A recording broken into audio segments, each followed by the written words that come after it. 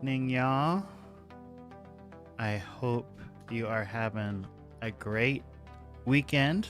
Doing a late night drop tonight. Had Flak Magnet on last night, and man, that's always such a blast. That the conversation, we just never really know where it's gonna take us. So we kind of,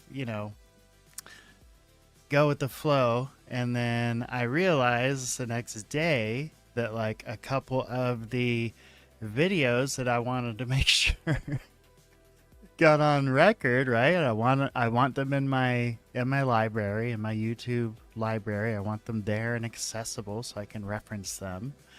I didn't get fully on the record. So I thought, damn, I'm going to have another space and fix that. So thanks for hanging. You're watching the Gabriel Speaks podcast. Don't forget to like and subscribe. Share if you're on X and all that kind of good stuff.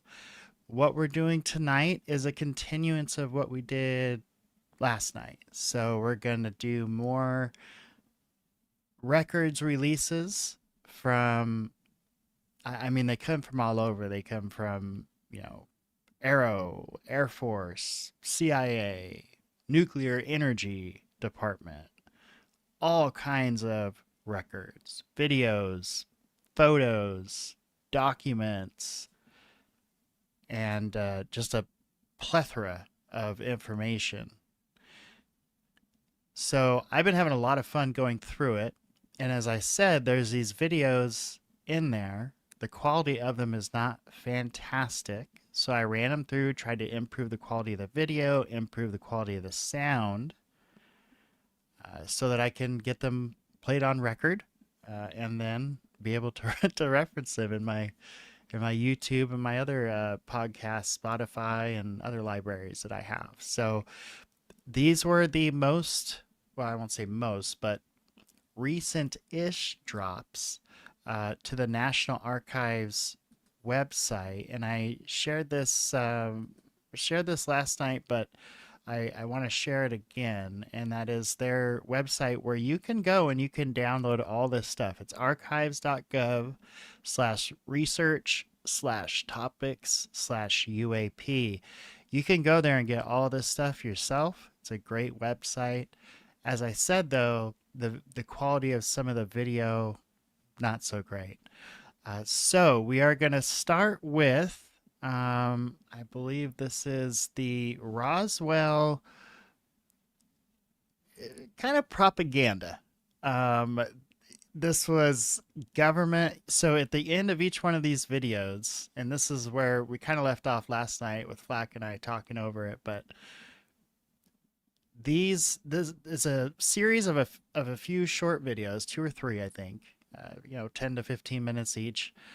Actually, I think one of them's like a little over 20, but you'll notice at the end of each of them, they are all funded by some aspect of the government. And I think one says it's like an NGO, but I would guess if you do a little digging, it's a government sort of attached NGO, or, maybe it's a front. Who knows? At any rate, we're going to get started with that, and then we're going to jump over to some witness testimony. So we have some witness statements from Roswell. Now these have been out there for a while, but we are making record of them and going through them again because these were recently pushed to the National Archives. So this is all stuff we know the government felt it was important enough to keep on file. And that's what it is. Doesn't mean truth, doesn't mean false, doesn't mean whatever our assumptions may be. It just means that within these branches of the government, whether it was CIA, whether it was the Nuclear Energy Department, whether it was the Air Force, there was a group of professionals in those departments that held on to this documentation And due to the UAP Disclosure Act and the new rules of Arrow, they have been having to push all of this to the National Archive. And so to me, that's the cool part, right? Like that's the exciting part is that the government thought it was important enough to keep this stuff. That's what that means. And that can be very interesting. Okay, so we're going to start here. Again, all of these videos were funded by the government, and they try to explain or give us a natural explanation for the Roswell incident. So you might find yourself laughing at points, rolling your eyes probably a few times, but just remember this was something that kind of got bigger than they had planned on, got out of control, and they were trying to put a nice little bow on top of this before anyone really noticed. So here's the government giving us a explanation for Roswell.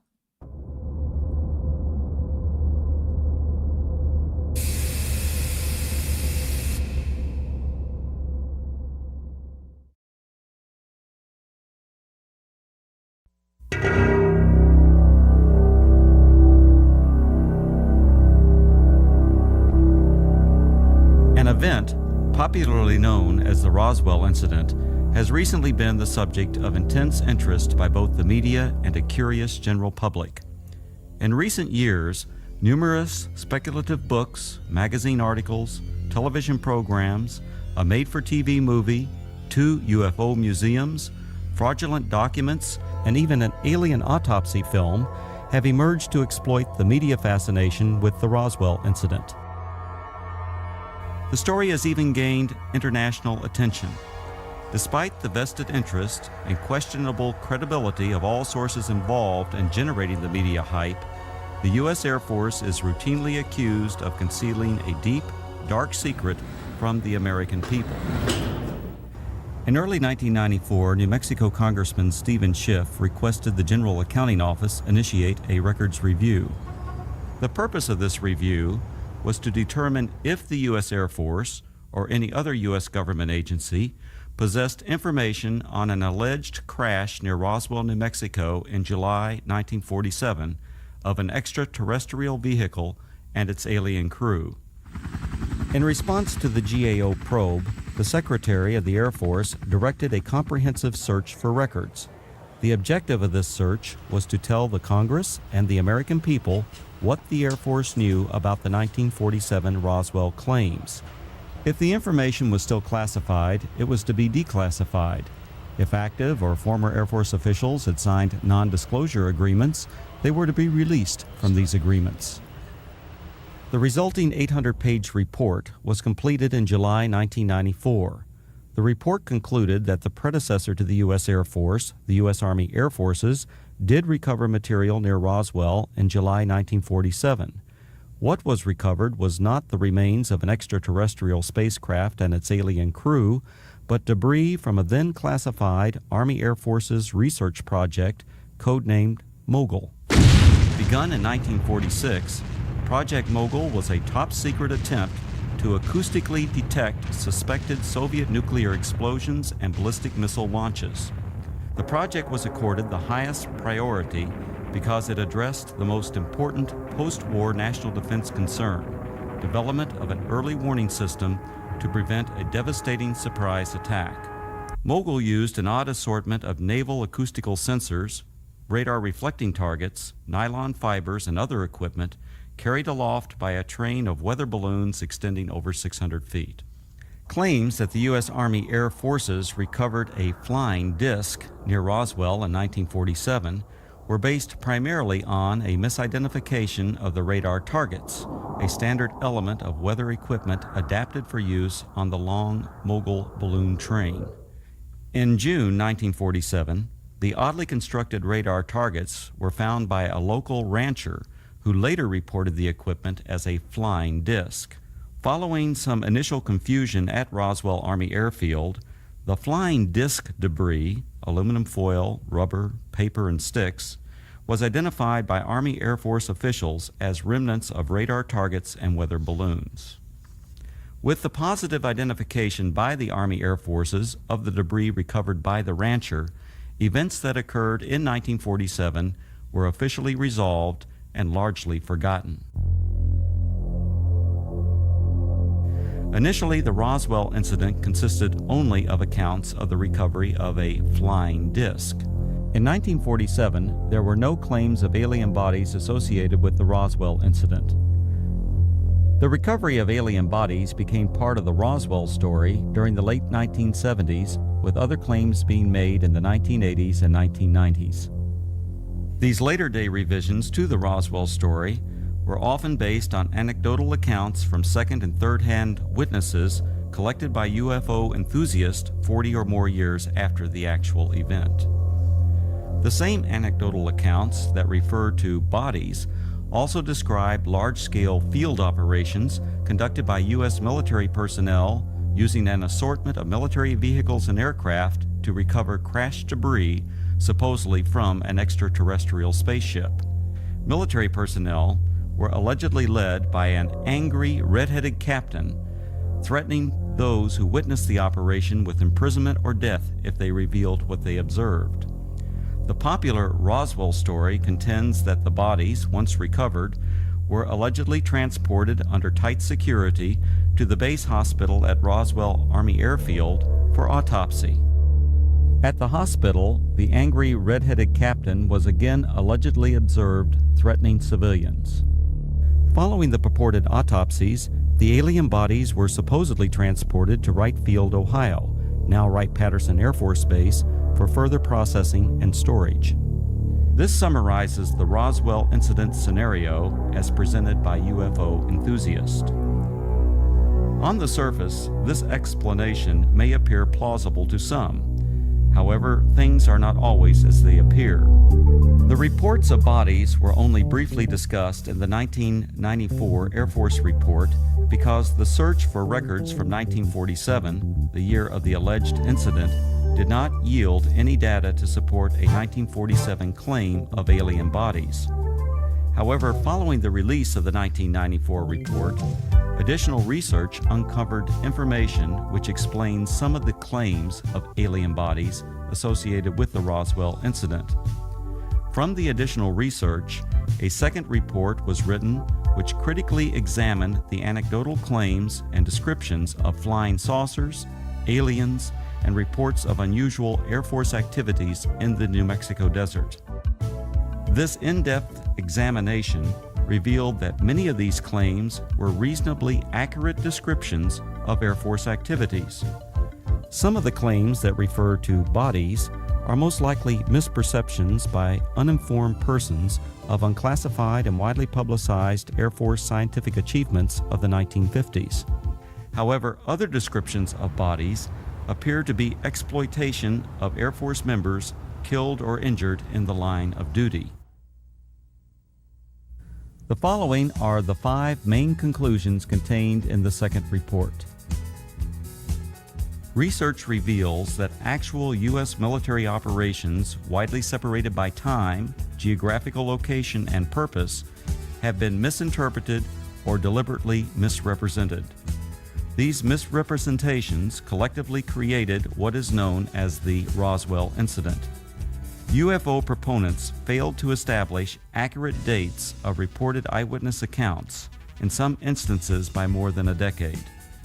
In addition, they erroneously linked all these accounts to the actual 1947 recovery of Project Mogul equipment. Eventually, these misrepresentations transformed a series of verifiable Air Force activities into what some have described as the extraterrestrial event of the millennium. Reports of aliens in the New Mexico desert were actually anthropomorphic test dummies that were carried aloft by Air Force high-altitude research balloons. Critical examination of alleged alien sightings consistently matched the physical characteristics of these dummies, as well as where and how they were used. Vince, that new dummy cam is great. Yeah, it'll sure give people a whole new outlook on what it's like when you don't wear a safety belt.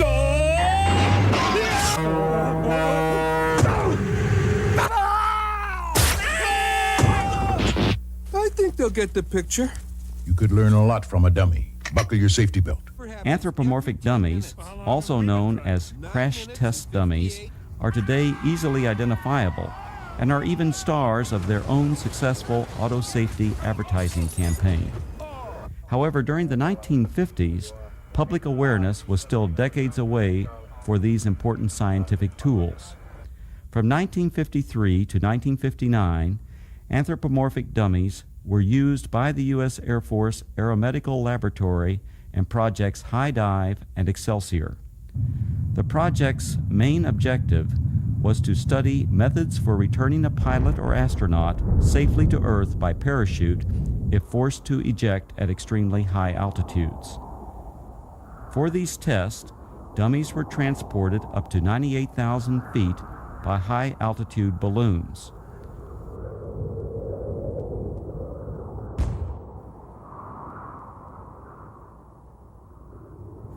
The dummies were released for a freefall period, during which body movements and escape equipment performance were recorded by a variety of instruments.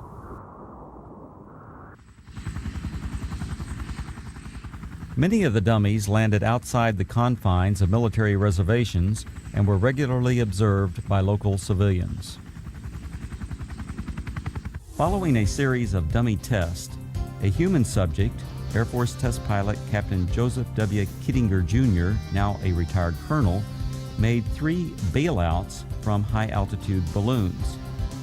These and other aeromedical projects that used both dummies and human test subjects were unclassified and widely publicized in the press and other media. In 1956, 20th Century Fox released On the Threshold of Space, a feature-length motion picture based on these projects and filmed on location at Holloman Air Force Base.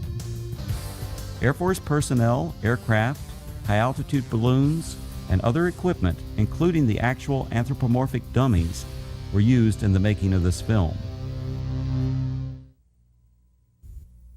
The eyewitness reports of military units that always seemed to arrive shortly after the alleged crash of a flying saucer were actually accurate descriptions of Air Force personnel engaged in high-altitude balloon and anthropomorphic dummy recovery operations. Since 1947, Air Force atmospheric research organizations at Holloman Air Force Base, New Mexico, have launched and recovered approximately 2,500 high-altitude balloons, many in the same areas of New Mexico where the Roswell incident allegedly occurred. Additionally, the equipment, vehicles, and procedures used by the Holloman Air Force Base Balloon Branch, the unit that conducted most of the launches, are the same as that described by the reputed witnesses who claimed they saw the recovery of the flying saucer and alien crew. These huge Air Force high-altitude balloons, launched by the Holloman Balloon Branch, carried aloft a wide range of sophisticated and, from most perspectives, odd-looking devices. Much of this equipment was experimental and represented for that era the latest in space-age technologies. Payloads ranged from simple radio transmitters to sophisticated satellite components and NASA space probes. In fact, qualification trials for the NASA Voyager Mars and Viking space probes were flown by Air Force high-altitude balloons during the late 1960s and early 1970s. Ironically, these balloons were launched from the former Roswell Army Airfield, site of the originally alleged 1947 incident, and recovered on the White Sands Missile Range over 100 miles to the west.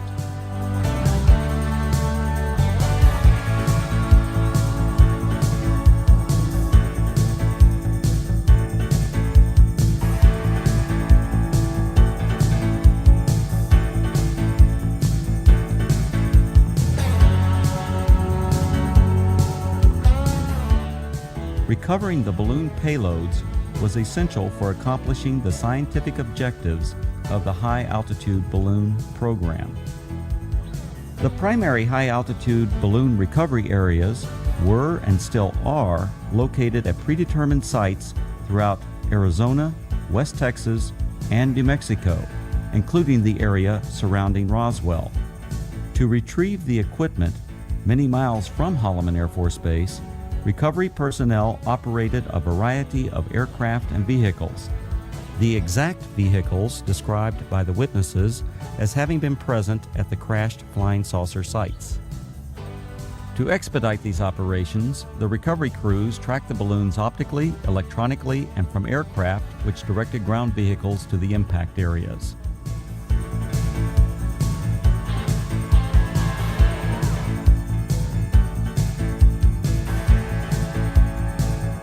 In several of the Roswell accounts, unsubstantiated allegations asserted that military personnel who retrieved equipment from rural areas of New Mexico intimidated and threatened civilians on the scene. On the contrary, balloon branch personnel enjoyed good relations with the local community and often solicited their assistance following a balloon or payload landing. In the course of their activities, recovery personnel rented or borrowed tractors, bulldozers, snowmobiles, and even pack mules from local residents. The payloads, parachutes, balloons, and circling chase aircraft often draw crowds of curious onlookers from the local community. In fact, so many civilians are often present at balloon or payload landing sites, the scenes were once described by balloon branch personnel as being like the circus coming to town.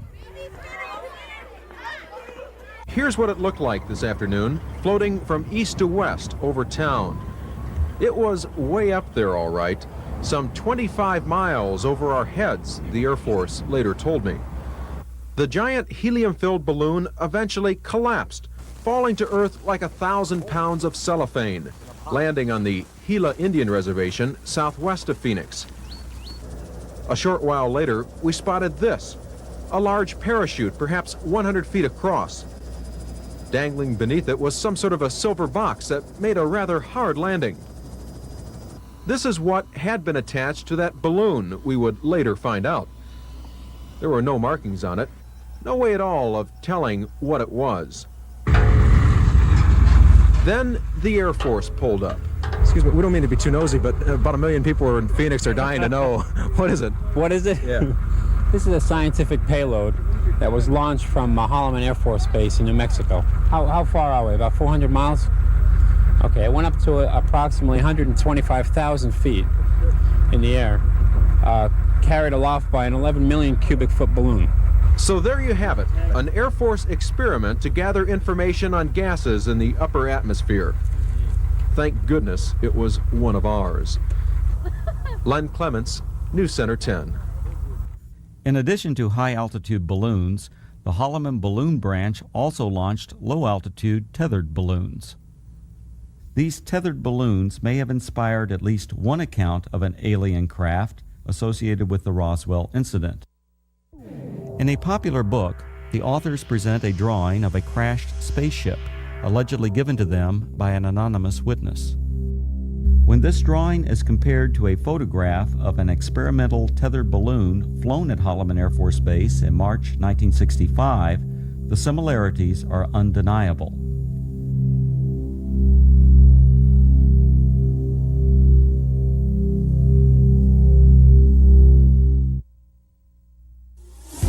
The red-headed captain was probably Captain Joseph W. Kittinger, Jr. Captain Kittinger served as the project officer or pilot in all three of the Air Force's manned high-altitude balloon projects, Man High, Excelsior, and Stargazer. Captain Kittinger was present at many balloon and dummy launch and recovery sites throughout the southwest United States during the 1950s and early 1960s. However, other than the allegations made by UFO proponents, there is no evidence of any kind that Kittinger confronted or threatened civilians. Colonel Kittinger's achievements as an Air Force test pilot are legendary. He has the standing world record parachute jump from nearly 20 miles.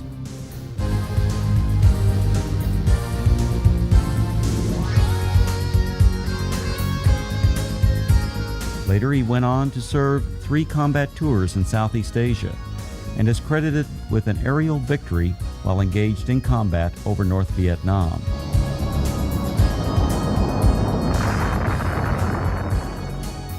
After over 480 combat missions, Colonel Kittinger was shot down over North Vietnam and spent 10 months as a prisoner of war in the infamous Hanoi Hilton before being repatriated in March 1973. Colonel Kittinger made history again after retiring from the Air Force. In 1984, he accomplished the first solo crossing of the Atlantic by balloon. The final and most disturbing conclusion of the second Roswell report is the apparent exploitation of Air Force members killed or injured in the line of duty to perpetuate the alleged sightings of alien bodies. Claims of bodies at the Roswell Army Airfield Hospital were likely a combination of several aircraft accidents and an unusual manned balloon mishap. One aircraft accident occurred on June 26, 1956. 11 Air Force members died when their fully loaded KC-97 tanker aircraft experienced a propeller failure 4.5 minutes after takeoff. The crash site was approximately 9 miles south of the former Roswell Army Airfield, renamed Walker Air Force Base in 1948. The badly burned bodies of the 11 crewmen were identified and processed at the Walker Air Force Base Hospital. The alleged claims of bodies at the base hospital can be traced to a single witness whose descriptions closely matched the condition and the circumstances under which these victims were identified. Furthermore, claims of bodies attributed to specific Air Force personnel are unsubstantiated. Some of these individuals were not even present at Roswell Army Airfield in July 1947. The balloon mishap occurred during a low-level training mission for backup pilots in the Project Excelsior high-altitude manned balloon program. This unusual accident occurred approximately 10 miles northwest of Walker Air Force Base on May 21, 1959. One of the 3 crewmen, Captain Dan D. Fulgham, now a retired colonel, was injured during landing. Following the mishap, Captain Fulgham and the other balloon crew members were transported to the Walker Air Force Base Hospital via a chase helicopter that followed the training mission for emergency purposes. Upon arrival at the highly secure Strategic Air Command base, the balloon crew was met by armed Air Force security personnel who remained with the crew until their identities were confirmed. As the Excelsior project officer and instructor pilot for this mission, the red-headed Captain Kittinger accompanied the balloon crew to the hospital. At the Walker Air Force Base Hospital, Kittinger and Fulgham were apparently observed by individuals who later related this unusual incident. Elements of this actual event now appear to be part of the Roswell story. Captain Fulgham was treated for an injury that caused his head to swell beyond its normal size. The injury, described as a traumatic hematoma, was not serious. On a specially arranged flight several days after the accident, Fulgham returned to Wright-Patterson Air Force Base, Ohio, where he made a complete recovery. Fulgham went on to distinguish himself as a test parachutist and physiologist for the space program. He later flew F-4s in Southeast Asia, adding to his combat record as a fighter pilot during the Korean War. When critically examined, the Roswell incident is exposed as a conglomeration of many events, including aircraft accidents that occurred over several decades. Misidentification of anthropomorphic dummies and experimental balloon-launched devices, combined with Air Force balloon operations portrayed as mysterious flying saucer and alien recovery teams, transformed verifiable events into what is now known as the Roswell incident. The U.S. Air Force and its predecessors have been the unsurpassed innovators in aerospace technology. Legendary Air Force leaders throughout this century have used technological advances to establish the U.S. Air Force as a premier military service.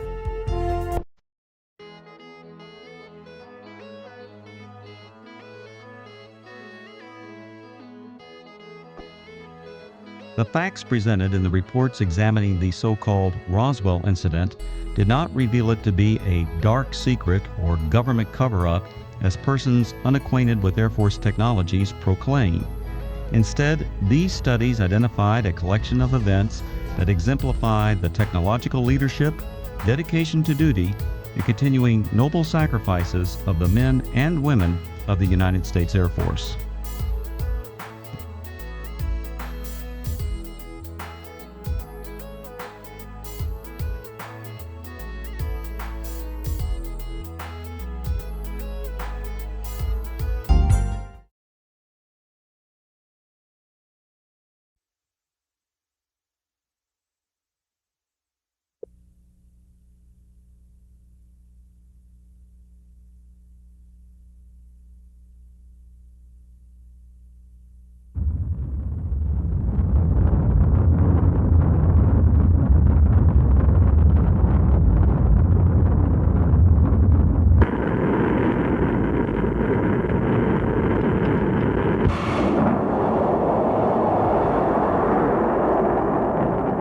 Exploration programs like these have vastly increased our knowledge of space.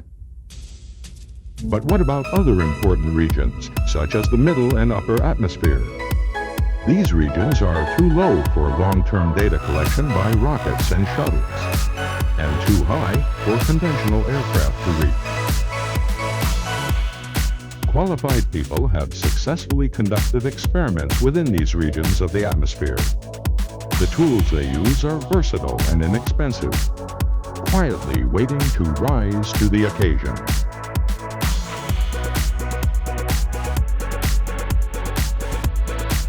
In this era of high-tech experimentation, a simple balloon platform can rise to an altitude that's a near-space environment and remain constant for a longer period than the more sophisticated rockets and shuttles. The Air Force has been a major participant in balloon research. Although our name and the location of our organization has changed over the years, today as the Phillips Laboratory, we continue to manage balloon programs for the Department of Defense. Balloons have played a significant role in research, development, and testing since 1947. The environment around us has always been intriguing. Scientists during the 50s were curious, for little was known of weather conditions above 30,000 feet. With a balloon program called Moby Dick, our laboratory had a unique opportunity to measure wind fields to specify the new jet engine flight environment and develop and test various types of balloons. The data and the experience gained from 640 Moby Dick flights became the most advanced information available on wind velocities up to 100,000 feet, and what specific balloon materials and fabrication methods were reliable. A major environmental issue today is air pollution. Numerous studies and tests in progress deal with improving the air we breathe. But this issue is not new. Clean air was also important during the 50s. At that time, our laboratory worked with the Department of Energy on a program called Project Ashcan. This balloon platform carries samplers and sensors through the upper atmosphere to collect data on nuclear and naturally produced debris. Ashcan was the first to gather and measure debris in the stratosphere from the eruption of El Chicon in 1982. Periodically, Ashcan still flies, and the data that has been collected and analyzed will move us closer to a clean environment. In 1962, our laboratory explored the field of astronomical phenomena. Project Stargazer was the first balloon flight of its kind, a pressurized gondola designed as an astronomical laboratory with a two-man crew.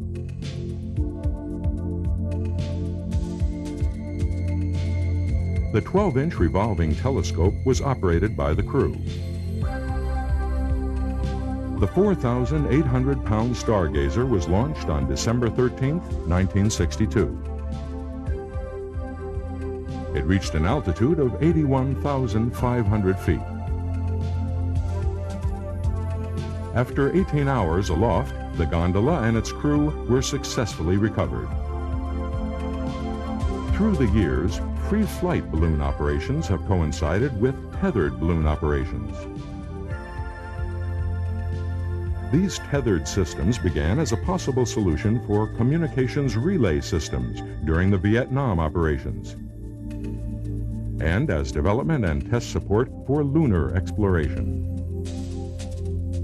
The Surveyor was suspended 1,500 feet up beneath an open parachute. The vernier rockets fired at 800 feet. The numerous drops conducted to test the Surveyor's retro-fire descent and impact capabilities were performed from a position-stabilized tethered balloon.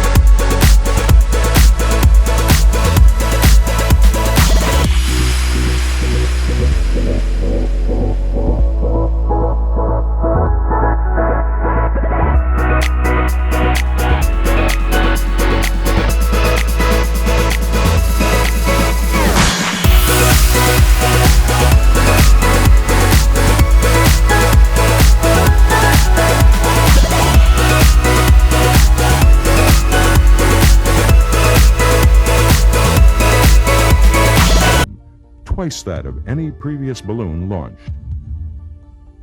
The vertical length was 815 feet, 260 feet higher than the Washington Monument. The diameter at altitude was 410 feet.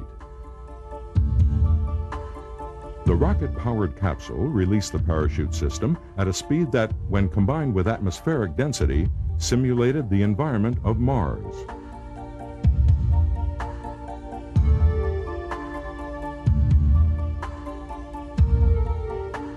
During July and August 1972, our laboratory supported the NASA Viking program. Again, this involved a balloon platform, a rocket-powered capsule, and a parachute system. Our laboratory designed the balloon system and developed the electronic equipment for command and control functions. This balloon carried a 6,000-pound payload to 120,000 feet. Data from 4 successful balloon flights pinpointed the design and fabrication required for the Viking parachute system. In 1982, our free flight balloon operations became part of the Galileo to Jupiter program. Again, our responsibility was to test and verify the proper functioning of the parachute and separation systems. A prototype Galileo probe was raised 97,000 feet by a free balloon. The probe free fell to 57,000 feet. Ballast was released and the drogue chute deployed. The Galileo landing was a success. The Balloon Altitude Mosaic Measurement Program, or BAM, was active from 1978 through 1984. This experiment was to measure infrared Earth background signatures, such as solar glint from lakes, rivers, oceans, and snowfields. These signatures, or clutter, are what infrared surveillance sensors have to be able to identify and differentiate from enemy targets. The data obtained from these tests assist the Air Force in the design of surveillance sensors. A series of atmospheric balloon LiDAR experiments, or ABLE, has for the last 5 years tested the feasibility of using LiDAR as a global wind sounder. Wind data are derived by sensing density layers in the atmosphere. The ABLE experiment was successfully flown to 75,000 feet. A balloon's ability to withstand harsh environments was tested and verified in 1988 with GRAD, the Gamma Ray Advanced Detector Program. The Antarctic was the site of the experiment. The balloon floated at 115,000 feet for nearly 3 days. This environment near the magnetic pole exposed new gamma ray detector materials and software methods to gamma radiation equivalent to that of space. Shields designed to reduce radiation noise and improve signal detection sensitivity were also tested. An additional bonus during the test was the chance to observe a supernova, the first since 1604. The payload was recovered 900 miles from the launch site with the assistance of the Antarctic Naval Support Force. Despite a power supply failure during the flight, 24 hours of data were acquired and the mission was deemed a success. Auroras, radiation, and background clutter all affect how efficiently optical sensors detect and track targets. Phillips Laboratory has been studying this subject for some time with the intention of enhancing Air Force surveillance and tracking capabilities. The Stratospheric Cryogenic Interferometer Balloon Experiment, or SCRIBE, measures emissions of infrared atmospheric spectral signatures within the stratosphere. A pointing mirror in front of the coolable telescope is used to make limb measurements. SCRIBE was launched from Holloman Air Force Base, New Mexico. The balloon reached a float altitude of about 33 kilometers. Approximately 6 hours of continuous measurements were recorded. This data will provide important information to be used to understand atmospheric transmission and radiance properties. During a span of 45 years, our laboratory has used this simple, versatile, inexpensive tool to learn more about the atmosphere. Our extensive background in balloon research, development, and testing qualifies our people at Phillips Laboratory as experts in the field. With our corporate knowledge in balloon research, we can reduce red tape and streamline your mission support. The Phillips Laboratory is committed to minimizing your risks, reducing your costs, and achieving success. We accomplish the mission objectives with proven methods, proven tools, and proven people.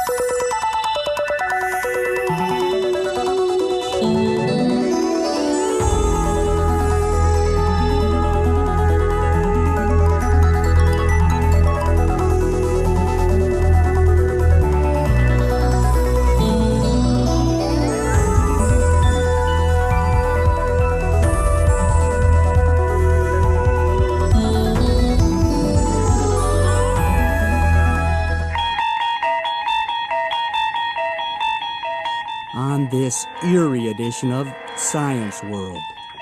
Are we alone in the universe? We'll talk to some who think so, many who don't. Then meet a real-life UFO investigator and ask him, are we alone? Answers to that mystery and much more coming up on Science World.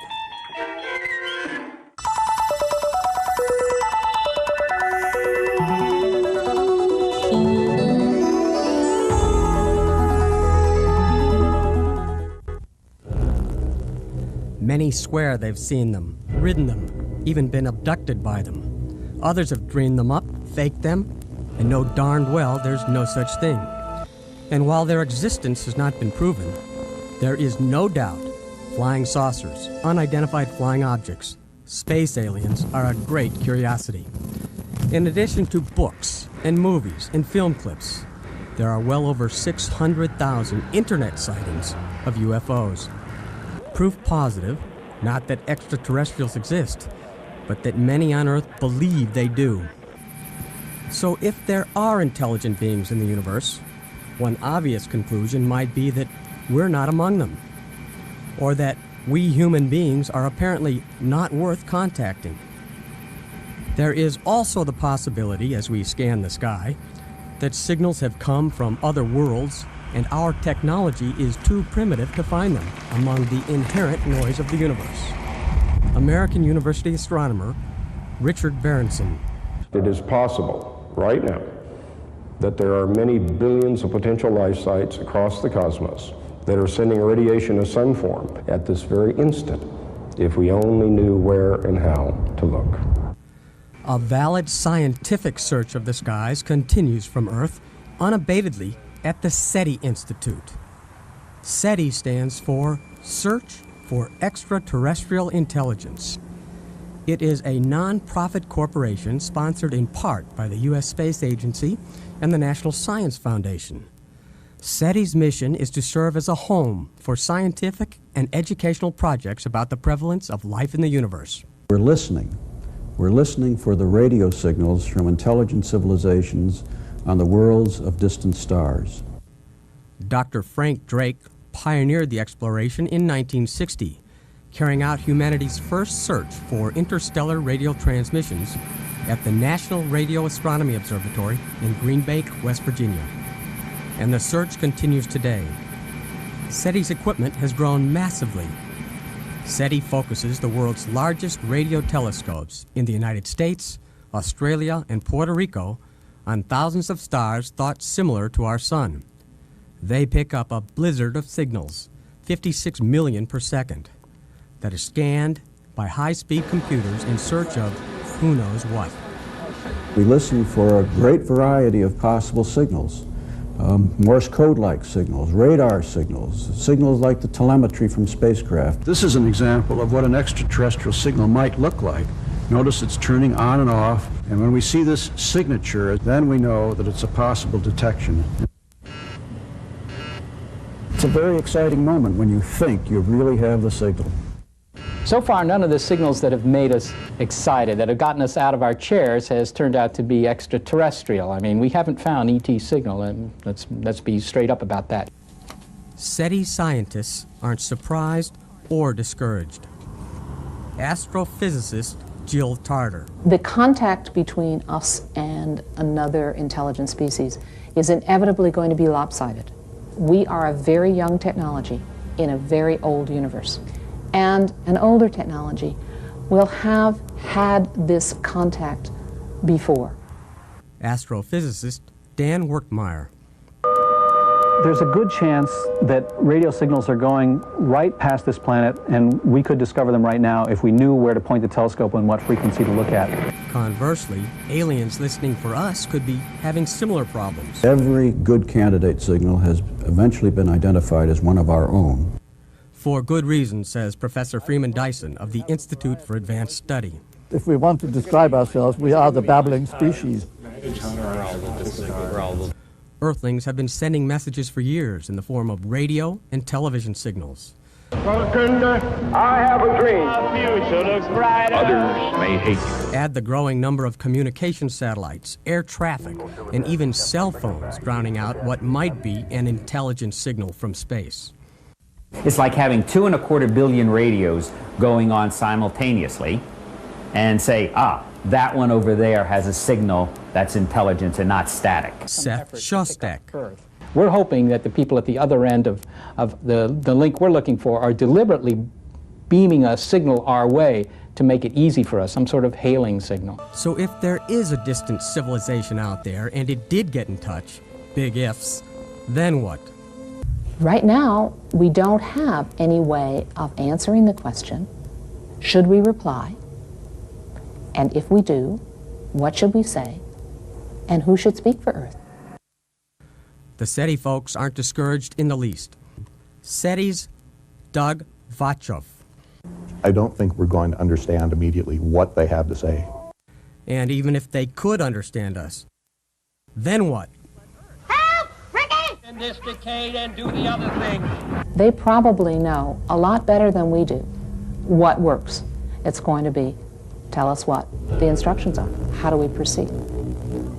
It may not hurt to hold off, think about it for a few months or for a few years or even decades. But it's certainly something to think about, and the scientists at the SETI Institute are.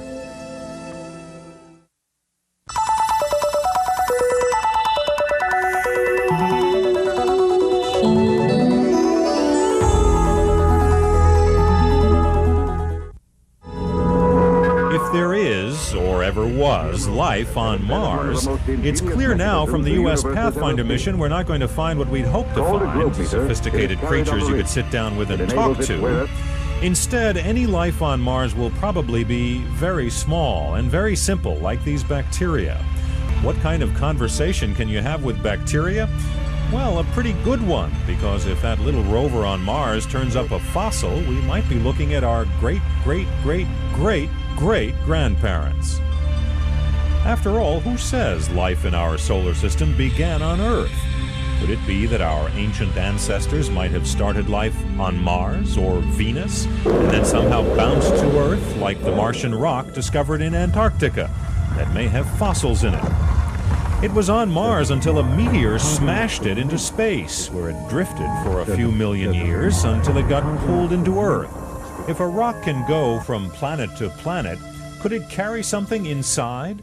Go from Mars to Earth and land and get out and start a whole new life? That might have happened, except for one big problem. These rocks can float around for 100 million years before reaching Earth. Could any creature live that long? Nobody thought so until California professor Raul Cano decided to examine a 25-million-year-old bee frozen in amber to see if anything in the bee was still alive. He cracked through the amber to get a bit of bee tissue. It turned out the little bacteria in the bee did wake up after a 25-million-year sleep. Those little jiggly creatures are ancient bacteria come alive. So it is possible for a microbe to hibernate for millions of years and maybe even survive solar radiation and hot temperatures. Which then leaves the big question, did all of us who live on Earth, did we start here or bounce here?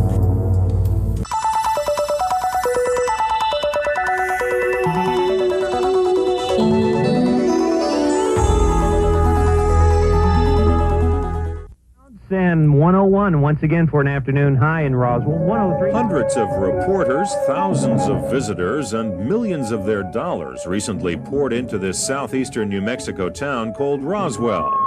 The look and the feel of Roswell is very much the carnival atmosphere you'd find at a fair. That's what makes it all so utterly strange, for what was supposedly being celebrated here was nothing less than the astonishing human capacity and need to believe. I really think that something did happen in 1947. I'm not sure, but I'm not discounting the whole possibility either. And yourself? I definitely believe there's something happened here. The only fact that we have about Roswell is that something happened near Roswell 50 years ago that is still covered up. High security. But what's packed crowds into Dennis Balthasar's museum is what millions of people like writer Donald Burleson think that something was. I think there's very strong evidence that in fact it was extraterrestrial in nature, that bodies were recovered, that a craft was retrieved, and that there has been and continues to be an enormous cover-up to this day. The Roswell story begins with this 50-year-old headline that the U.S. Air Force dismissed the very next day. The so-called flying disc, they said, was just debris from a weather balloon and a radar reflector. And there the story stayed for 30 years. But in 1980, UFO enthusiasts began telling a far more dramatic Roswell story, dramatized in movies. You may be the first person in human history ever to see writing from another world. A Roswell mortician told of being asked for child-sized coffins, a trip to the Air Force Base where he witnessed near panic the conversation with a nurse who spoke of alien bodies being brought in for autopsies. Others told of seeing a crashed aircraft, even a living alien. This one just moved. This is the story told in Roswell's downtown museum, and it's on display at John Price's more modest museum near the long-closed Air Force Base where the creatures were supposedly brought. All the wreckage was taken right out here to the Roswell Army Airfield. The pieces, the saucer, the bodies, the whole works was taken to this base just a few blocks from here. Don't trip over a cactus. Hub Korn is a rancher who now owns the land where one witness said he saw a crashed saucer with dead and dying aliens. Even many of those who believe the alien crash story doubt that anything at all happened at this site. But the Torres family was curious enough to drive 12 hours from Kansas City to see for themselves. I really believe it happened. I believe the government does hide things from their citizens. I don't think that we're all that stupid. We're confident once the report is out and digested by the public that this will be the final word on the Roswell incident. Recently, the Air Force released a report on Roswell, repeating its assertion that the debris found was from a top-secret experiment to detect Soviet atomic tests. The report also offered evidence that the stories of alien deaths were a mixture of fabrications and bad memories. Supposedly, mystery sources were identified. Those still alive denied any knowledge of such events. But the report also claimed that the alien bodies some witnesses said they saw may have been test dummies, dummies that the Air Force did not start using until 6 years after the Roswell incident, an apparent inconsistency that's upsetting many here in Roswell. To us, basically, I think it's the biggest insult to the intelligence of the American people in many years. Why do they wait 50 years and then finally tell us? Yeah, and then if they're just dummies, why should they cover it up? Kent Jeffrey, a commercial airline pilot, wrote a petition called the Roswell Declaration that urged the government to open its UFO files. I even considered the possibility that the Roswell incident was indeed a real UFO. When Jeffrey obtained the files, he learned that top military officials back in 1948 had no evidence of UFOs and, in fact, were hoping to find such evidence. A Colonel Howard McCoy, who was Chief of Intelligence for Wright-Patterson Air Force Base, stated if only one of these would crash in an area where we could recover it and find out what they are, words to that effect. And what happened when Jeffrey published his findings? I was surprised by some of my friends, really, for all intent and purpose, totally disowning me because I was no longer towing the party line. There is a powerful hunger to believe in life on other worlds, and that hunger is being constantly fed. Bookstores are filled with allegedly eyewitness accounts of sightings and abductions. The whole notion that we are connected with something larger. In any case, I'm glad that we're finally sort of coming into a time when we can all sort of look at that rather differently than we did, let's say, in 1947, and say, well, maybe it's time, maybe it's time that we connect, because it would be truly not only remarkable, but frankly a little appalling if we were indeed alone in the universe, don't you think? So what was being celebrated here then may well be neither science nor science fiction, but faith. So we camped out for a couple nights and it hasn't gone off yet, so we don't know what's going to happen. But I have a camera set up just in case. A faith that teaches that if we only believe powerfully enough, we will reach the heavens, or they will reach down to us. That when we wish upon a star, our dreams do come true.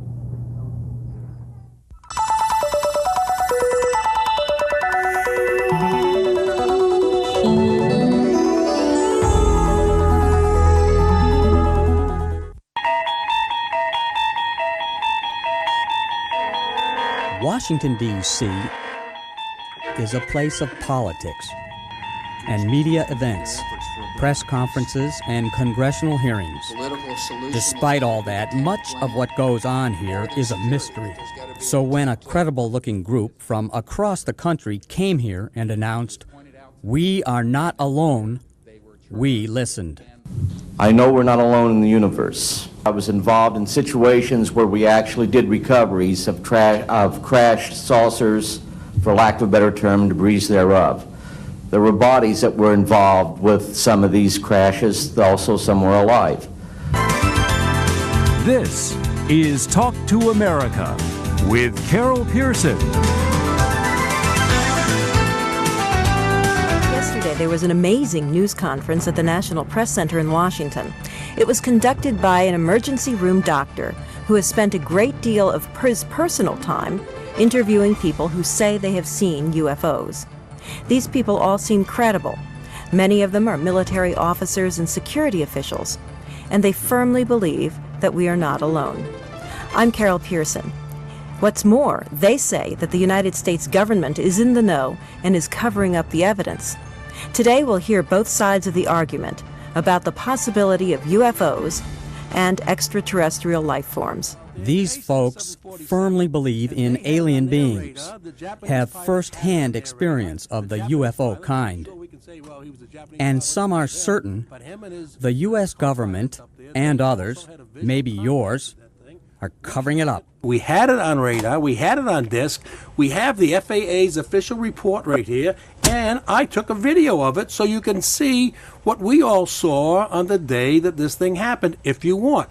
Almost universally, UFOs and the possibilities of extraterrestrial life forms interest us. So we looked about for an independent investigator and found one in our very midst. Milton Auercade is a journalist by profession and one of the most respected senior correspondents in the Latin American division of the Voice of America. His beat is primarily politics, but when he's not discussing trade or changing U.S.-Latin American relations or AIDS policies, he has another serious interest. Investigador de ovnis. Investigador de ovnis. That's Spanish for UFO investigator. I think that's a good description of what I am. Investigator, someone who studies the general problem, the general issue, and someone dedicated to this subject for almost 44 years, 43 years, let's say. Milton Auercade is a UFO investigator, a detective, a Sherlock Holmes, so to speak, of things extraterrestrial. He's written 3 scholarly accounts of his studies. We were not looking for the little green man around the corner, but we were looking to find the truth, and that was all. And that's the main issue of any scientific investigation about something apparently mysterious, something that leads you to a big quest, and apply a rational criteria to analyze the data, and go on having in your mind always what is called the Occam's razor. Also called the law of economy, a maxim in science that the simplest hypothesis is most likely to be correct. It's a tool for getting to the truth. An epistemological approach according to which you go from the most possible to the most impossible hypothesis. I see. Step by step.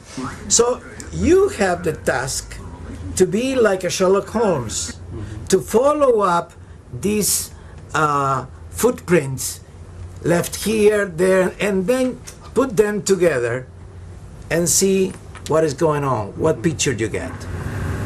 I'm beginning to see the pattern. Stop now.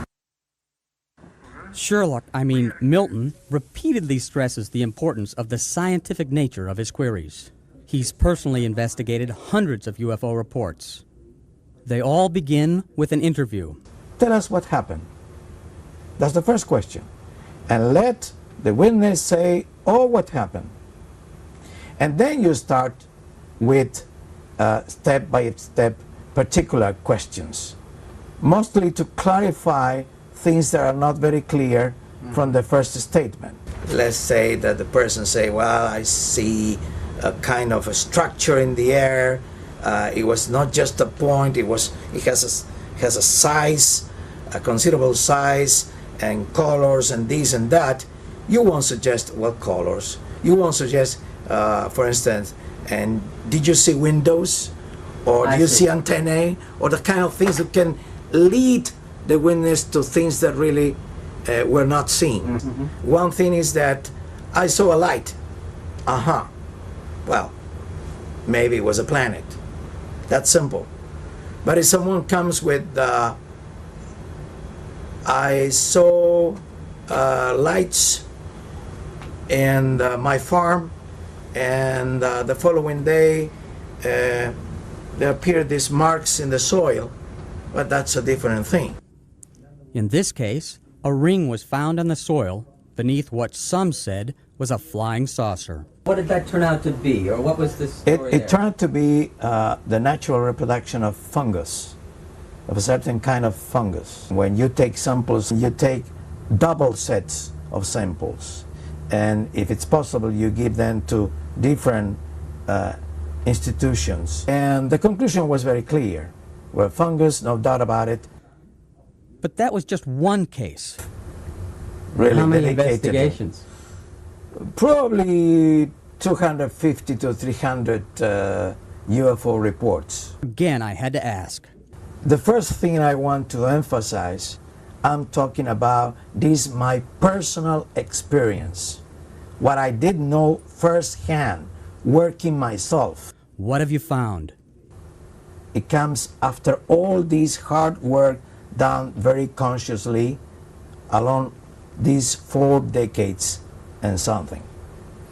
And what I can say from my experience is... Now remember, Milton is a radio man.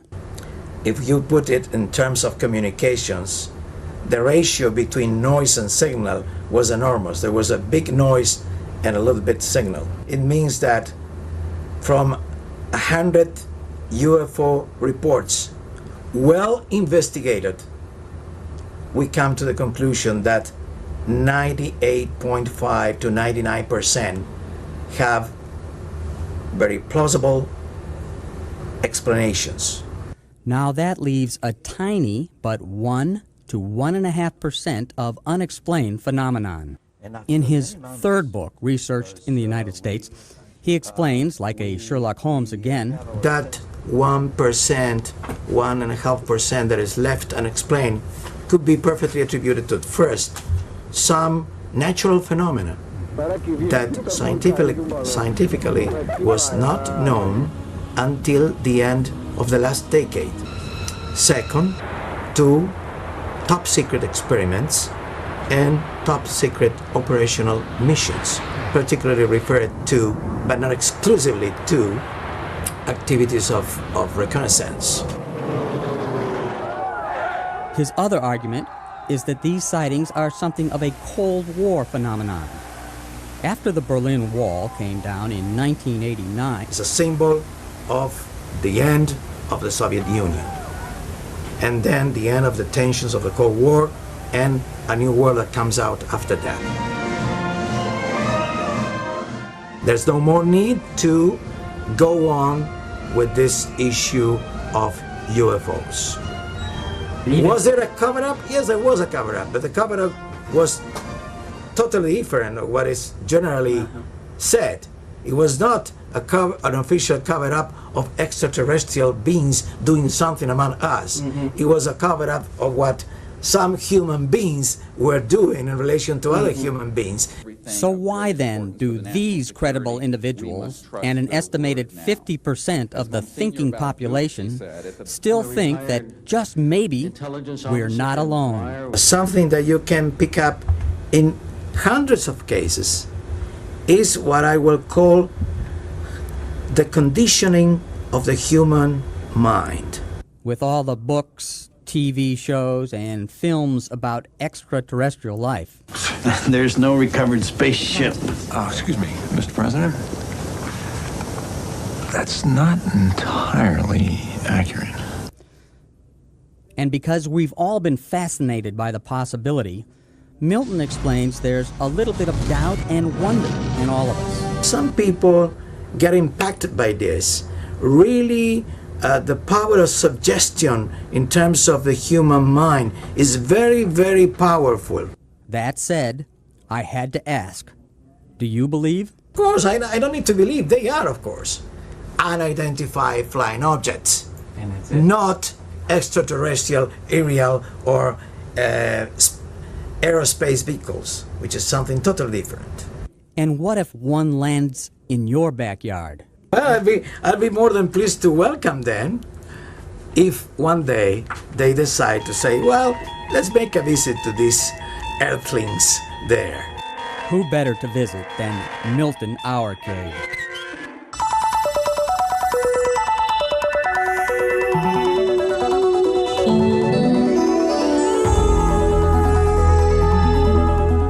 If anyone wants to get in contact with me just to request a book or to change ideas or to pose some questions, I will be more than glad to receive your mail. And I repeat, my email address is milwash, milwash, @erols.com. Okay.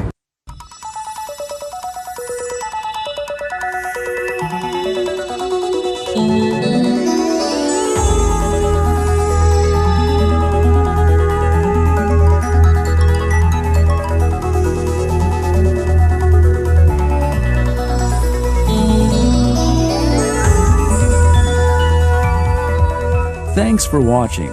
Please let us know who's watching. We'll try and respond to all your comments and questions. Yeah, so that's the thing. You notice the Washington, D.C. physical address, and you notice the .gov email address, and I think it's pretty clear what those videos are. Now, Vector of Knowledge brings up a fantastic point, which is just because it's paid for by the government doesn't mean it's bullshit. And you are 100% right, my friend. I completely agree with that. I think both things can be true, right? It could be paid for by the government. It could be propaganda to try to get the word out that there was no alien crash there. But it could also be true that they're doing that because there was no alien crash there and they're trying to calm people down. It's totally possible. So that was our first set of videos tonight from the UAP National Archives. Again, this was all within excuse me, the last few months dumped onto the National Archives, and that is, I have to give credit where credit is due, John Kozlowski from Arrow pushing to get a lot of this stuff that doesn't need to be classified, declassified, and pushed over to the National Archives. So I think to kind of demystify it is how he's looking at it. And again, you can go there by archives.gov/research/topics/UAPs, plural. Yeah. Okay, so from the first videos, what do you think? Advanced balloons? Is that really all Roswell was? It is some kind of advanced detection balloon testing ground, a testing ground for lunar modules, test moon landings, and other potential spacecraft, things of that nature. Is it both? You know, we don't know because the level of classification that surrounds it. I mean, if you just take the government's word for it, then yes, we know that those were just balloon tests, that there was nothing weird about it other than the fact that they were using advanced technology, classified from the general public at that time. As we know, the upper echelons of our government, for instance, our first strikers and things like that, they do have access to tools and technology that's anywhere between 20 and 40 years more advanced, more powerful than what you can get on the civilian market. I mean, we know this. They brag about it. It's in some of their mission statements. Like it's a thing. Okay, so that, again, lot of government media there. And so this next video, we're going to switch up speeds just a little bit. Oh, whoops, that's the wrong video. So this is Roswell witnesses. So this video and the next video are going to be witnesses from Roswell. Now, you may have seen bits and pieces and parts of these interviews before. This is the full version that they uploaded to the National Archives site. And we are going to, again, get this going. Hope you're enjoying the late night old school videos. And here are some witnesses to Roswell.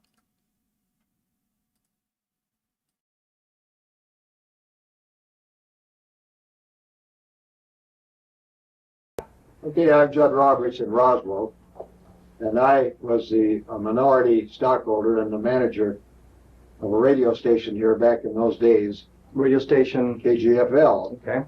And we got word of it with the rancher himself. Word of the craft? Oh, I beg your pardon, of this UFO. Uh-huh. Of course, there was a release that came out of Walt Knott's PIO department out at Walker Air Force Base. And so we followed it up. I did not go out because I to the craft site. I did not go out to the craft site. Excuse me for being so hesitant about this. If I'd look at the camera instead of you, it perhaps would be easier. That's why I'm sitting over here so you can talk to me. Okay, so that's it. Be that as it may, So you were aware of something going on out there? Definitely. And then Directly from Walter's press release or other sources? Other sources. As a matter of fact, I don't know whether I should say this or not, but it was true. We hid out the rancher for one night. Where were they? Yeah. Where? Yes, and we did some transcriptions with him and so forth. Good old wire recorders, if you will. Where did you hide him out? We had him out at Mr. Whitmore's house here in town. He lived outside of the city limits on the east side. So you were present at the actual interview? I was not. You were not. I was trying to run the station at that time. Mm-hmm. The question that we ran into is the very next morning, some friendly person, probably from Clinton Anderson's office, called us from Washington and said, we understand that you have some information, and we want to assure you that if you release it on this matter, because it's not supposed to be released, it's very possible that your license could be in jeopardy. And so we suggest that you not do it. And he said, when I mean in jeopardy, like maybe 3 days. Was there any suggestion when you got that phone call? I mean, did Walt Whitmore hesitate about releasing the information? Did he say, well, we're not going to release it, or we might release it? I made that decision. So you got the call? Yes, I was at the office, you see.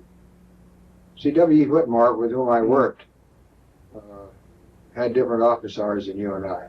Mm-hmm. And he was a great nighttime worker, and he came in about 6 o'clock at night to talk to me about the radio business, about the time since I'd been there since 6 o'clock in the morning. So you got the phone call from Washington? Yes, yes. And they told you that your license was in jeopardy. Did you? They indicated that would be a very negative thing. What convinced you that they meant business and you were really talking to somebody important? I don't even remember who it was who identified himself. Was there any? But he convinced you. But he convinced me because they'd already made such a stir about the releases, you see, to the newspapers and so forth. And so, in other words, the clamps went on the story, but this was not unusual for me because I had been down here for a couple of years at that time from Minneapolis, and with things like air crashes at Walker Air Force Base or the problems of that sort, it was not unusual for us to talk to the people and they'd say, okay, we've got a release date on this and not before this time. Of course, we always fought it because they always tried to take care of the afternoon newspaper. Well, that was where my question was going. When you got the phone call from Washington, was there any thought about going ahead to release the story anyway, or did you just immediately kill it? No, we did not. We didn't think so. We didn't know. So when you got the phone call, that was it. The story was done. That was as far as I was concerned. Okay. I saw no reason to do it because they'd already had the disclaimers out there, 10 tons of them, talking about these weather balloons and so forth. And so that was it. The point is that I was unable, I never did see the material. I talked to people just as you have. Who did you talk to? I can't remember. Can't remember at all. Now you say you hid out, or Walt Whitmore hid out Brazil overnight on... Oh yes, but it was W.E. Whitmore. Yes, we understand. Senior. Senior. So he had the 45-minute wire recording of Brazel's interview that... I don't know how long it was. In those days with wire recorders, these are guys all before your time. And if you recorded 15 minutes, you took it back to the studio, and it took you 15 minutes to rewind them at 3.75 or whatever it was. Do you remember whatever happened to that wire recording? Was it erased? No, I haven't. At that particular time, there was quite a clamp on discussion of this. And because there were people who were well thought of people who were pretty well convinced, and Marcel was one of them, and I knew all of those people out of Walker because we had remotes out there and we did lots of broadcasts out of there. So I don't think that I think we just decided that for Walt Hott's sake and so forth, that we would sit tight and accept whatever it was, even though in our innermost minds we had real question about the validity of it. Had they ever treated a story like this before? Had they ever created one? Had they ever treated a story in this way? Oh, not in this particular way, because this was a highly unique experience. However, as I say, we were used to it because if there were crashes, you didn't say anything about it until the people had been there and all of that sort of thing. Well, yeah, they embargoed. Yes, precisely. But this was a total clamp down. Well, I would say so. It certainly was as far as we were concerned. And there was no time limit on this. They didn't say Have there after ever such and been such anything date like you that can... before? I can't tell you because, you see, I just got down here in '46 when I came down here from Pillsbury in Minneapolis. And so I hadn't run into that sort of thing. There was lots of it when we were in the missile sites business down here and so forth, because if there was a problem, we were advised and we were out there with our blinking lights and all that sort of stuff, but we sat on those things until there were decent releases on it.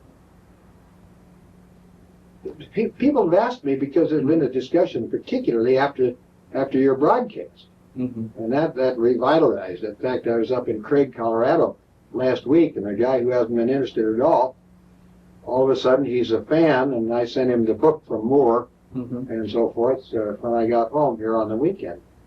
But the point is that insofar as I was concerned, people say, do you think it was true? And I said, I don't know. But I'll tell you this, it's hard for me to believe that in this infinitesimally small area of the universe that we're the only people with any intelligence. So if there are, and another thing that interested me is because I had a friend who had a lot of hours, I think it was with Northwest at that time, and he had, I don't know how many hours as captain. And when he said he saw something off the left wing, here's a guy who, when he makes a statement, if you're a disbeliever or an unbeliever, you say, boy, I don't want to fly with him because I think he's a nut. So he puts his own business in jeopardy, as it were. So W. Whitmore had Brazel overnight. Yeah. Did you actually see Brazel himself? Did you ever see only when they first came in, yeah. How did he come across to you? I didn't talk to him very much. We were, frankly, hiding the things for Halloween, and we didn't want to make much of a stir on it. And Whitmore's lived way out on East 2nd. So that's about it. Did So Brazel is with Walt Whitmore overnight. Yeah. Did the military come and pick him up, or did Whitmore take him to... I think he turned him over. Would it be fair to say that Whitmore surrendered him to the military, or is Oh, I that don't too think strong? so, because he was just a guest overnight. Okay. So you don't surrender a guest unless your name is this guy over in Iraq. But was the military was looking for him, though? I think so. Now, was W. Whitmore hiding Brazel from the military or from your rivals? We just had a good story. So Whitmore was more worried about protecting his story than the military finding where Brazel was. We had no reason to hide him out, particularly, except we wanted to do some talking to him first. It so happened that it was all for nothing because we didn't use it. Okay, so that next morning, Whitmore decided he wanted to go out to the crash site. No, I decided that. You I decided. wanted to go out because Whitmore had been out. Been out to the crash site, or? Yeah, I think, but I don't know. He couldn't get any closer than I did. I thought we could do it with a back road or something. So you followed the back roads out toward Corona. Sure. What happened when you got out toward the crash Well, site? they just had some roadblocks, that was all. And what That was on one of the back roads. Well, it had the whole thing. You used the word cordon a minute ago. I presume that might be a pretty well. I didn't pay that much attention to it. I wasn't driving. We had another guy, and I was more interested in just getting out there, and disappointed because, believe me, we didn't get close. You say another guy, do you happen to remember who that was? I haven't the slightest idea. We had about 6 people working for the station. So you went out to the area, you were stopped by the... Sure. How did they do that? They just say, sorry, the road's closed. This is restricted area. Military men. Yeah, we were used to that. Were they in a Jeep? Were they in a car? I can't imagine. I imagine they were just one of their blue sedans that they had. And as you approached, the fella came out on the road and waved you down? Or? But as a matter of fact, the reason I'm so vague, I don't mean to be intentionally, is because at that thing, it wasn't really a big deal. Because we'd had these experiences before where some accident had happened and where they just kind of blocked off the whole area. So it was perfectly reasonable as far as I was concerned. So you didn't get out to the site, you were turned around at that point and came back to Roswell. How close did you get, roughly? I'll bet I wasn't within 15 miles. I don't know. I haven't any idea because at that time, as I say, it wasn't important. We wanted to see the stuff we'd heard about. Of course, by that time, it was all picked up. Certainly that day. That's about the story. You said the stuff you heard about. What did you hear? What do you recall? Well, one of the things that I still remember specifically is that the material, they said, was as thin as a wrapper on a Lucky Strike package, but you couldn't break it. And if you twisted it and scrunched it up together, it would come back to its own deal. They tried to burn it, and so forth. And it was a good mystery for a small town.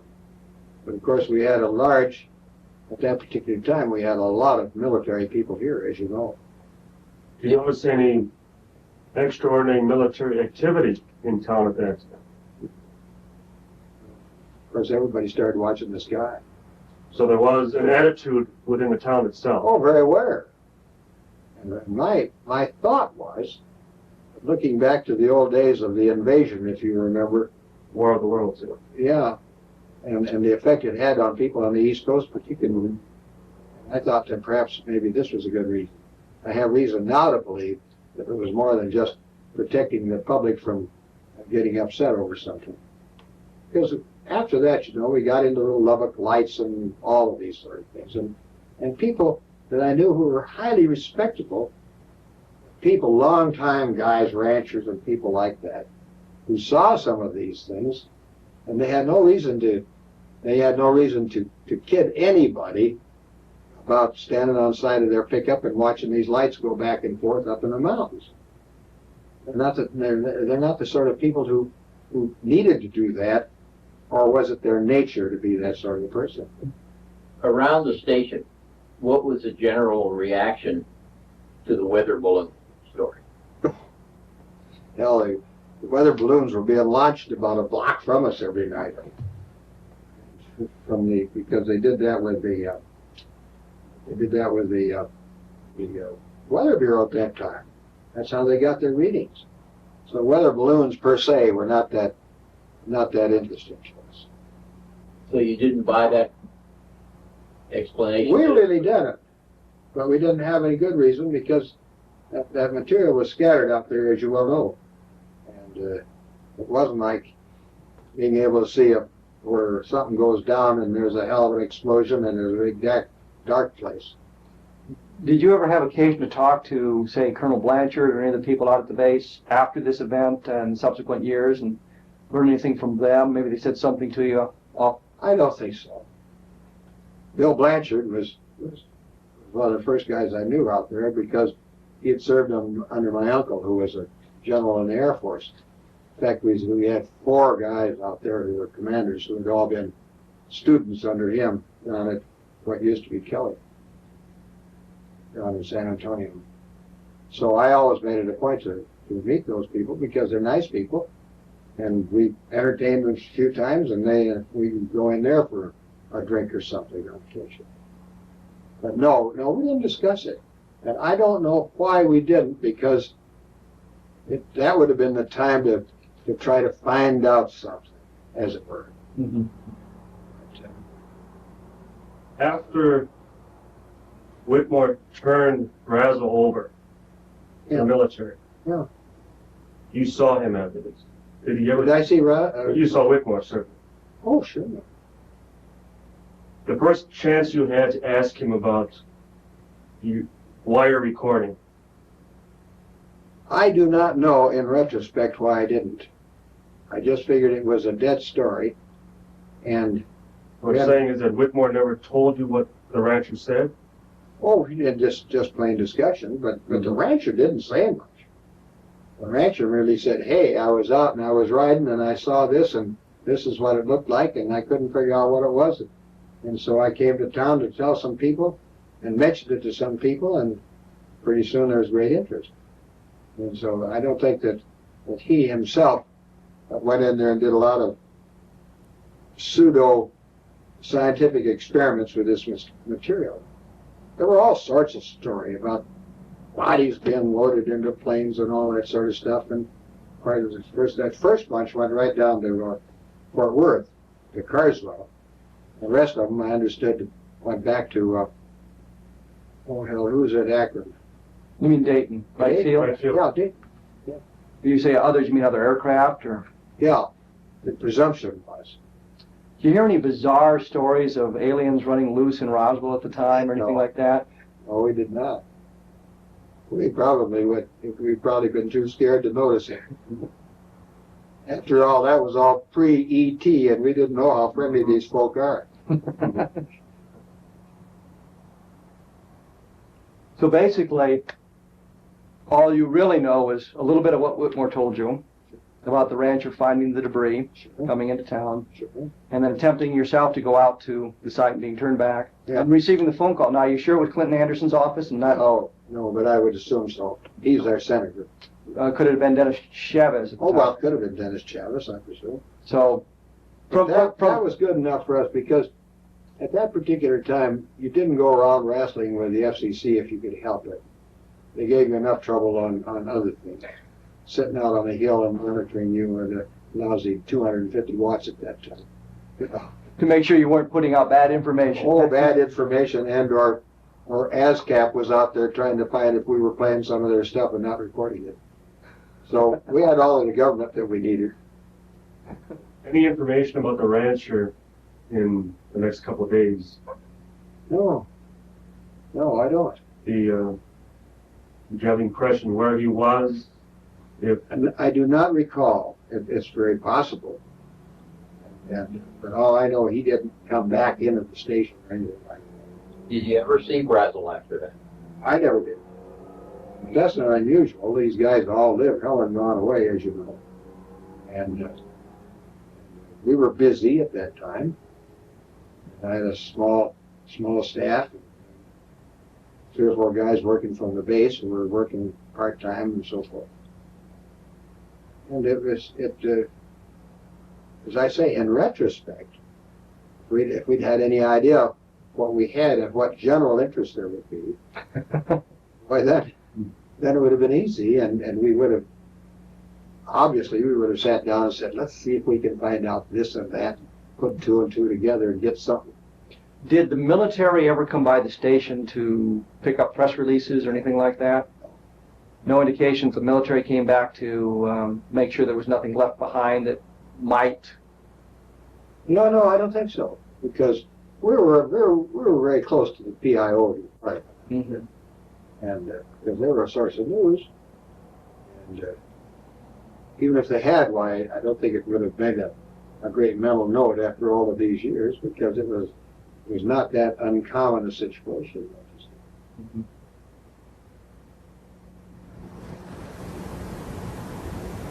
Through the years, and certainly since the resurrection of all the stories involved, any people that you've talked to, any former colleagues or anyone else that ever voiced an opinion or related any tidbits of information to you? Oh, that I didn't have? Mm-hmm. No, because it was usually, do you believe this stuff? And it so happened that I believed it to some extent at that time, and then ultimately I just felt more and more that this was a possibility. It was nicely hushed up. Let me put it that way. That's a general way of putting it. So you weren't that concerned that the military came in and suggested that you not release the story. That sort of thing happened on a regular basis. Oh, yes. Sure. Whether it was an aircraft accident or maybe something that... Well, see, we were trying to cover all of that stuff at the local level because that's what we had. That's all we had. And so in the two stations with which I was associated over a period of time, we always had mobile units, and we could broadcast and so forth. And even in those days, if there was a story, why, we chased it pretty hard. But for this one, you didn't really think there was a story, because I didn't think we were going to be able to do anything with it. I thought that whatever they were going to report, because the question was in many minds here, that whatever they were going to report, that's what we would tell them, so the people would know. So there was no place for you to go with the story. No, because we really didn't have the story. We had a discussion with a guy who had found some stuff, but that they did a good job of closing that thing up. Hell, I think Marcel was out of here in, I don't know, 4 or 5 days, I imagine. There were some people that were shipped out. Maybe that had been planned for 90 days, but the coincidence of it made people say, "Boy, we'll get him out of here."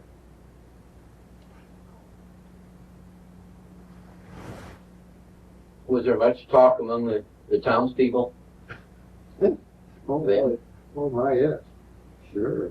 That's the most exciting thing that happened since they sold the prize bull at the 4-H sale. Covering all the big news. Yes, I mean, secondary story, but next to the global. Mm-hmm. Was there any general tone to the public reaction? That they believed it, they didn't believe it, whatever? I wouldn't have any idea, because we never did run a poll or anything like that. I would suggest that there were some people who said, "Boy, this must be a big story, or they wouldn't have made such an effort," and others who said, "Some nut." And so it was a weather balloon, and that's good enough for me if they told me it was a weather balloon, by George. Which side were you on? I was in the middle between at that time. I'm obviously have gone to the there was such a thing now, but only on the basis of small bore logic that, as to repeat myself, if we think with this little dot and it's getting smaller and smaller all the time, even though this thing isn't working too well up there now. But the fact is that for us to consider the fact that we are the only people with the intelligence to do that, and there's been so much stuff to the contrary since those days that I don't know. All I know is I think that to keep repeating myself, which I don't mean to do, but you can cut it, I presume. But the point is that why should we think in this little weensy part of the universe that we're the only people who were ever created with any intelligence? I know people who think there are other intelligences in space that are perhaps way ahead of us. And this might have been, maybe somebody came down and said, hey, we saw some flares down on that little old place over here on the atomic test. We saw some flares, we thought we'd send somebody down and take a look, see what was going on. And so they did, and they had the misfortune to do some bad navigating or something. Well, that's a new way of putting it. How did you know which ranch to go to? Because we talked to the guy when he came to town. And he actually told you, he gave you directions or told you? All of these old timers knew exactly where the ranch was. Mm-hmm. Everybody knew where all of these ranches. Big ranches at that time.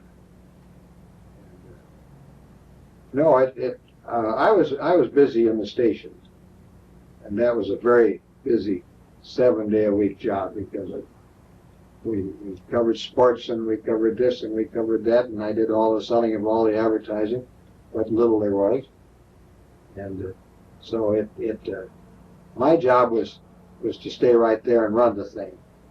Whitmore himself was an absentee owner, and that's the whole story. Looks like that's it then. Is this deposition over then? I believe so. I think you've done a heck of a job. Well, no. I'll turn this off for you. How's that? Fine. Were they in your program? Where discussion? They thought it. They never bought the idea that it was a reflection from somebody's glasses down on the ground. I'm just putting the date on this now so that we've got a picture of you with the date. So that we. Well, I wish I could be more helpful because I'd love to see you guys come up with some real solutions if you could find it. We're getting there. Yeah. Are you? Putting the little bitty pieces together. In fact, we put the whole timeline together. Which is why your story is important, because you have a couple of little pieces that help fit it into the whole chronology. So, I can never convince you how important your story is to us. Well, I realize because I'm impressed that you are willing to take the pieces, but that thing is pretty well shattered out. You've got to pick them up, don't you? It's shattered and it's old. And find out. Oh yes, that's the big problem. Hallucination. I know I saw it. Well, we're rolling now. We've got the tape going. So you're Mrs. Lyman Strickland, Marion Strickland. Yes. And we're here in Roswell, New Mexico. Again, September 27th. Which it says right there on the official thing. And we'll turn that off. And so, let's go. You were saying you knew Mac Brazel. Yes. He was a neighbor. Yes. And you lived out near his ranch in the summer of The 1940. ranches joined on a corner. They cornered. Okay. In which direction? It was southeast of Corona, and the cornering was in the same direction, southeast of Corona. So you were farther from Corona than Mac was? No, he was further. Oh. That ranch belonged to the Fosters at the time. Right. Now you knew Mac how long before the summer of 47? We moved there in 1939, and I had 3 small children. Excuse me. Can we help you out with anything there? Or? Turn that off. Yes. Back on. No, that's okay. We were talking about Mac Brazel. Well, we moved there in 39, and I had, my youngest child was only 3 or 4 months old. And I didn't get around to meet neighbors, but my husband did. And he undoubtedly knew Mac from very soon after we went there. We bought the place in 39. So, Mac came by. He would stop, and sometimes at the barn, sometimes he came in the house. I just knew who he was. Mm-hmm. He's a very friendly guy? Yes, he was a very self-sufficient country man.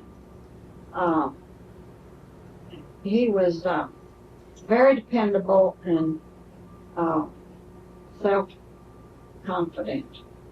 He was not stupid.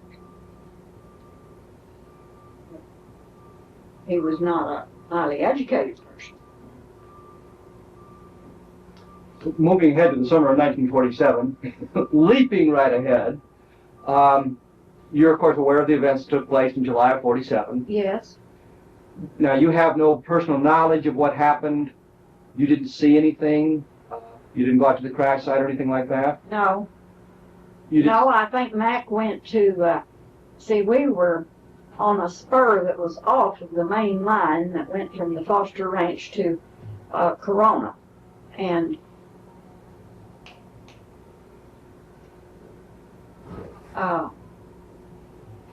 he would have gone by the Proctors and Saltermeyers first, just on the way to town. Mm-hmm.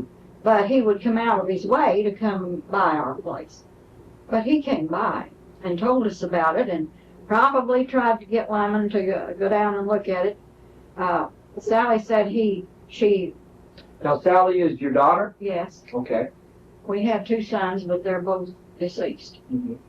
And she thought that she could remember him wanting Lyman and the boys to come down and the kids. Mm-hmm. She was one of the boys. Literally. And she said that that was a busy time of the year.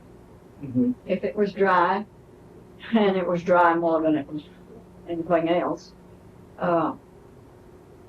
they were feeding or marking lambs or one thing or another.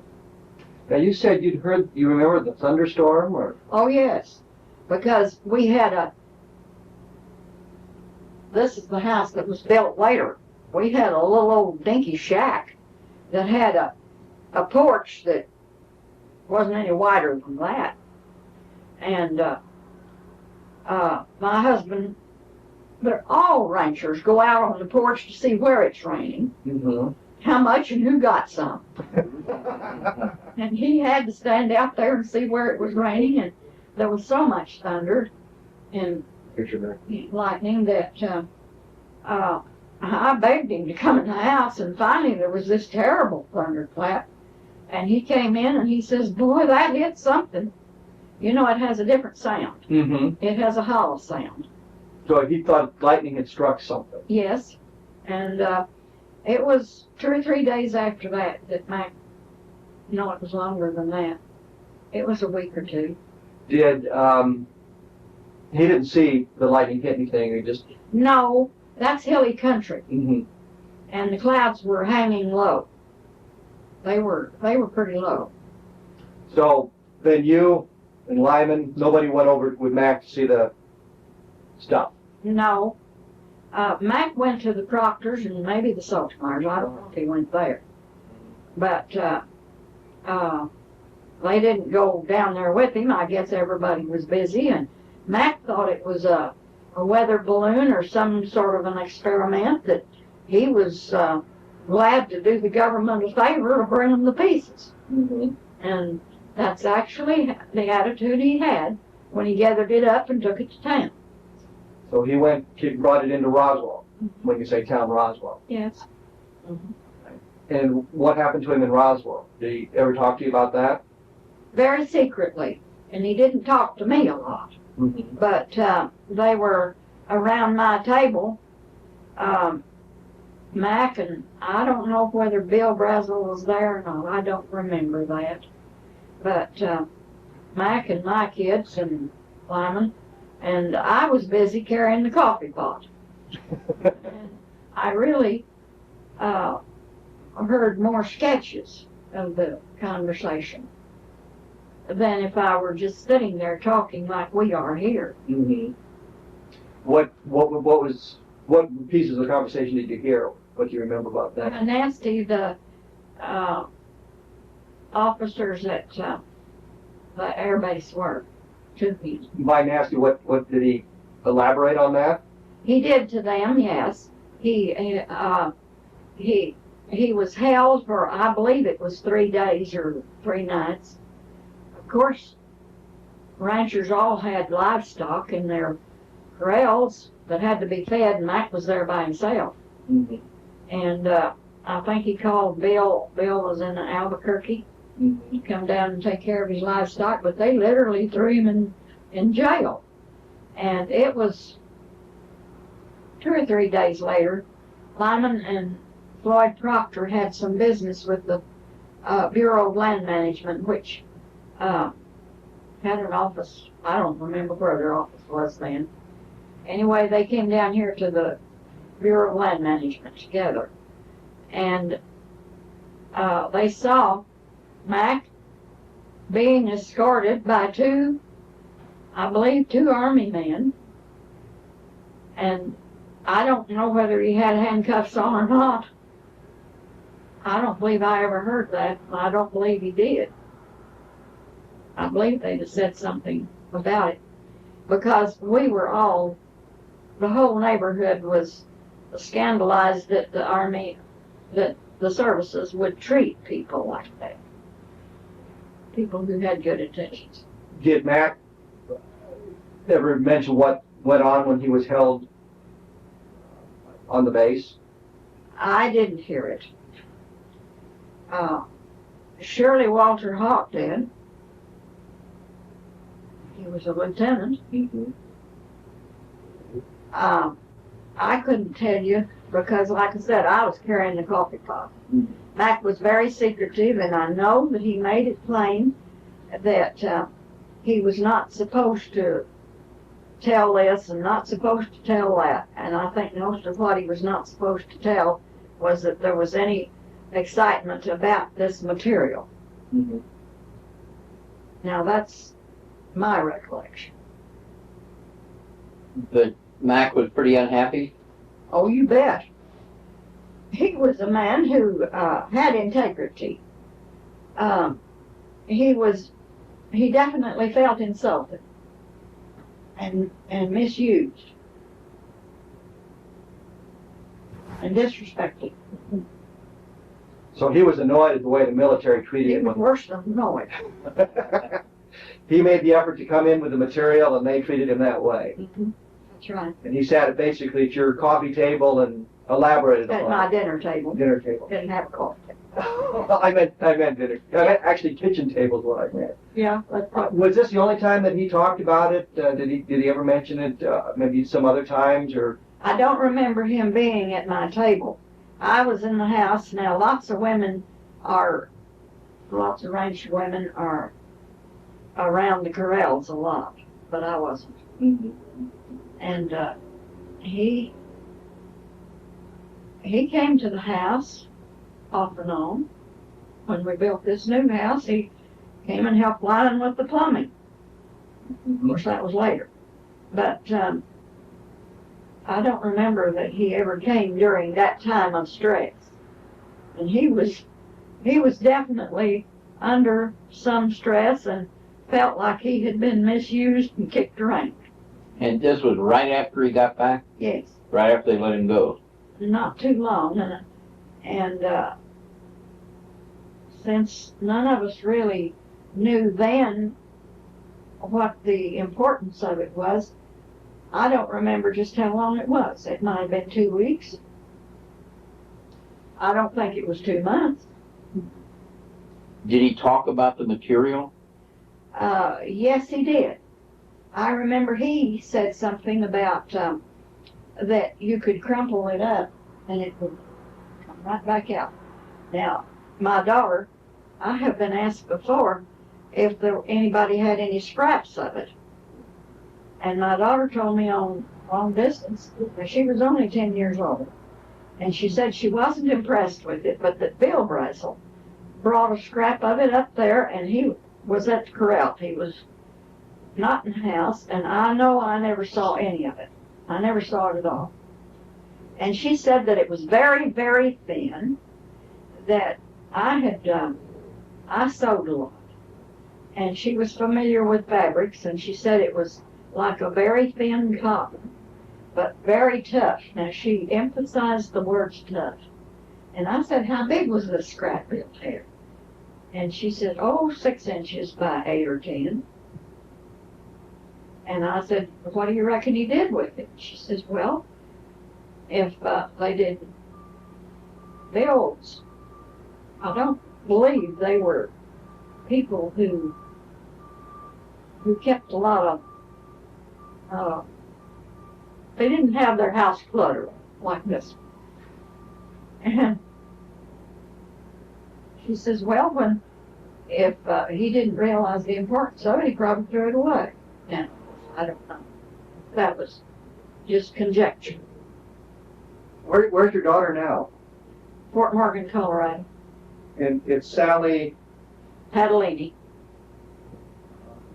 Would you think it'd be all right if we talked to her, called her long distance and chatted with her? I'm sure it would. Do we have a phone number? Yes.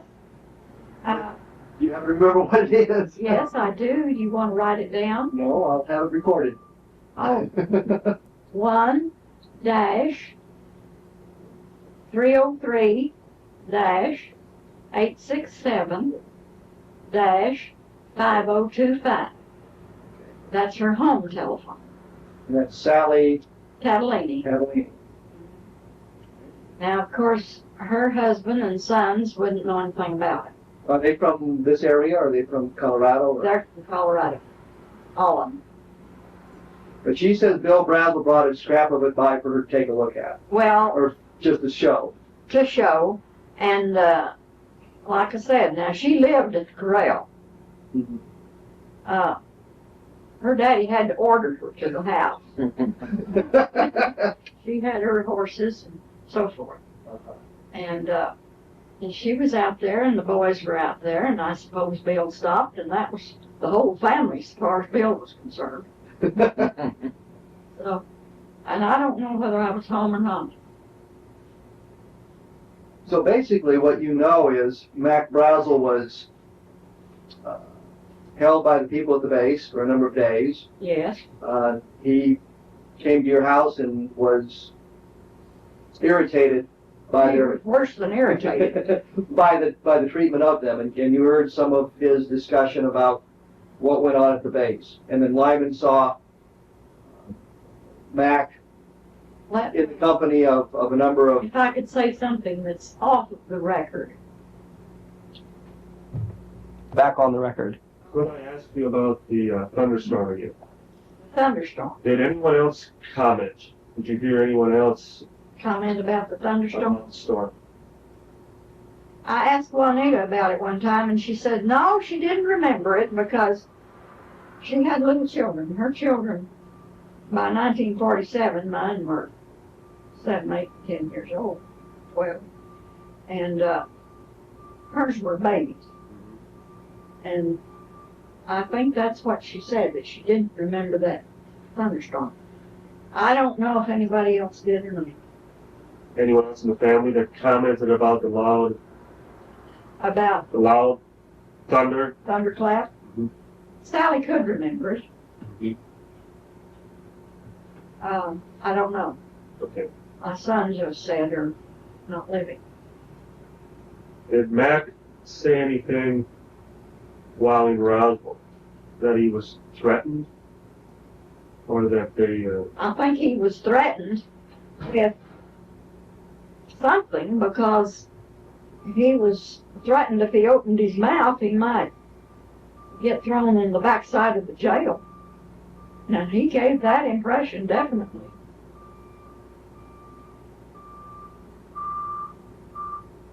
He must not tell anything. He said that he wasn't supposed to tell anything. Yes. So he was angry, but yet he also took it serious Yes. That he couldn't say anything about. Yes.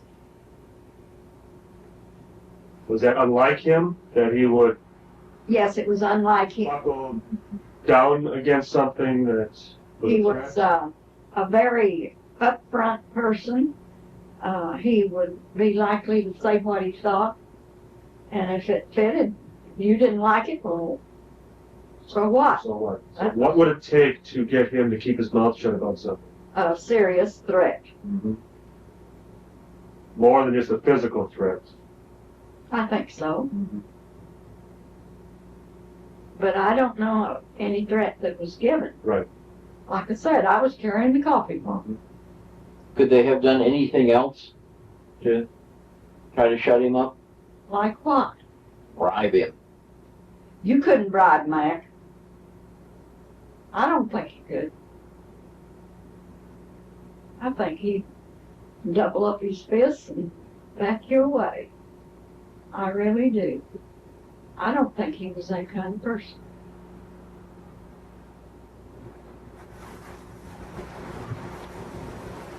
Has anybody else made any such remarks about Mac? Well, I was just going to ask, as far as his financial situation prior to the incident. I don't know much about his finances. His wife lived in Alamogordo and had a home there, and I've been there, and it was a nice house. No, well, it was just a nice house in a nice part of town. It wasn't extraordinary in any which way, but it was a nice home, and she had a pretty yard with flowers. And I don't know whether she didn't want to live on the ranch or what, but the Foster Ranch was a big ranch, and probably the pay was something important to Mac. Any idea what a man would be paid to run a ranch in those days? No. I know what we had to pay hired men when we hired them just by the day, but I don't have any idea what a ranch manager would have got. What did a hand get per day back then? A common hand would get about $60 a month, and or $5 a day for a day's work. If it was hard work, and if it was somebody that knew what he was doing, like windmill work or fence work.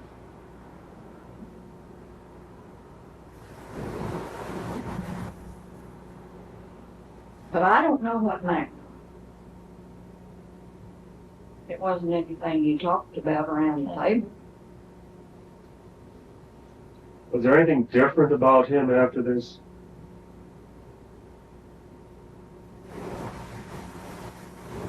He might have been a little more reticent because he felt like he was disgraced, and he really wanted to square himself with his neighbors. I think that's why he talked a little, because he was afraid that the neighbors might think he had done something of a crooked nature. But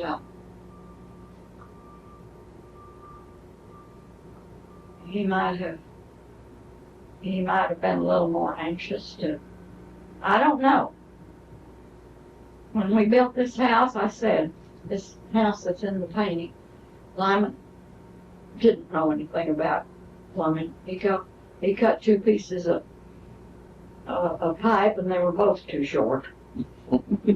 And Mac come up and helped him, and they put in the plumbing together. Now, I don't know if Mac would have done that before that or not. This was in the early 50s. Who painted the picture? One of my sons did. Did he paint all these pictures? He painted everything in oil and did all of the wood carvings.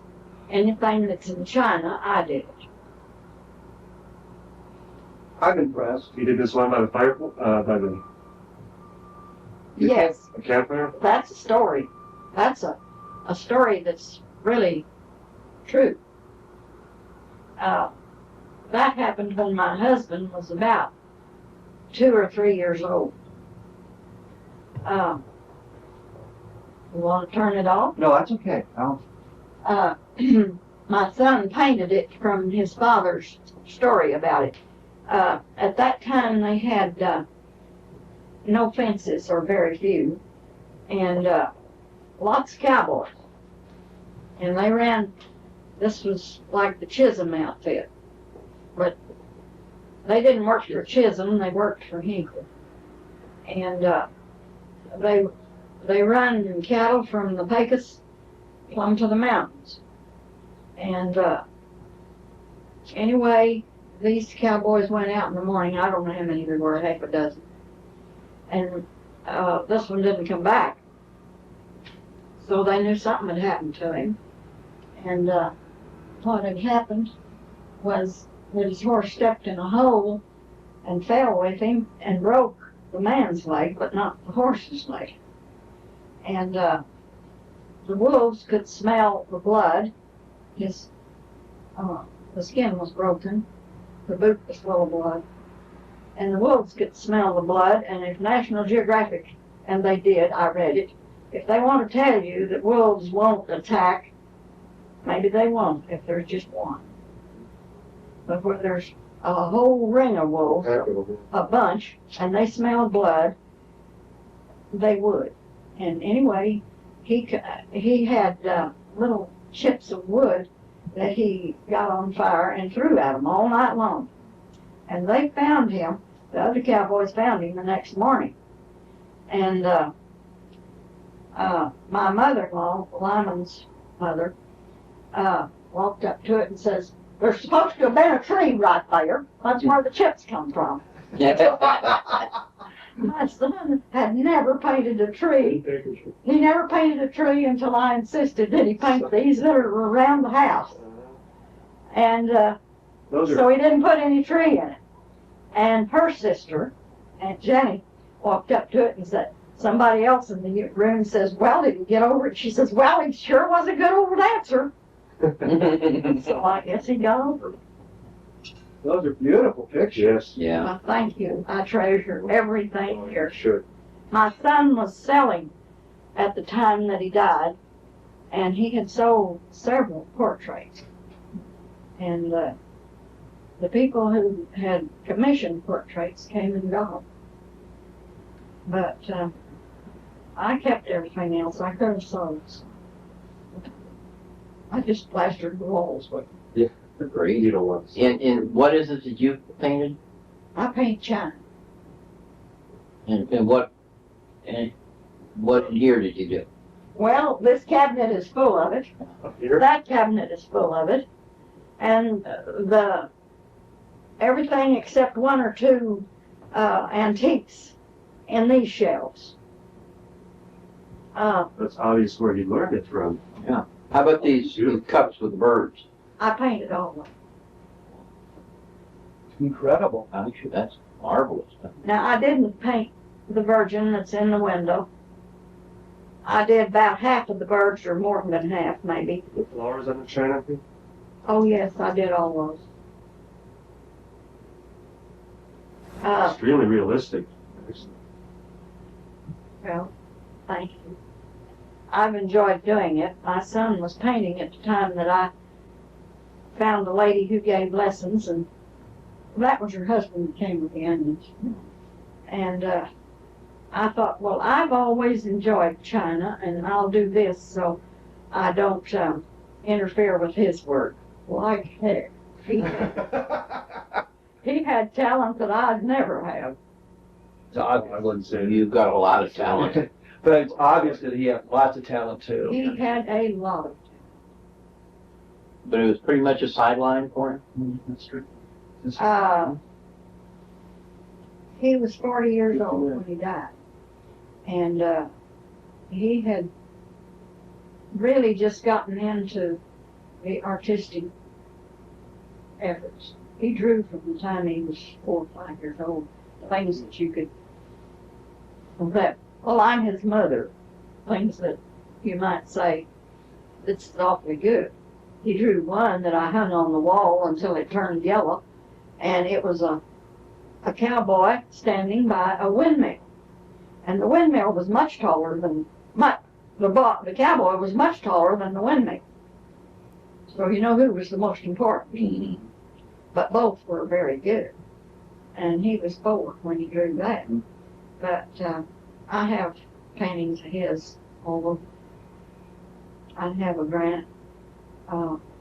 grandson and 2 grandsons. They're this daughter's sons. One of them is an art teacher.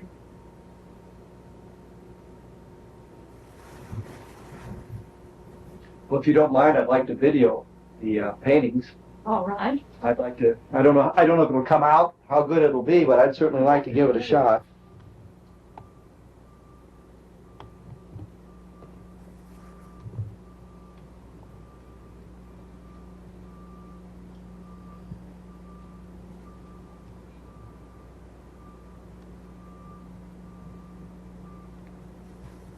And you say this is his house or your house? Yes, that's the ranch house that we built. Is it still there? Yes, as far as I know. My husband had, after we moved in here and I knew what was going on, he had 5 little strokes. But he had glaucoma, and my son and I were suspicious that he had some. This is a painting of his too. This is not a photograph. Is it done from a photograph? But this one, my son did it. Worked in a lot of mediums. Oh yes. That's, I can't think of the name of it.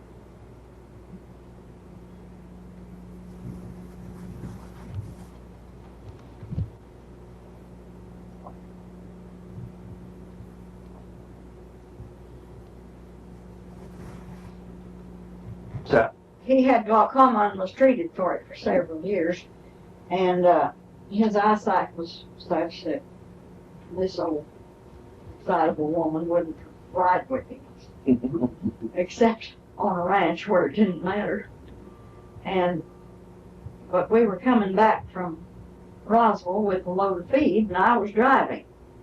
We had a 3/4 ton pickup, and usually loaded it with 2 or 3 tons. This is when approximately? This was maybe in the 50s. I couldn't tell you exactly. It didn't have anything to do with that.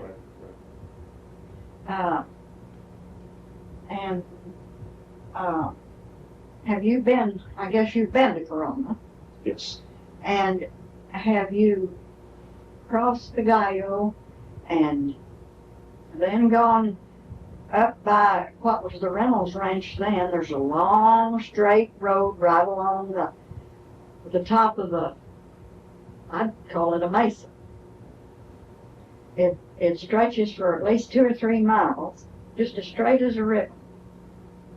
You come up from a deep draw and go up on this long straight road. Well, go back. Around Corona. This is going to Corona. And the cutoff, but it's 59 miles out here, and then it cuts off to go to Corona. It wasn't paved then. And anyway, go back to 1942. About 1942, there were lots of Army planes going over, because that's right on a direct line between here and Albuquerque. And there was one that had the bomb site. If you remember, they had a bomb site that they protected with men's lives. And the planes were fixed so that they'd blow up if they didn't land just properly. Well, anyway, this plane circled this was night. We had gone to bed. It was about 10, 11 o'clock. And nearly everybody had tin roofs. This was 1942 now. you could see the tin roof shining in whatever light there was. And this plane, you could tell it was in trouble because of the way the motors sounded. And they circled every ranch house in that area, ours included. And by the time you think of what to do to go down to the field with your pickup and shine the lights on the furrows the way they ran or something, they were gone and gone on to some other place. Anyway, they spotted this long road across there. And they tried to land and it blew up. And they cordoned that off for a week, gathering up pieces. And anyway, this was 1950. And I was driving real slow and up out of the Gallo, which is very sandy. You don't cross the Gallo just anywhere. It's so sandy that you could bog down in the sand. Came this red light, just as round as the moon. A large red pulsating light. Came up out of the Gallo, came directly at us, and all I could think of, we were up on this long road, all I could think of was that it was a plane that was in trouble when trying to land. And I know that Lyman agreed we must have talked something. The bar ditch was awfully deep, and we went off on that side. It's a wonder the thing didn't turn over with the load we had. But anyway, he got out and run down the hill, and I had a heck of a time getting my door open.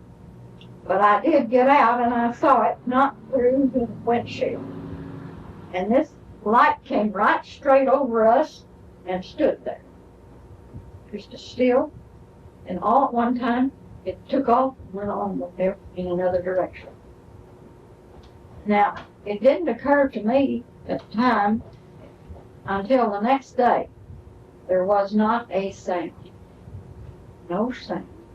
You were outside the pickup with that thing. I was outside the pickup. I was not seeing it through glass. And there was not any sound. And I said to Lyman, I'm going to call. We had a telephone bill then, too. And must have had part of this house built. And I said, I'm going to call White Sands and tell them they lost one of their rockets. He says, you just shut up and don't say one word. They'll make a fool out of you. And they already had 2 or 3 people who had seen things. And I was just convinced it was some earthly thing that had gotten loose.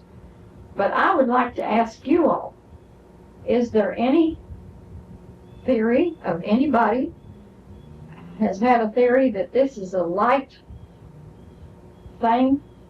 I mean, like we send the searchlight. The searchlight doesn't make any sound. You throw a baseball through the air and it makes a sound. And I can't help but think that if it appeared to me that this thing was not over 100 feet above, maybe not that much, I couldn't really tell. It was pitch dark. It was something I'd never seen before. And has anybody ever What was the weather like? Clear. Yeah, I remember there was no muddy road, no nothing like that. I've heard hundreds and hundreds of reports like that. And you heard that they don't make sound. Yeah. Has anybody said that it could be something that's beamed from somewhere else? Your guess is as good as anybody else's. Speculation theories about holographic projections that almost appears to be 3-dimensional from a projector. That it's not even a solid object, it's just a projection, just a ball of light. Well, this was a pulsating, Mm-hmm. red, round thing. What shade of red? I'd say it was a little bit yellow red, just a little yellow red. Lots of reds. Orange red. More orange red, yes. If I'm going to my palette, I'd pick up yellow red. But it would be an orange red. Well, we even have lots of reports of huge vehicles hovering over people's heads with no sound at all. And they can tell that it's a vehicle. Yes. Daytime. And no sound. Well, how do you explain that? Because, like I said, you throw a ball through the air and you've got a sound.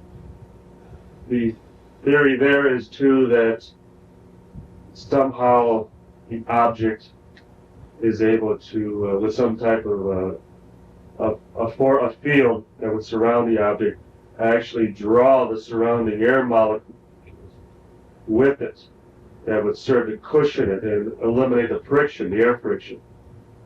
Something. You're I know it's speaking Greek. But Really, so in other words, we don't know. there's no friction. In other Got words, some there's no. ideas. Well, you know what a sonic boom is, as Yeah. far as because that's where the air is separated by the supersonic jet, and as it comes together, it claps. So whatever this is, it doesn't cause that. It doesn't allow it to come together. It doesn't seem to have to come together. There seems to be no break in the air. That's where the theory that it's actually drawing air with it. See, too, when you have an object that moves that fast, that the friction would cause it to start to glow. That's where, like, a meteorite breaks up, or even a satellite in re-entry would burn up as it comes into the atmosphere. We don't get that. This thing wasn't a meteorite because it stood there. Maybe they were seeing how smart we were to see if they wanted to ask us a few questions. I don't know. Decided they didn't. How long did it sit there? You know, you're under such a stress at the time, it's hard to say. I would say a few seconds, maybe certainly not more than 3 to 5 minutes. But you were moving in the truck at the time. No, I You had stopped the truck. You had stopped. Yes. And Was it up ahead of the truck as it appeared to hover, or was it overhead? right overhead. Right overhead. If I had been in the truck, I couldn't have seen it. Mm-hmm. But I had, it's hard to open a pickup truck. Down to the windshield. I didn't look out through the windshield. I did when I first saw it. Right. My husband had run off down the draw and he kept hollering at me to come on out his side, and I think I was afraid that the whole pickup would turn over because that was a deep bar ditch.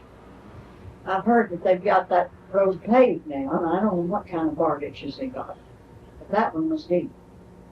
And anyway, I remember struggling out on the driver's side and stood there because by the time I got out, I could see that it was not an airplane that was trying to land and come down the road. But that's what I thought it was. Would this have been in 1949? It could have been. I couldn't swear to the date. I hauled an awful lot of feed by myself. His eyes got so bad that Well, when did his eyes get bad?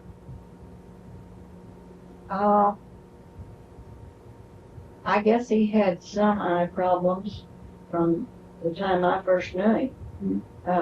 But they were not treated until in the late 40s. And by that time it was really too late. He was blind for 4 or 5 years before he died. And, And he died quite a few years ago, right? 6 years. Well, 6 years ago. 7 years ago. In January, next January. Yeah, he lived to be 86.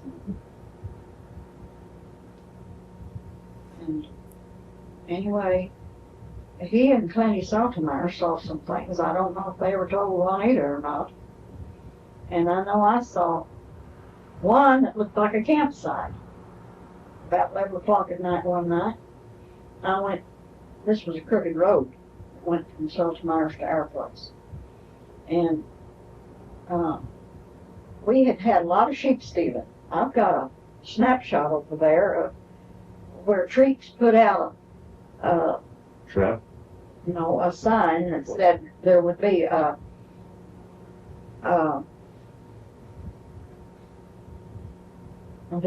they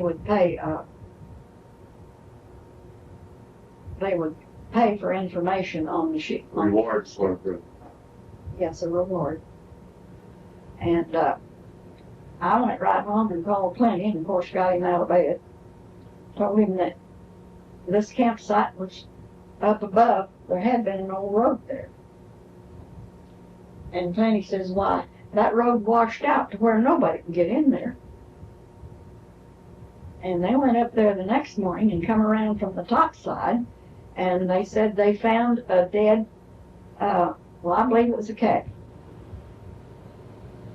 A calf that had been put.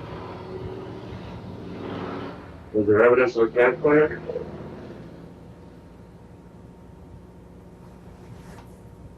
You know, I don't remember, but I do remember what looked to me as I passed it like lights, lantern lights that would show through a tent, through some of the openings in the tent.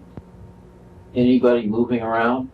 I didn't see anybody. See, I was driving, and I didn't want to sit there if that was sheep stealers and wait for them. And I didn't know that the road was washed out. It was in Clenny's pasture. Then in our pasture, there was a bluff on, we called it the Bonita. And to me, it would be 100 feet down. Maybe it's not more than 50. But they had it fenced off so the livestock wouldn't come up there and graze and fall off. And it was very rough. You couldn't get up there with a pickup or even a Jeep because pieces would fall out and fall into the canyon below. And that was above our house. And as we turned the corner to come in, been to a ball game one night and come in after the ball game, and here was a light going down like from one fence post to the other. It's just clear. I don't drink. And I didn't plan it. This ball game, you remember anything about the weather? No, I wouldn't have gone if the weather had been very threatening.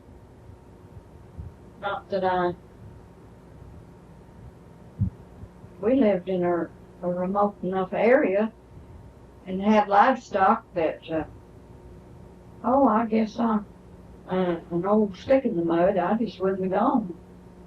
I'm not that crazy about sports. My kids were, the boys were playing, one of them. The other one went to private school.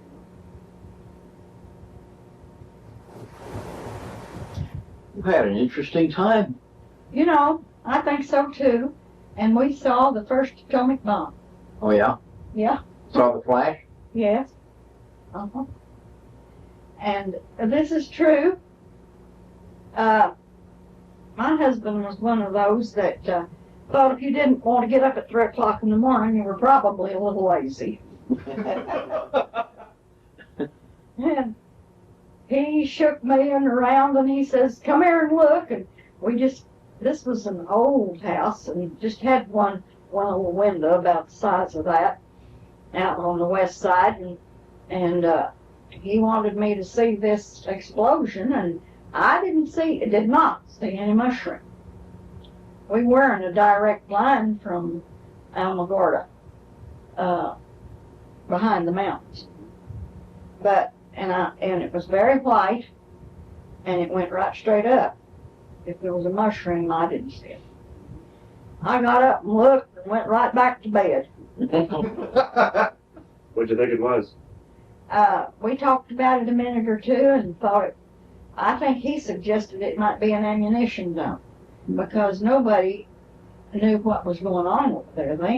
It hadn't been announced. Absolutely. And that's what we decided it was, and I thought, well, it's an ammunition dump, so what do you got me up here for?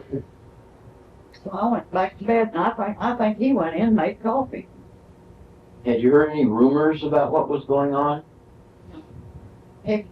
If so, I don't remember it. We had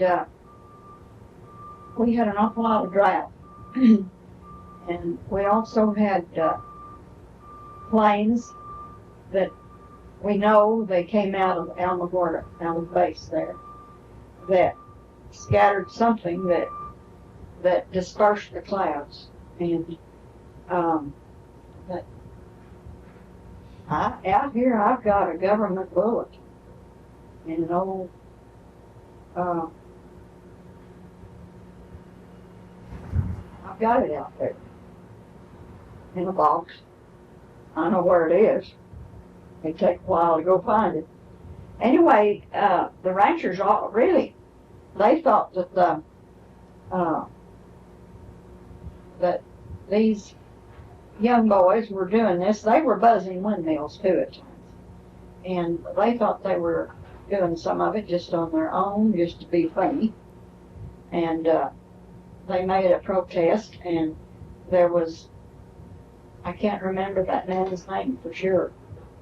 Anyway, the general, and he came in from El Paso, and he told them that it was not his boys that was doing that. It was a group that was assigned to experiment with the weather.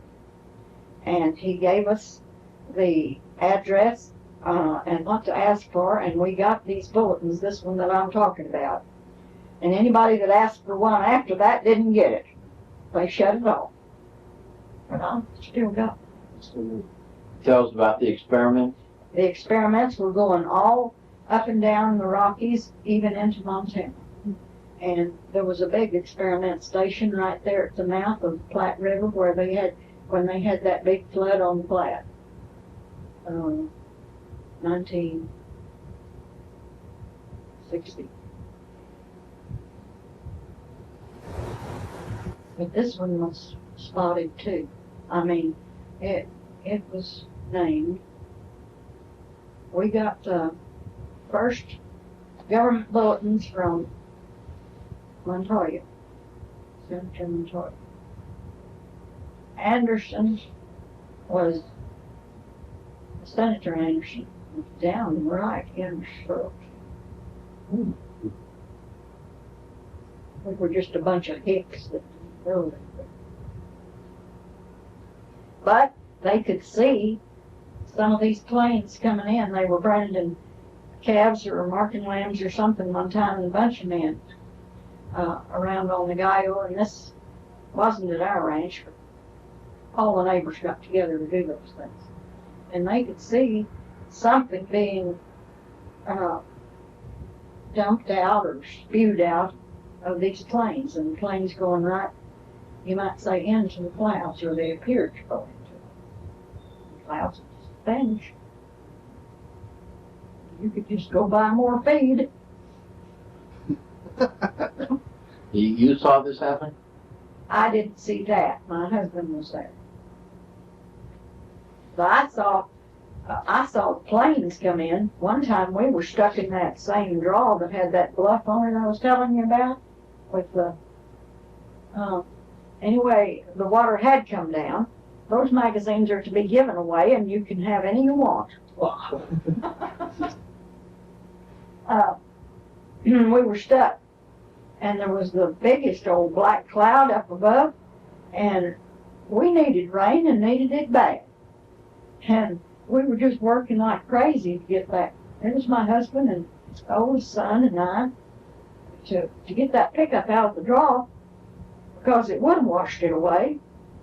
And the planes come in, and finally somebody noticed them there, and those clouds just absolutely bleached away. This government thing, they said in so many words they were trying to send the moisture into the areas that needed it for dry land farming, wheat, so forth. Makes sense. I think they nearly got sued. They washed away the Kansas City stockyards once, which served them right. I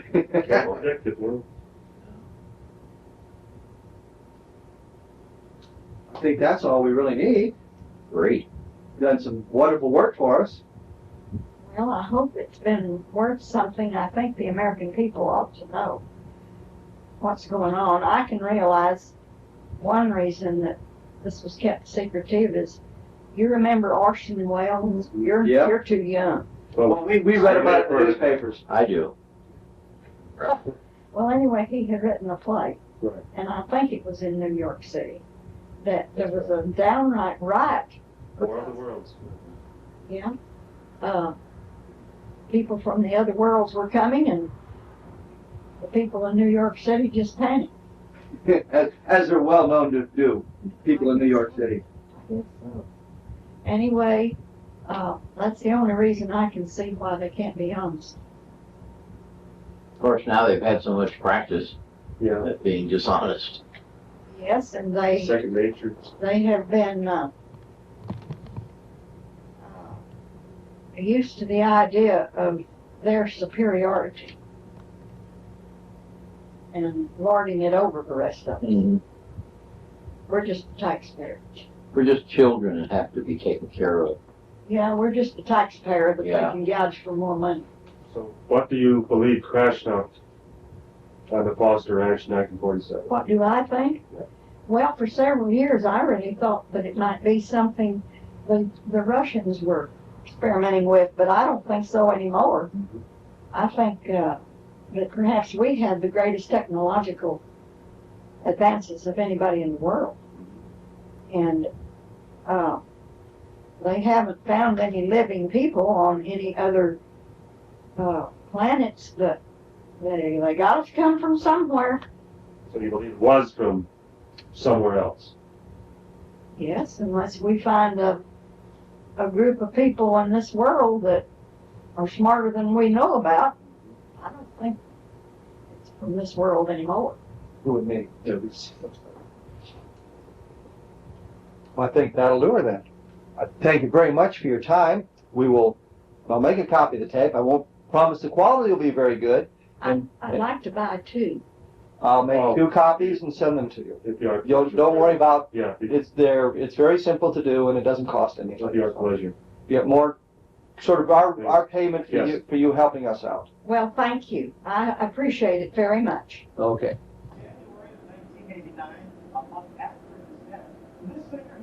And your name is? Alice Nutt. You can speak up. It won't hurt. And we're here in Delhart, Texas on October 1st. And you were a niece of Barney Barnett. Of his wife. Mm-hmm. And you, did I understand that they kind of raised you for a while? Or? I was real close to them. They babysat me, about for 2 or 3 years. Mm-hmm. And they helped spoil me. And they did not have any children of their own. Uh-huh. So, Barney was a civil engineer for the Soil Conservation Service, working in an office in... Socorro, New Mexico. His office was in Socorro? Yes. Okay. And he was employed by the U.S. government, Okay. Mm-hmm. You remember the story that Barney told? Well, I remember that he saw, one time we went to visit, and I don't know whether it was before my husband and I married or after, I don't recall the date, but he said that he saw a UFO fall. Mm-hmm. He was out working in the field, and I understood that he was out in the St. Augustine plane, and he went over to where it was, and where it fell, and he got nearly to the side, and there was a group of people on a geological or archaeological hunt, and they were over there. I don't remember how many people he said, but they got nearly up to this UFO, but it was close enough to see some creatures, or he said they didn't look like human beings out there. And along came a government or some trucks. No, with government you mean? I guess it was government. You know, as I say, it's been a long time ago. But someone came along, and I understood it.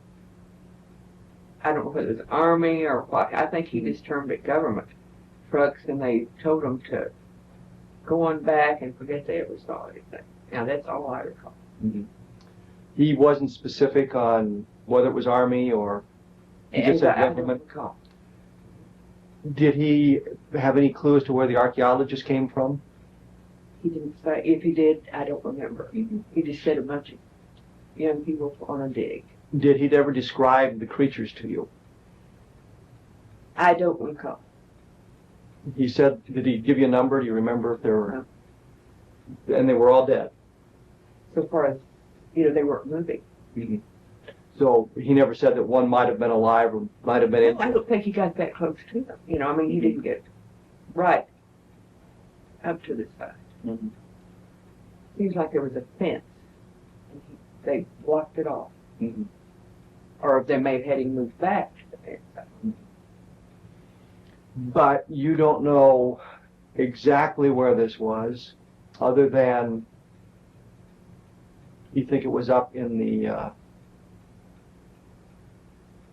I feel that it was up in the Daddle or Magdalena, what he termed as the high country. The high country. And he didn't give you any clue as to what side of the plains it would have been on, or whether it was closer to Daddle or Magdalena? If he did, I don't know. And I don't really think he did. Did he ever describe the object itself to you? Say anything about that? Do you know, I don't, you know what, since you've heard about all these others and things, you don't realize, I don't recall if what he said or what has been put into my mind, or, you know, that I, not that anybody's put anything into my mind. Well, but you what you've read and you've read the books, you saw the Unsolved Mysteries program.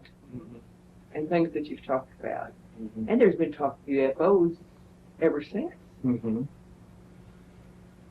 But your memories then are just pretty vague about what he'd said. That's right. Except that I do know that he said he saw UFO. And that there were creatures in it, and or people or whatever. So, and I believe he did say describe it as a round thing, but you know, as I say, I don't know what.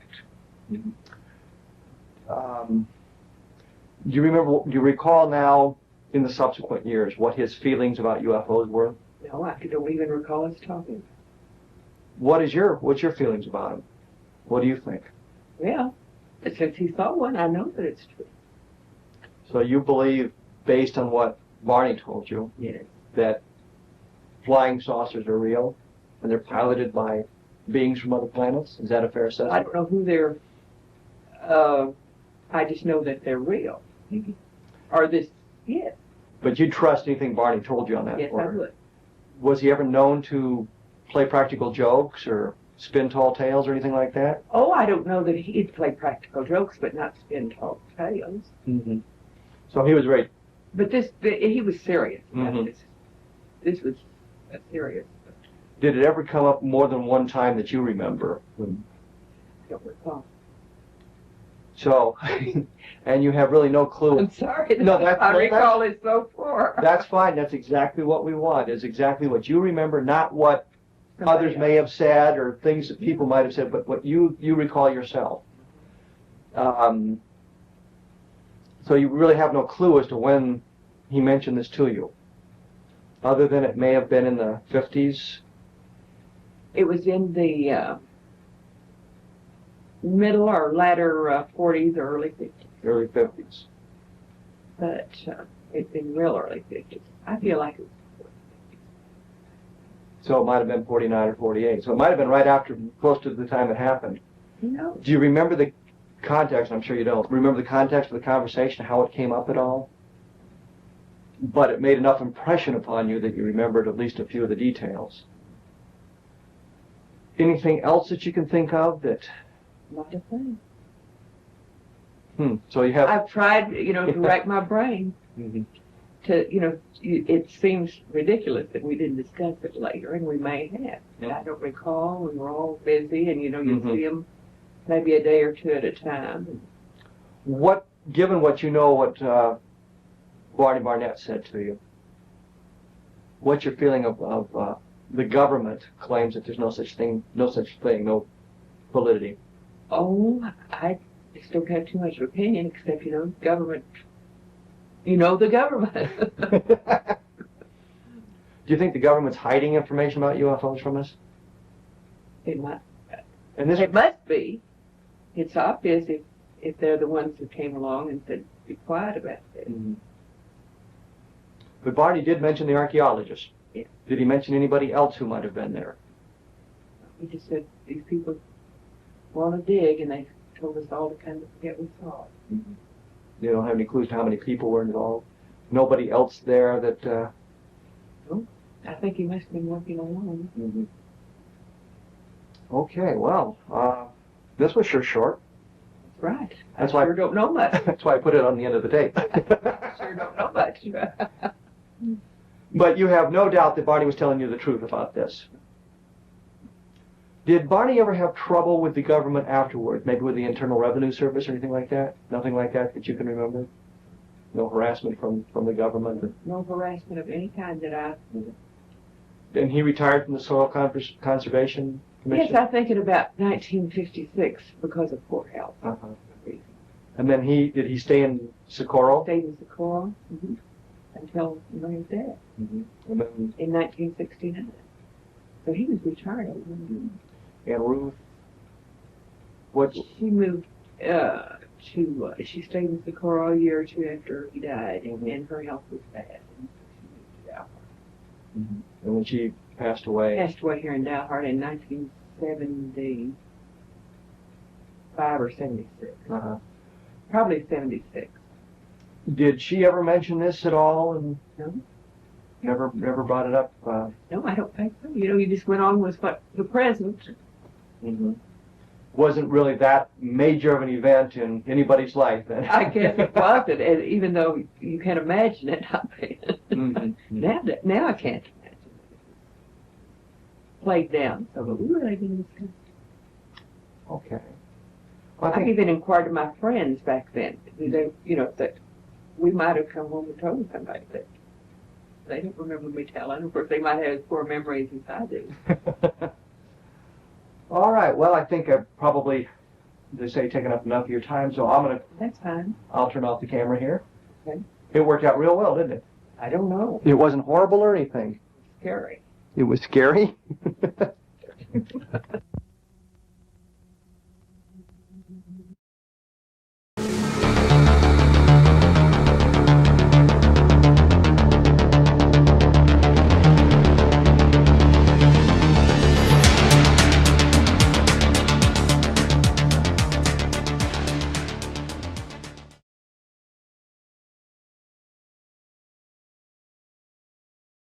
Recording at this point for purposes and the sake of argument, it is 11:27 a.m. 5491. Okay, you're on.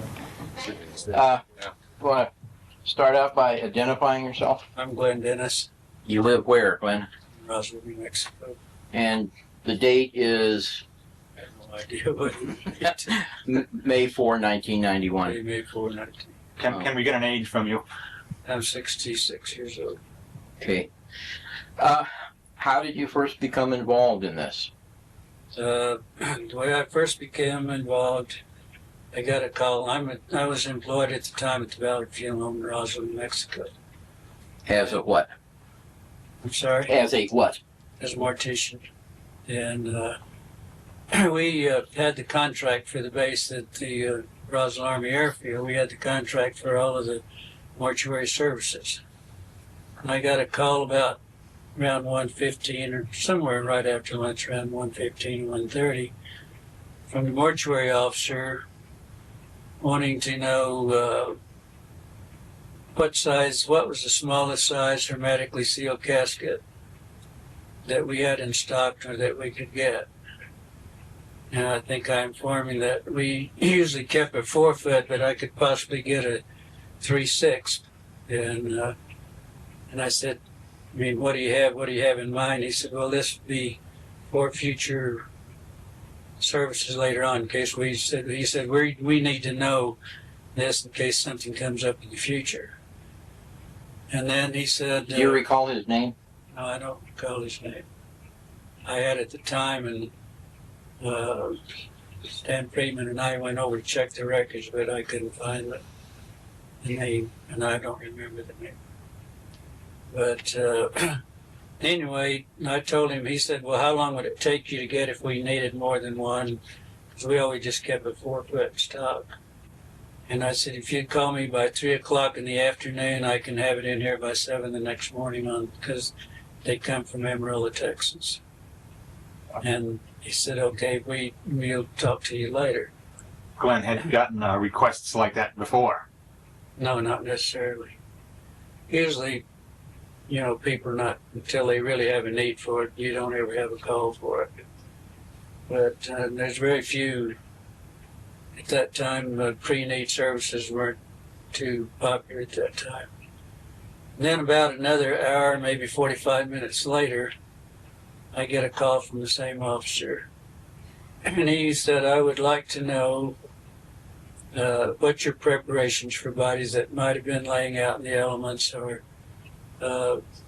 He said, could you give me what's your preparation and how you would do it?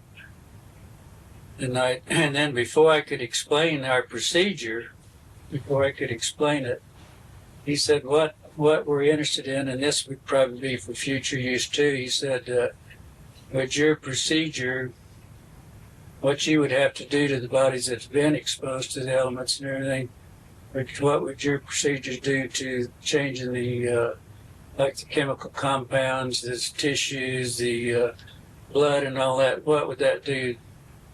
Would that destroy any of it? And so when I explained to him the procedures that we would go through, and like aspirating the lungs and the cavities and everything, that definitely you would be getting body fluids, and our chemicals at that time mainly were strong solutions of formaldehyde. And what we would do on bodies of that type that had been laying out for several days, what we call batum, we have a metal line, box metal line that we can put the body in and make a solution of formaldehyde and water. It's almost straight formaldehyde, and they would say in like 19 to 24 hours. And I informed them that definitely that would alter a lot of the composition, and you would lose a lot of, of the effect of the blood and all that. So then we discussed on making the removal. How would you make a removal? Because if a body had been laying out, like let's say in our country here in the summer in July, the temperatures can be anywhere from 100 to 110, 15 degrees. Body lays out there for, let's say, 3 days. You go to pick up a body, the tissue and everything's going to come right off in your hands, So it's not a procedure that you can just go pick up. So I explained that, yes. Did he give you any idea how long the bodies might have been out? No, and I told him, I said, now listen, I said, whatever you have, I said, I don't know, evidently you have a problem. I said, we have the contract, so I said, I'd be glad to come out and see what you have, and then we could work with you. And then I could tell how we would do it. He said, no, this is for future use. He said, we don't really need your service today, but this is future use. And I kind of had a suspicion that there was something, because you usually don't get, people not wanting this type of information from you. So then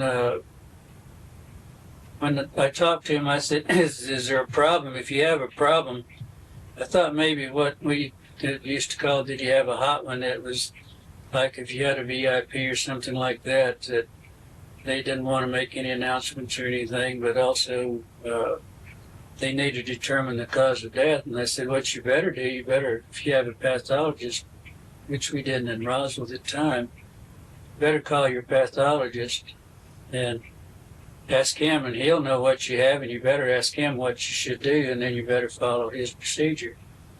Because otherwise, you know, you could do a lot of damage to the cause of death. And I said, what we would probably do if it was something like that, if we had to take it to Albuquerque, we would probably put it in a pouch and then try to freeze it immediately possible with dry ice. And I said, that's probably what we would do. He said, okay. He said he appreciated it, and that was it. Then let's say probably another hour, 15 minutes. I get a call. We had the only ambulance service, and I got a call on an emergency. There was an airman that was injured in a minor accident. He had a laceration in the forehead and in the nose. I think he had a fractured nose.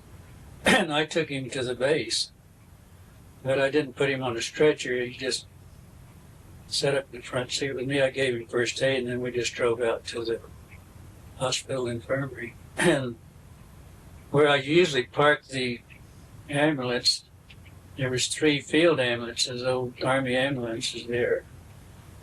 And 2 of them, there was an MP standing right there at the back of those field ambulances. And I really never thought too much about it, because usually there's an ambulance, you know, something back there most of the time anyway. But when I was taking the airman in, when we walked up on the ramp, I noticed the back doors of the 2 ambulances, that the old field ambulances were open, and I saw it looked like a wreckage, some type of, again, they might have had a plane crash or something, and I saw some wreckage in there. But what I saw looked kind of like the bottom of a canoe. It was kind of in a shape, but it looked, you know, it reminded me, but it wasn't, let's say, over 2 feet, between 2 and maybe possibly the most of the pieces wouldn't be over 3 feet at most. Now, when you say the bottom of the canoe, did it include the curved? Well, yes, it was part of a curve, like maybe the head of the front of the canoe, maybe just, but it was you know, it was this shape, but it was kind of just on a slight curve. But like I say, there was kind of small pieces. And how long did? Well, they couldn't have been. They were very small pieces. I wouldn't say that they were. They couldn't, I don't think, been over maybe 3 feet at the most. But anyway, there were some pieces there, and I had both of those kind of pieces like that, some pretty good size, you know. But really never thought too much about it, because when we go out on those crashes and clean up crashes, a lot of times in the field ambulances and even in ours, a lot of times we would get a call and be there on the site before they would. And when we've made removals of bodies or parts of it, you know, there would be a lot of dismembered part of the bodies, and some of it would be embedded into the crash, you know, into the parts of the plane, and we used to, you know, bring parts of it in, and then we would take them in when we would start identification, and that's when we would remove different parts of the anatomy from the crashes. What did it appear to be made of? Well, what it looked like to me, it looked like I don't know if you take stainless steel and like put a torch to it, you can see how the blue, you'll get a blue or purplish tinge off of, you know, and it kind of looked like that. An even color? Well, not particularly. It was kind of modeled. Did it exhibit gradations in color? Was it the only thing? One part of the. Well, it was the purple stain. Was it lighter or darker or? Well, yeah, it looked like, you know, it might have been in a hot flame. Some of it might look more like stainless steel, but most of it was kind of bluish, purplish tinge that I saw. But the only difference is on this outer edge on the curve there that it looked like that there might have been some inscription, something that, which I kind of thought reminded me of some Egyptian symbols or something like that. But just I mean, it was, I was walking past, and I really never thought about this until I got back to the funeral. How large were the symbols? Well, I would say they were probably over 3 inches high at the most. I mean, squared, but it wasn't, as I say, these, they weren't large parts, but I could definitely see that difference. You'd seen records before, as you described. Lots of it, yeah. Did this? What similarities did this have with the other wreckage? Did other wreckage have that purplish effect you described? Not unless you'd had a lot of hot fire, but usually aluminum or and all that would just melt, and it wasn't like that at all. It was just like heated stainless steel, what it looked like, not like burnt aluminum or anything like that. I didn't see any char. It wasn't any black char marks or anything. Any glass windows, that type of thing? Anything other than this particular type of metal? No, I can't say that I saw anything different. The letters you described, did you see them because they were painted on, or because they were maybe depressed within the metal, or were they raised, or? Looked like they were stamped and raised, looked like you might have had a stamp that you could hit, It didn't look like they were painted. It looked more or less. Were they any color? They were a little darker than the other, yes. Yeah. Any sign of seams on these things, rivets, screws, something that might fasten plates together? I can't say that I did. Okay, then what happened after you saw that? Well, then I took the airman on in and checked him into the infirmary there and turned him over to whoever was on call, the nurse there. And I have to always, when I bring him in, I'd sign a report, about funeral home ambulance, out of transportation, and because I'd always have to file a statement later and send back out. And so after I checked him in, then there was a lounge on down the hall a little ways, and in the hot summer, and a lot of times when you go out on a call, you might be there for an hour or so, and because you'd have people on your stretchers, and your equipment would be tied up, and about 6 miles or so in, so we usually would wait, or if they were short of help, then we would help also take the patients off of our stretchers and get our splints and put them on x-rays and everything else. So sometimes you'd be out there for an hour, sometimes a couple of hours, trying to help them, but mainly you'd be wanting to get your equipment clear so you could take it on back in. So that's the way we got acquainted with a lot of the doctors and nurses and people like that. So anyway, I just went back and it was hot, and I thought, I'd go to the lounge and have a Coke and whoever was on duty and talk. And there was one particular nurse that I was pretty well acquainted with, and I was going to want to see if she was there and buy her a Coke. And we talked a lot, but this nurse had only been there. She'd only been commissioned like around 3 months. And she had graduated from college and taken the state boards and gotten her license. And then she went into the service and was a second lieutenant. And she had started out, she came from a very deeply religious family, Catholic, and had attended all the private preschools, Catholic schools, and all through high schools.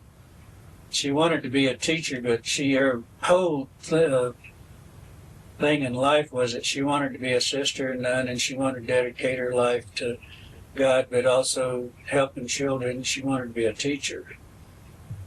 But about 2 years into her first 2 years of college, she got this feeling, she kept saying she got this feeling from God that some reason she always had a feeling that she should be a nurse. So she changed her major after the first 2 years, and then went into study and went into the nursing training there. And she'd given up the idea of becoming a nun? No, that was her plans. But she wanted, what she told me, that what she really wanted to do, she could have stayed she could have gone on in and still gone to school and everything, even though she was belonged to one of the orders, but she thought that she would better understand and everything if she went to the schools, public schools, and that it would help her in her teaching. And then later on, when she changed to nursing, that she thought that she could get closer to people and maybe see their problems while she was young and then going through training, everything that she could if she went in an order, because she would have more time to do this. But she had nothing in mind other than ever being a nun. How old was she then? She was 23. I was 22 and she was 23. Glenn, would you happen to remember at all where she might have graduated from? Well, she was born and raised in St. Paul, Minnesota, but I can't say that. I don't really know the names of the convents or the schools or whatever she was at. I don't really know. I don't know that we ever discussed the names of it other than this is what she did. And the reason that she went into the service, she said it was kind of a burden on her parents to keep her in college. And when she changed to nursing, then she had that opportunity to, they would pay for the education, and she would own some time afterwards. And then as soon as she got her time served, then she was definitely going into the order and dedicate the rest of her life to that. So, but anyway, as I started back to see her, before I got back to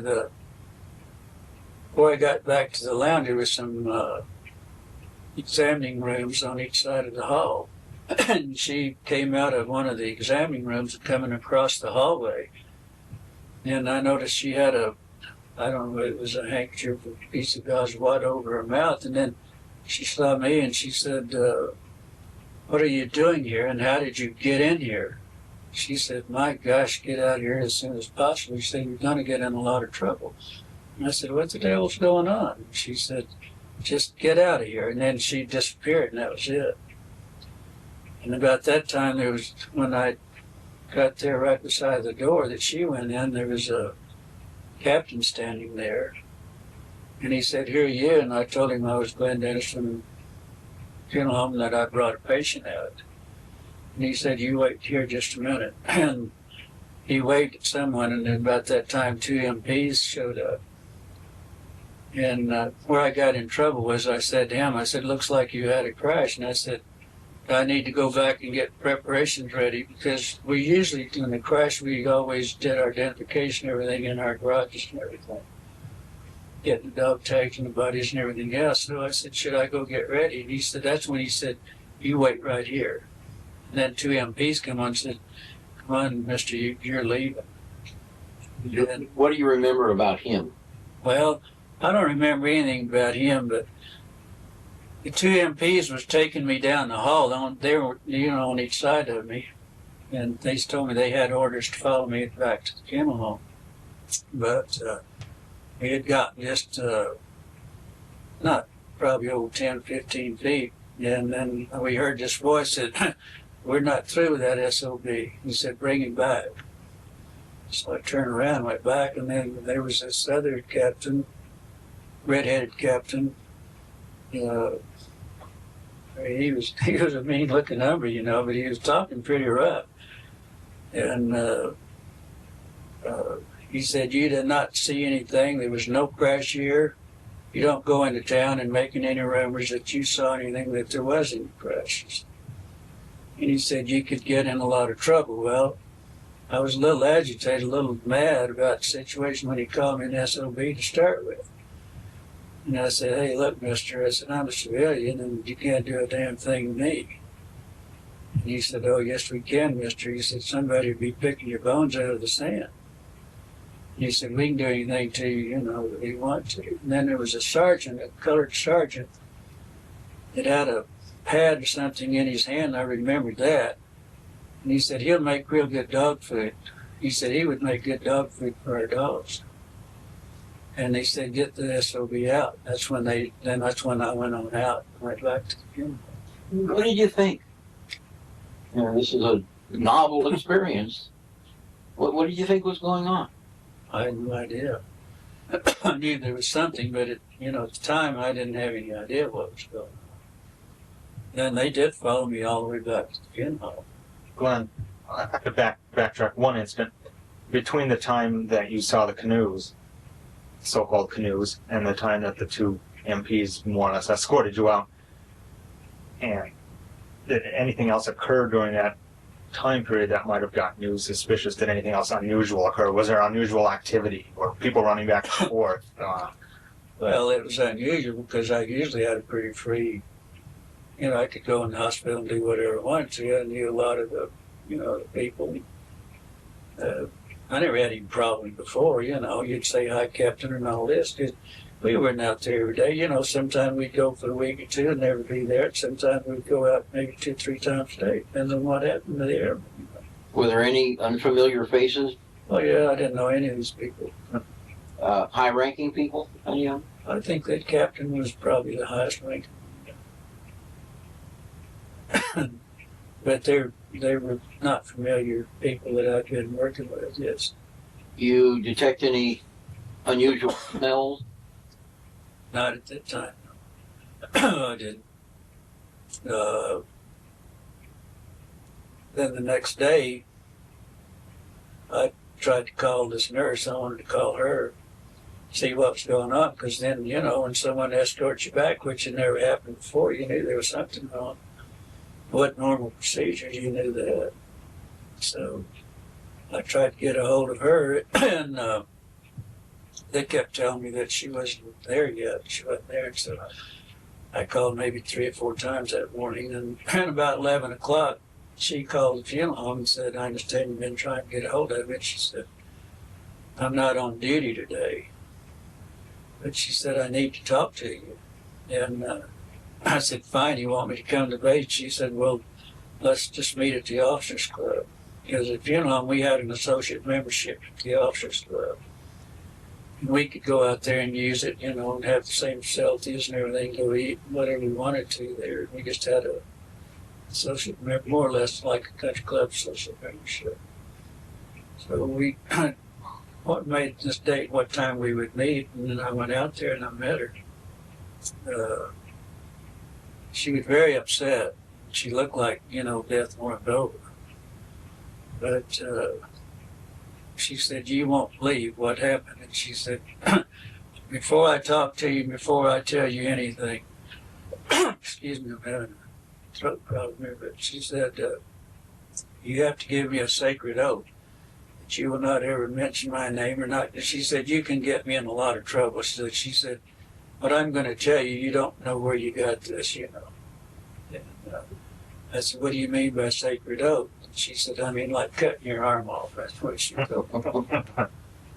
And I said, okay, because I said, I would definitely like to know what, what's going on. You think she was telling you this because you were good friends?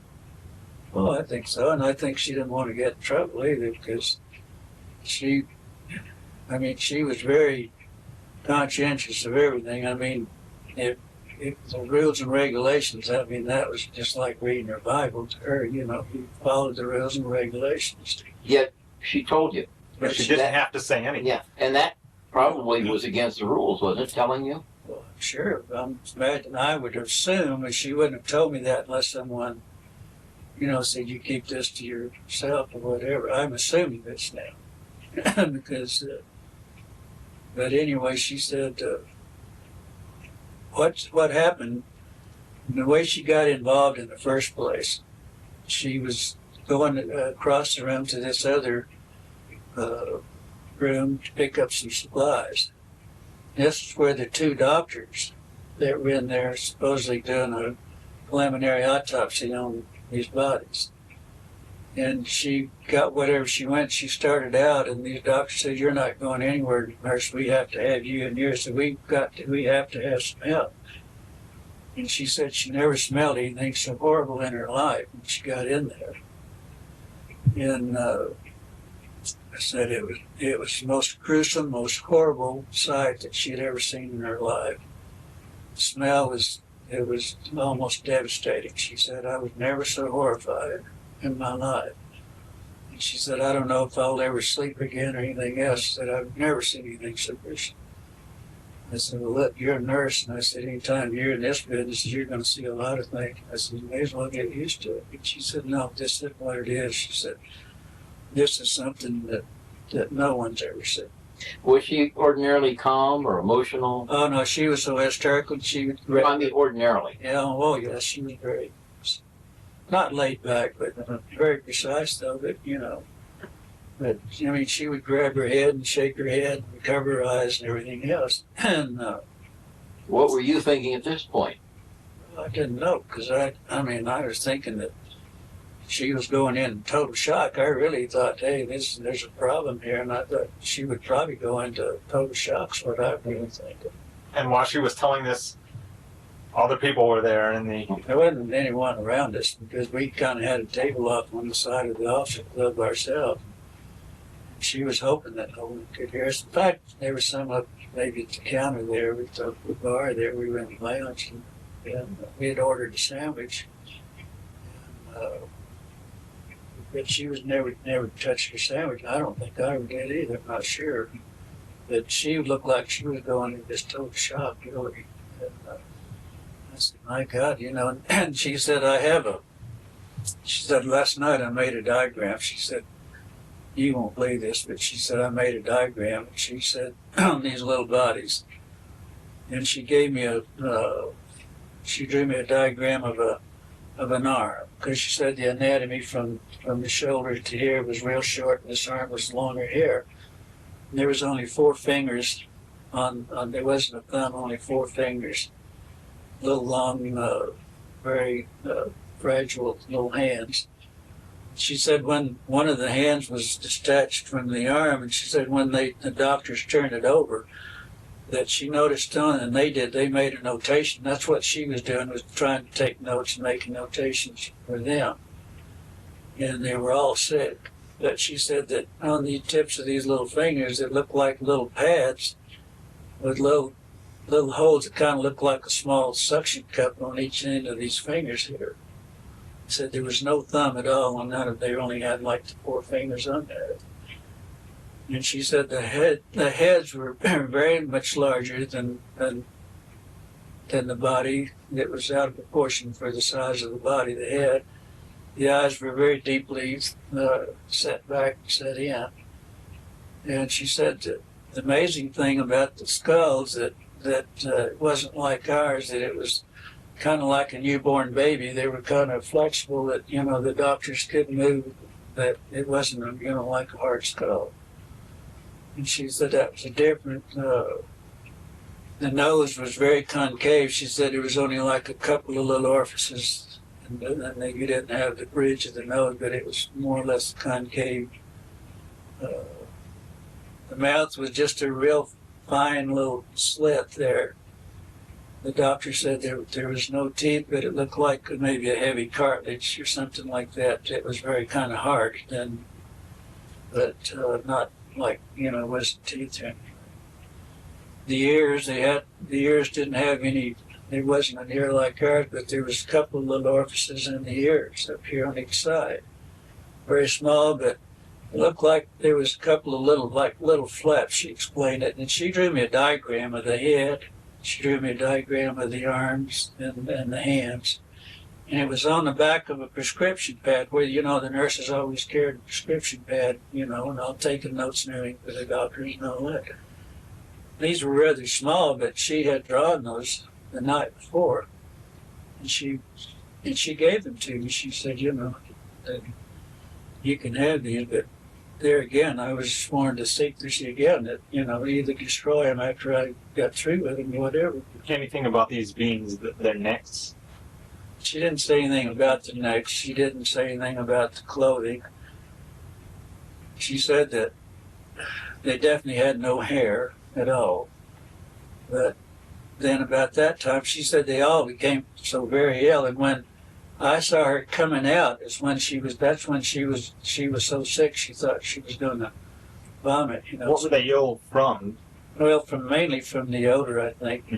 She said it was the most god-awful smell that she ever smelled in her life. Of course, being in the funeral business, I've smelled floaters and everything else. I mean, I've been through that experience, and I know what she was talking about.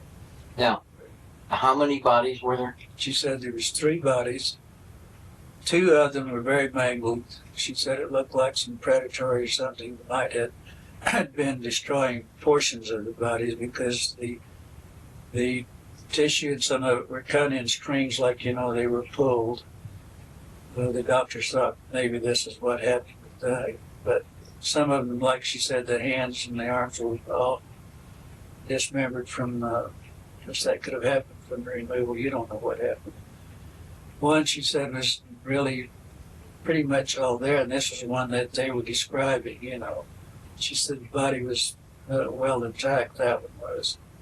She said they were like between 3.5 to 4 feet tall, so that would give you, but the bodies were black. Of course, being exposed to element could have caused that. Yeah. How did she refer to them? What did she call them? She didn't know what to call them. She just said small bodies. That's to my knowledge now. I don't think she ever called them anything except very small bodies.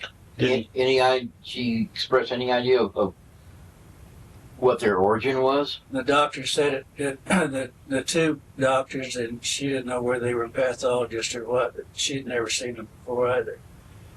And so she assumed they might be pathologists, but she wasn't sure. No, I mean the bodies. But she said the doctors, she said the doctor said, hey, this isn't anything we've ever seen before in our life, and there's no textbook that's ever covered this.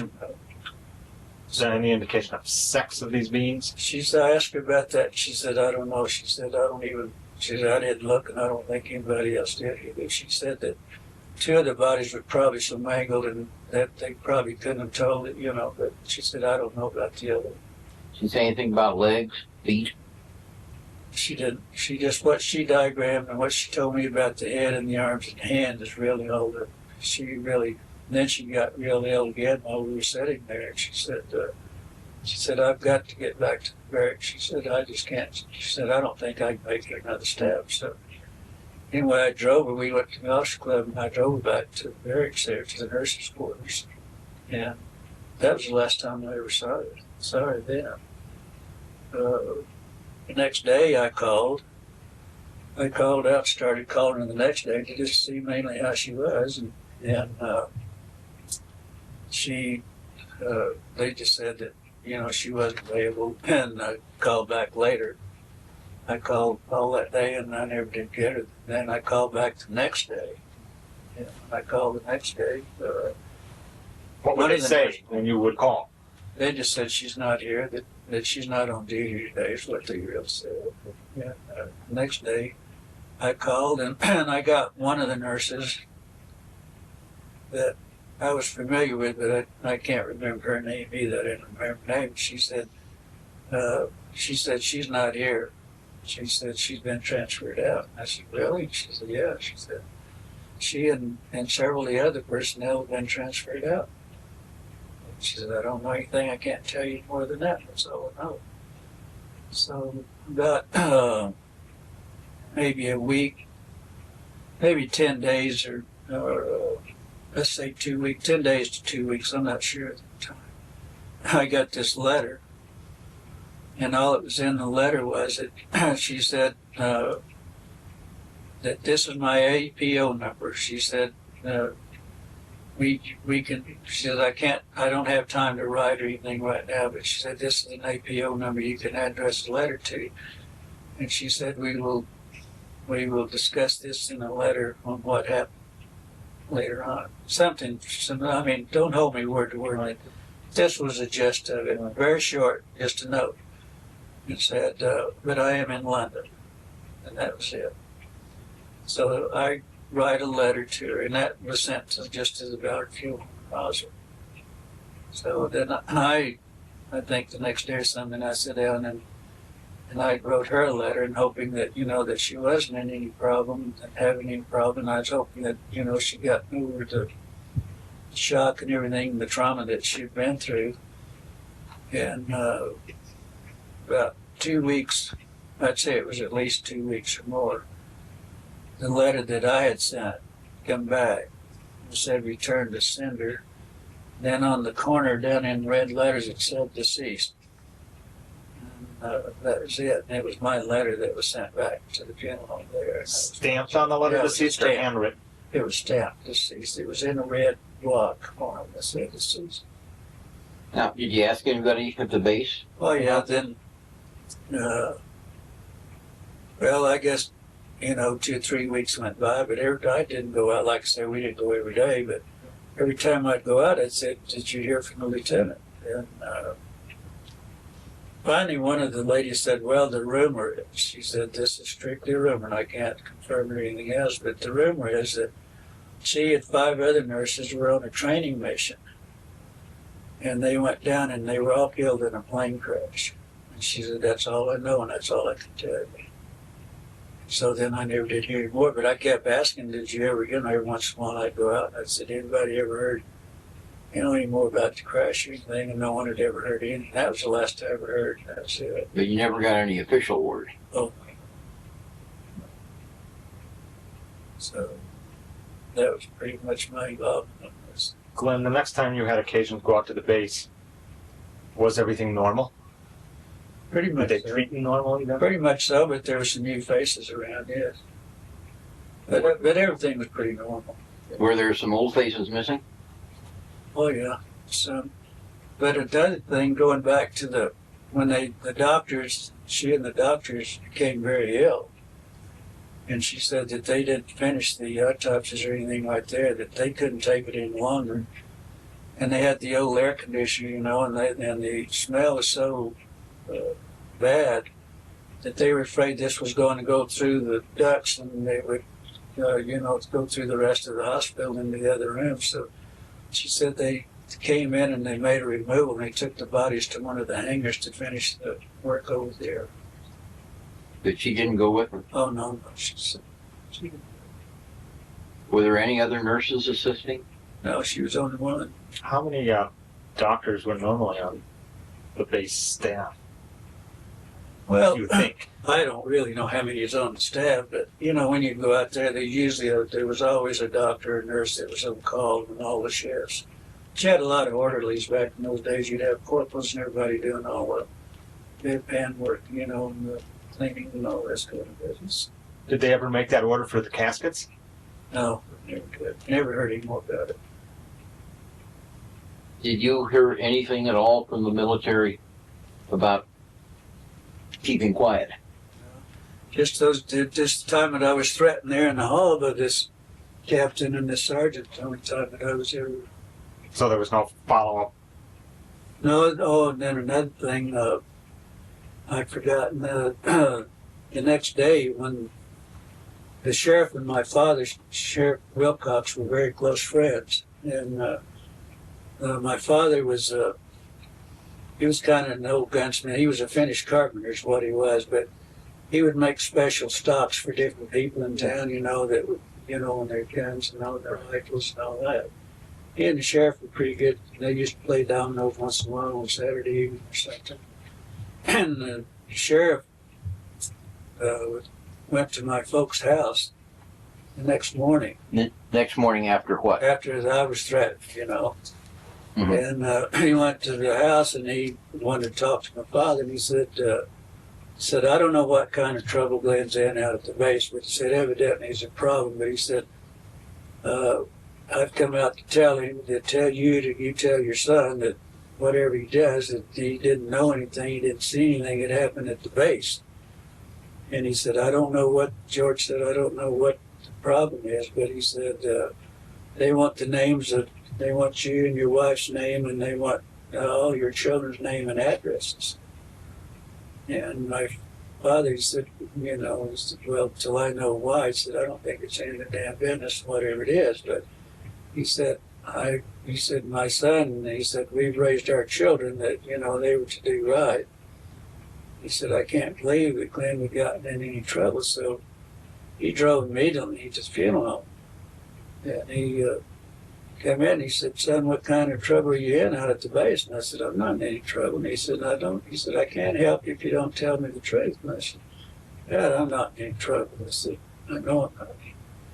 He said, "Well, he said, George Wilcox told me that you might be in some trouble."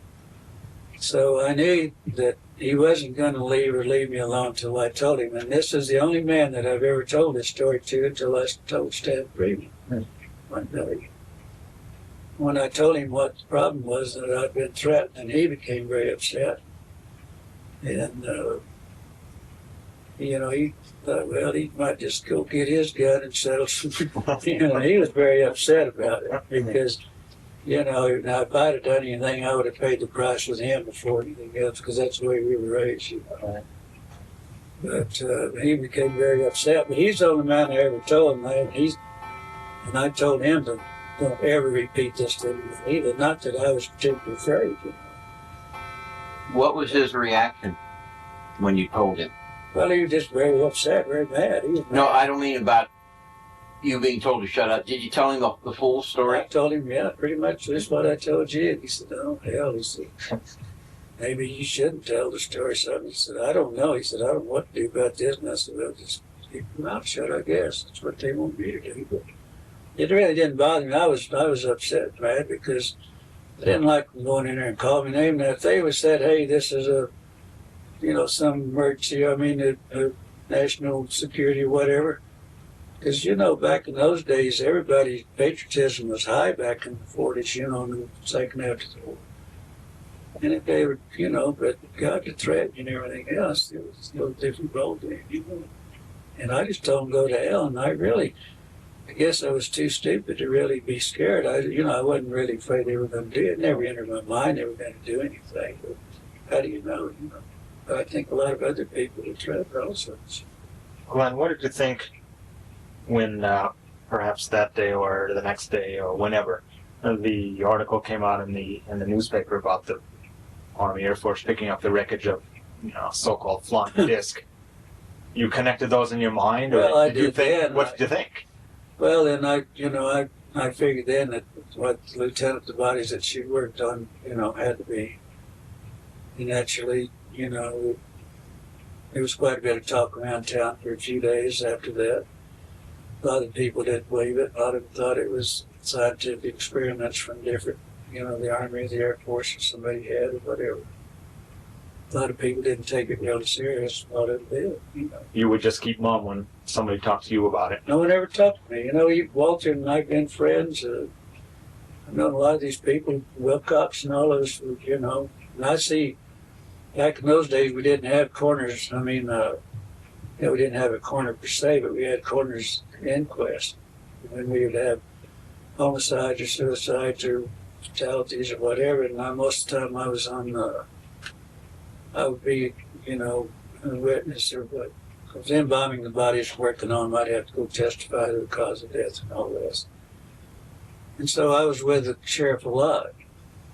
And we never discussed this. Even the deputies never discussed it. No one ever discussed it. Walter and I have known friends, been social friends for years. None of us, until, you know, 2 years ago, but I never said anything. It wasn't that I was trying to hide anything. No one ever talked. And after I saw how Walter and everybody's getting involved, I said, you know, I don't know whether I'm going to get involved or not. But my wife is the one that talks me into it. She said, I think you ought to at least get your story on the record. She said it may not mean anything, but at least get it in record, and then tell everybody to leave you alone and go on your way. You know. She said, I think you should do that. And that's the only reason that I did. It was just because she thought maybe I should, because I didn't know if it was important or what. But anyway, Stan Friedman had been after me, and you know, Bob Shirky brought Stan up that day, you know, and they said, I'll go ahead and get it to him and then get it out of the way and forget about it. Well, now, looking back to that time in 1947, what do you think was going on? Well, you know, certainly none of us had ever heard of UFO or aliens or anything else. The only thing we heard anything even close to that was a Orson Welles radio program, you know, back time. And that, but as far as, I never thought anything about it, you know. I was out at the base a lot and around the military. My brother was a fighter pilot and all this during the war. I was there during the war because I was 4F. I only have 1 ear. That's why I'm having to sit sideways to you to understand you. But I never really thought anything about it. Really, after that, I've never thought too much about it. I don't think any of us ever thought too much about it. How do you feel Now about the military's behavior and the whole thing. Well, my mind was made up when they threatened me that day that, okay, I think, so what are you trying to cover up? Tell us the truth and we'll either keep our mouth shut and go on our way or forget about it.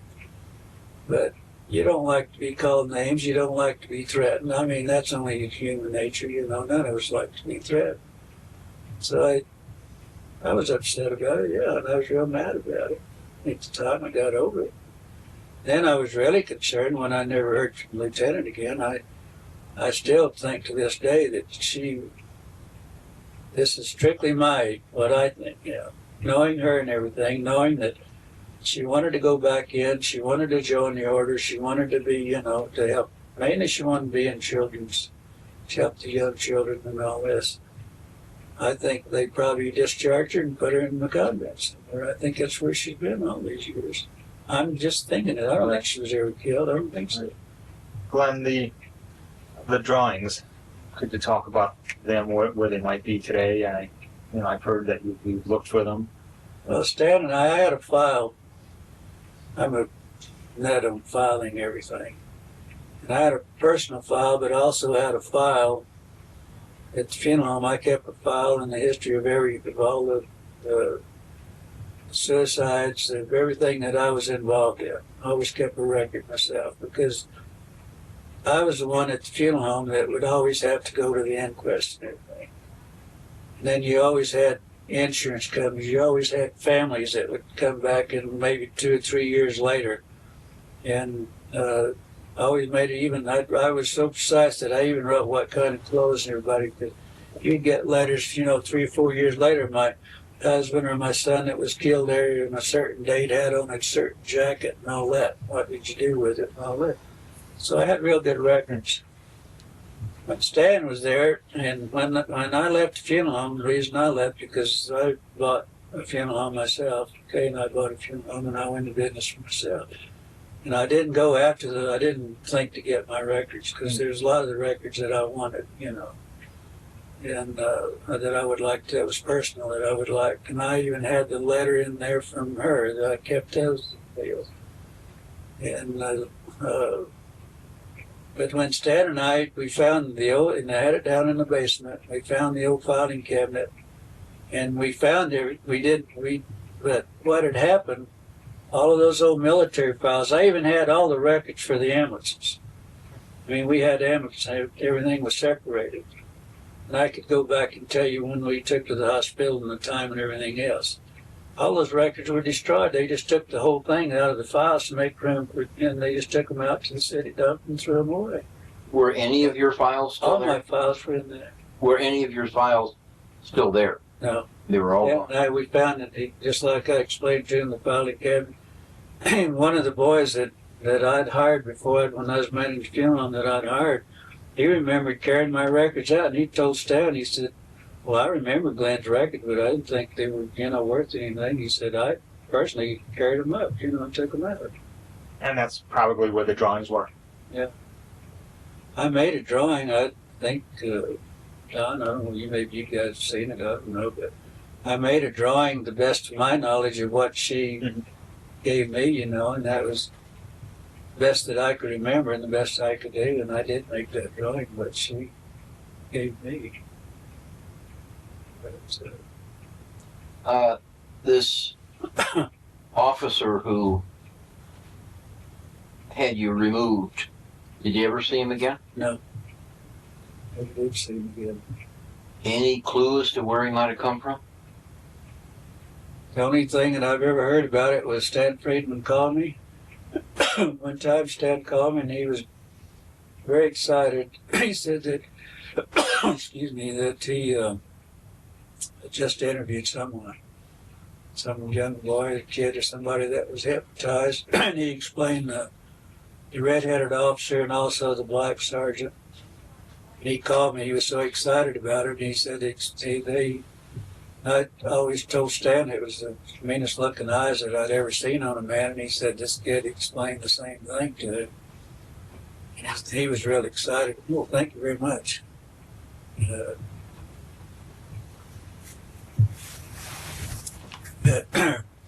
But I never did see any of them after that.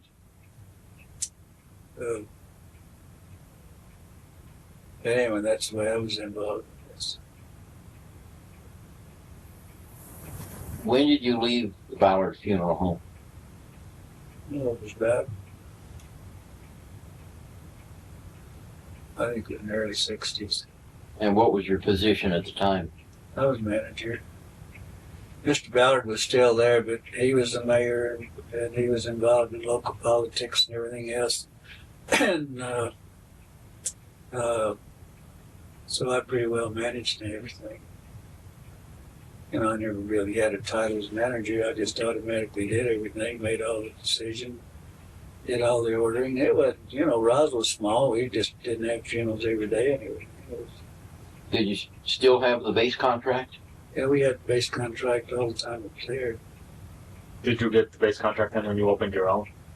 No, I didn't have it. You know, but you know, they closed the base. I don't remember what year they closed it, but they closed the base. We just automatically got it. Mm-hmm. Politics, that's what, I mean, the mayor and everything, but close it. Like, that's politics for you. Doesn't change. Yeah. Do you think of anything else? Ask? Yeah, go ahead. Any contact with the lieutenant's parents? Did you have parents? I never had any. I had contact one time that I was out there, and she introduced me to her brother. She said, "I want you to meet my brother Bill," and he was a sergeant. But I don't think he was in the Air Force. I think he was in the Army or something. Would they have any knowledge other than yours, or of her disappearance, or? Well, see, I've never contacted any of them after that. I never heard from anyone after that. He was just like her. He wanted to serve his country, but he was also studying to be a priest, and he wanted to, after the service, he wanted to go in back and be a priest. It was a very devout family. I mean, they were really something else. Glenn, were the MPs on the base and the guards running around with rifles and unholstered weapons? Well, they always had a pistol, on their. They didn't have them drawn, or did they? No. Was there any sign of increased security? Well, the only thing I noticed was standing back of those ambulances. I don't know if they were supposed to be guarding or what, but certainly I'd never seen any MPs before, and certainly there was never any MPs escorted us back to the funeral. So. But I really never noticed any at the time that I was involved in it. I just told you the MPs that was involved with, and that's all that I could say that I saw. How long were you in the building? Oh, I couldn't have been there. They didn't let me stay in there very long. I probably wasn't in there over 15 minutes. So I'm just guessing something like 15, 20 minutes at the most. And until this officer spotted you, nobody gave you a hard time? No, because, she was upset because it was there and how he got in. That was unusual, she was hysterical then, How did you get in here? Get out as soon as you're going to get in a lot of trouble. So, but it wasn't a normal day in the base hospital, I can tell you that. It wasn't anything normal. Because we were never threatened. We pretty well had to run the base, No one ever stopped us. When we were out there in the ambulance, we were there. We buried all the dependents, the military dependents, babies and everything else, stillborns. We were involved out there quite well, Quite intimately. So we didn't ever have any problems. No one ever questioned us when we were out there about what we were doing. We worked with the chaplains real well. It would seem that you were accorded a great deal of respect then by the military for the job. Oh, yeah, and MPs, they appreciated what you when we would go out back in those days, every time you'd go out on an emergency, the MPs and the police, before we ever left Funeral, we called the police station, so we have an emergency at whatever address we were going to. They would dispatch a car there, and they would always meet us there. At that time, an MP would always ride with one of the, when we had the military base, it would always be, most of the time the MPs would ride with one of the policemen. You got an MP, military police along with the others, and they were posted out there. And we worked real good with them, and they were all pretty good guys. In fact, there's several of those MPs today that they're retired from the police force and the fire department in Roswell. Stayed in Roswell, married Roswell girls. Quite a few of them. But we had a real good relation with the base. That was the only time we've ever had any problem. That was the only time. One day, essentially. Well, I guess that covers it then. Certainly appreciate you taking your time, and we'll see what comes of this.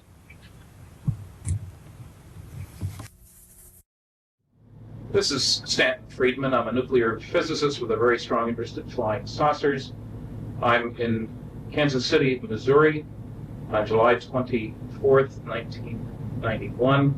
I'm here to do an interview with Gerald Anderson, a very important witness with regard to the recovery of a crashed flying saucer in New Mexico in July 1947. We have just had a visit with a polygraph examiner who says he has seen no evidence of deception. This is after spending several hours with myself and Gerald. I'll leave with Gerald.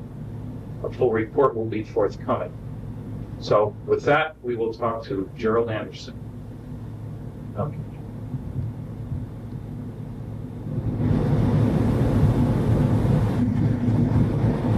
Enough. You state your name, please. My name is Gerald Anderson.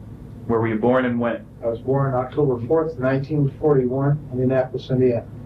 Okay, and give me a summary of what happened in 1947 with regard to a crashed flying saucer in New Mexico. Well, we had just moved to Albuquerque, New Mexico on July 4th, 1947.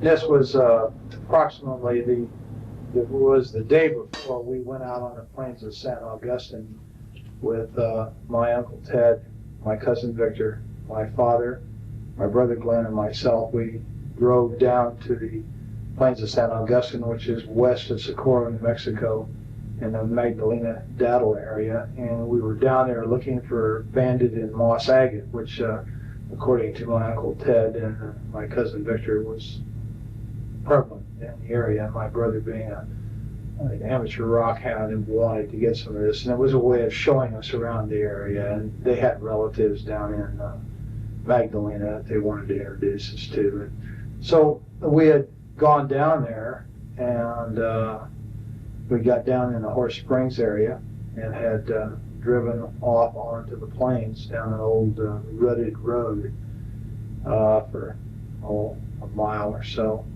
and seemed like a long ways.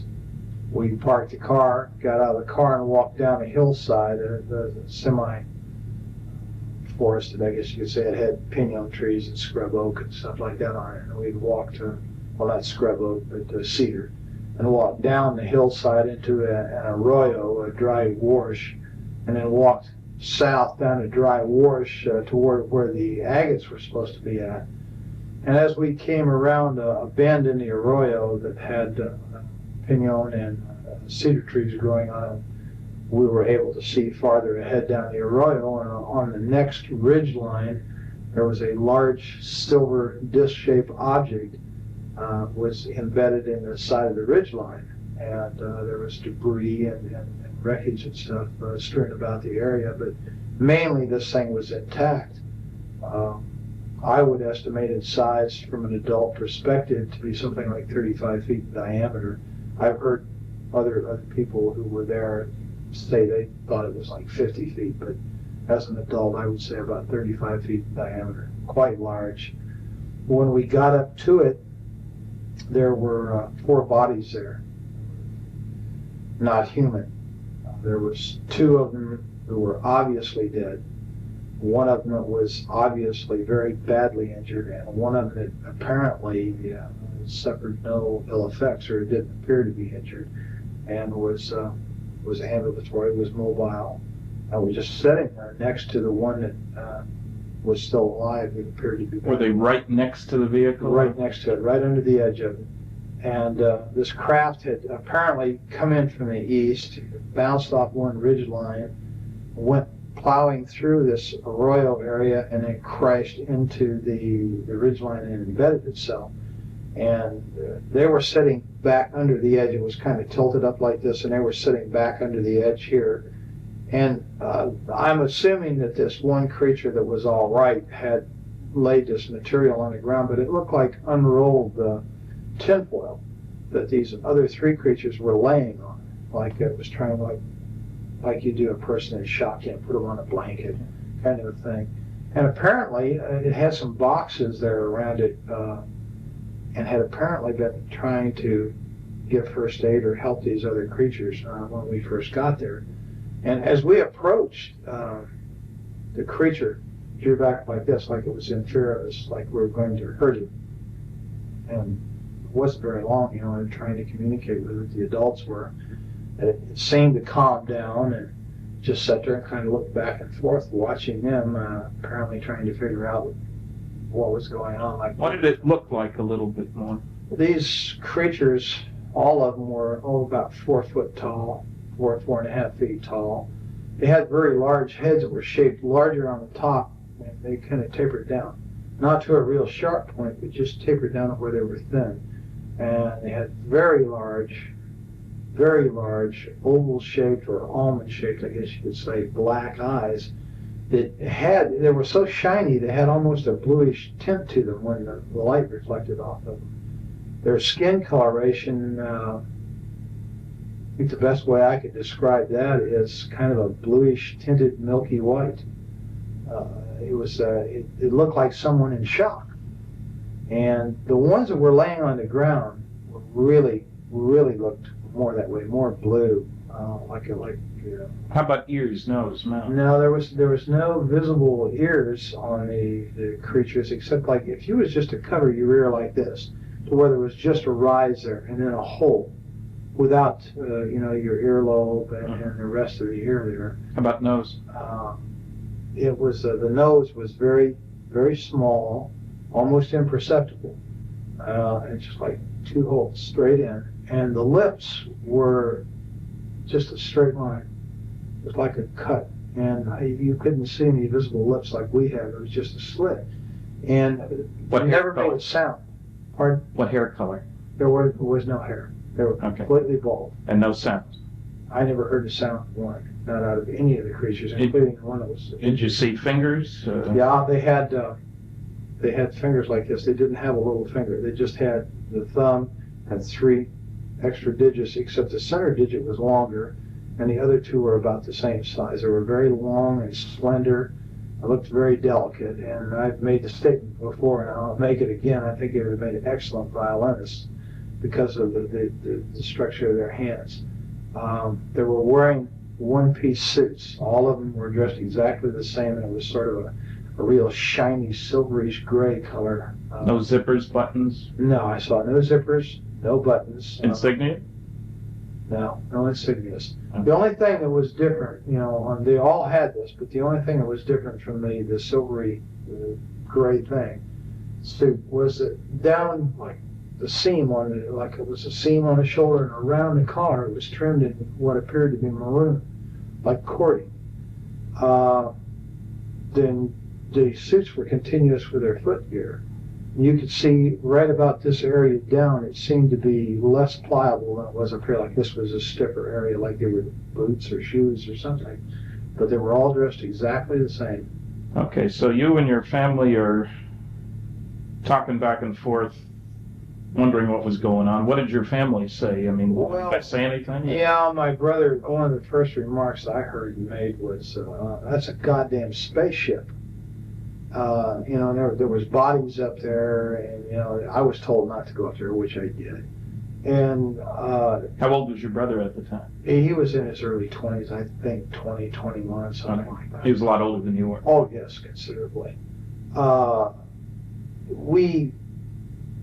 when we got out there, I kind of meandered off to one side. This thing was cocked up, and I was standing here.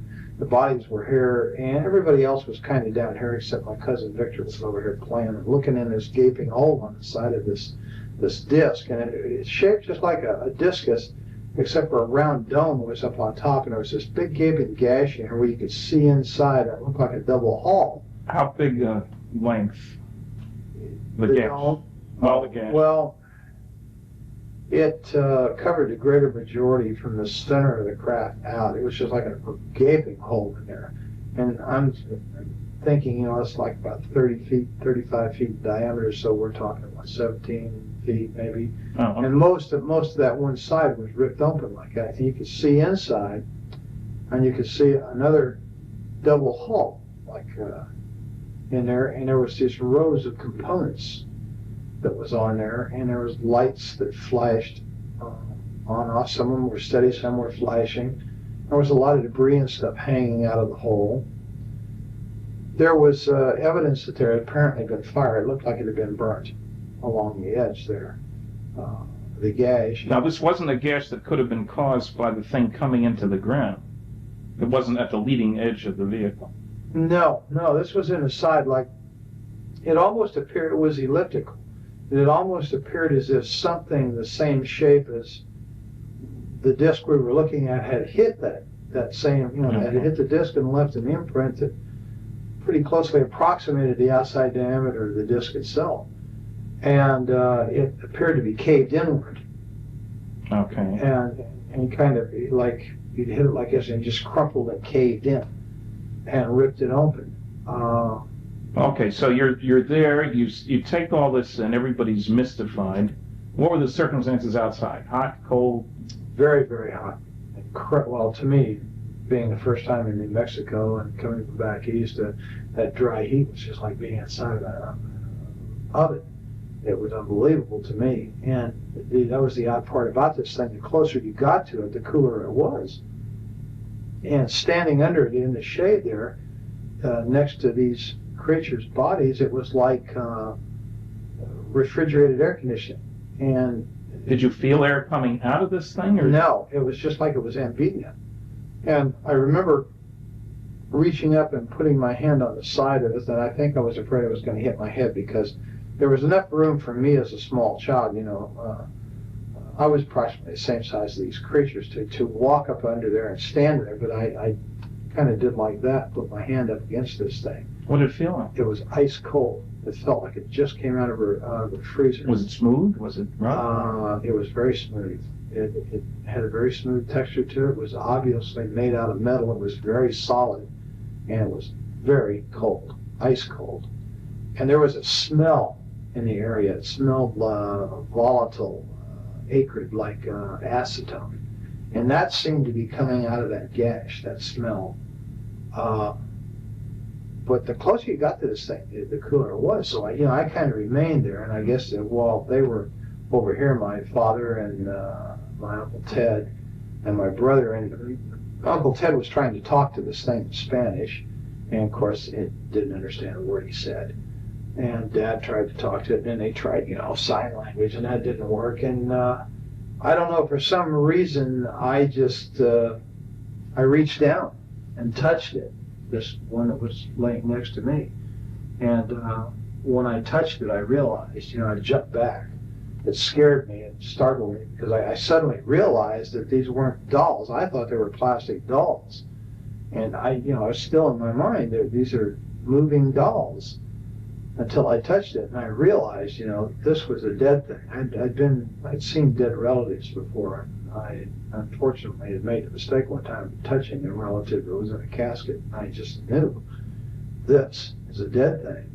And it scared me, and I ran around behind my father and my uncle, and this thing was sitting there on the ground, and it kept looking back and forth, and it just had its hands like it's in its lap, and it just kept looking back and forth between the three of them, and like it was trying to understand. And all of a sudden it just turned, it looked right straight at me between my Uncle Ted and myself.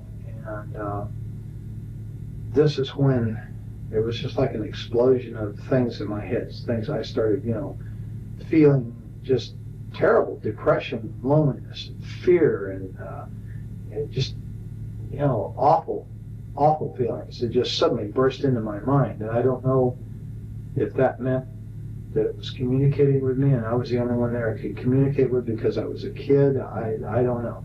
I turned and ran, and I ran across the arroyo and up on the area that it had bounced off of during the crash. And was just standing there looking down at this scene, you know, and my family, and off in the distance I could see cattle grazing, I could see a windmill, and I could see dust trails out on the plains out there. And I was there for a while, and then I came back down, and I guess we were there, you know, Victor was in, when I got back down there, Victor was up in the crack, and Ted yelled at him to get out of there, and Glenn went over and grabbed him by the belt and jerked him off. That's your brother? Yeah, and jerked him off and said, get out of there, you could cause this thing to explode and kill us all, you know, and then of course he went prowling around in there. I was kind of standing off to one side looking, that's why I knew that there was, I could look off these rocks that I was standing on right into this thing. That's why I knew, you know, about the lights and the components and stuff. And then, I heard other people talking, and I turned, and there was a group of people coming up the arroyo from out on the plains from the south. They had come up there, and of course they walked up and was talking. And how many? There was an older man and 5 younger students. Boys, girls? There was 3 boys and 2 girls. And they were all, you know, introducing, talking to my father and my uncle and my brother. What did the older one look like? The leader of this group, the man, he was a very tall man, very big man. He was wearing a pith helmet when he first came up, one of those kind of explorer helmets. And he was bald, and I know that because he had taken it off, and he had done this, you know, a couple times with a handkerchief and put it back on. He was a balding man. And he had a round face. He was very ruddy complected. He's a big man. And he apparently was a doctor because they kept calling him doctor. And as I understand it, it was an archaeological group that was out there on some kind of summer thing. And they talked, and he apparently was able to speak several foreign languages. And he tried to talk to this creature several times in different languages, again, to no avail. How did he happen to be there? Had he seen the thing? Well, they claimed that they said they saw this thing come down the night before, flaming, you know, and they thought it was a meteorite. And they had talked about, well, in the morning, you know, we'll go over there and see this, where this meteor came down, because that's what they thought it was. And when the sun came up the next morning, you know, and they got about their business and got up, and somebody looked over and said, you know, they saw all the shiny metal and stuff across the plains there, and they realized it wasn't a meteorite. It may have been an airplane and crashed, so they all decided to go over there and see if there was anybody who was alive, you know, that was hurt, that needed help. They had driven over? No, they walked over, apparently, the way I understand it. And it's quite a ways across that plain, so it had to take a very long time to do this. Or they may have had a vehicle, I don't know. That's an assumption, I think, on my part. They okay, so they're around with but the they family. came across the plains nonetheless. I'm not sure if they drove or not. I didn't hear any cars. And then somebody else showed up. Yeah, they were down there just, 15, maybe 20 minutes tops, you know, and they were picking up things, some of the students. And this Dr. Buskirk, that they called him, this one girl went up and said, look, doctor, wouldn't this make a beautiful ring? And she was holding what looked like a red rod, a red tube of some kind. It was kind of a silvery red. And he kind of snapped at her, you know, and put that down, Agnes. You don't know what that is. I think it hurt you. Just don't pick this stuff up. And she kind of said, well, yeah, okay, doctor. And then he went back to what he was doing, and she walked away and put it in her pocket. And a lot of them were doing this, were picking up things and feeling things. I was picking up things and feeling things. There was all kinds of material, metal, and stuff laying around. Then we heard it. We all heard it, a sound of a motor coming like a truck. And I went back up the incline there to the ridge line, and I could see out there, and there was a truck coming up. It was an old pickup truck, was sort of a beige color or a tan colored thing, and it had a whip antenna on it. And it stopped, and this guy got out, and he's wearing brown clothes, he's got boots on, and he's wearing a straw hat, just like the kind Harry Truman always wore. And he had wire-rimmed glasses. He was a big man, and he looked exactly like Harry Truman to me. And I'd seen in the movie Tone News that he was president then. Yeah, I was well aware who Harry Truman was, so everybody was. He was kind of a hero, And this guy looked like him, except bigger. And I don't think he didn't look as old either. His hair was kind of light gray. And he walked over there, and they got to talking, with everybody, and he told them that he worked out on the plains out there and that he made maps and that he had seen the wreckage from out there on the plains, and he saw the people and he thought it was a plane wreck, and just something was going on, and he came over there to see. And he hadn't been there but just a very, very few minutes when we heard all kinds of motors and engines straining and stuff.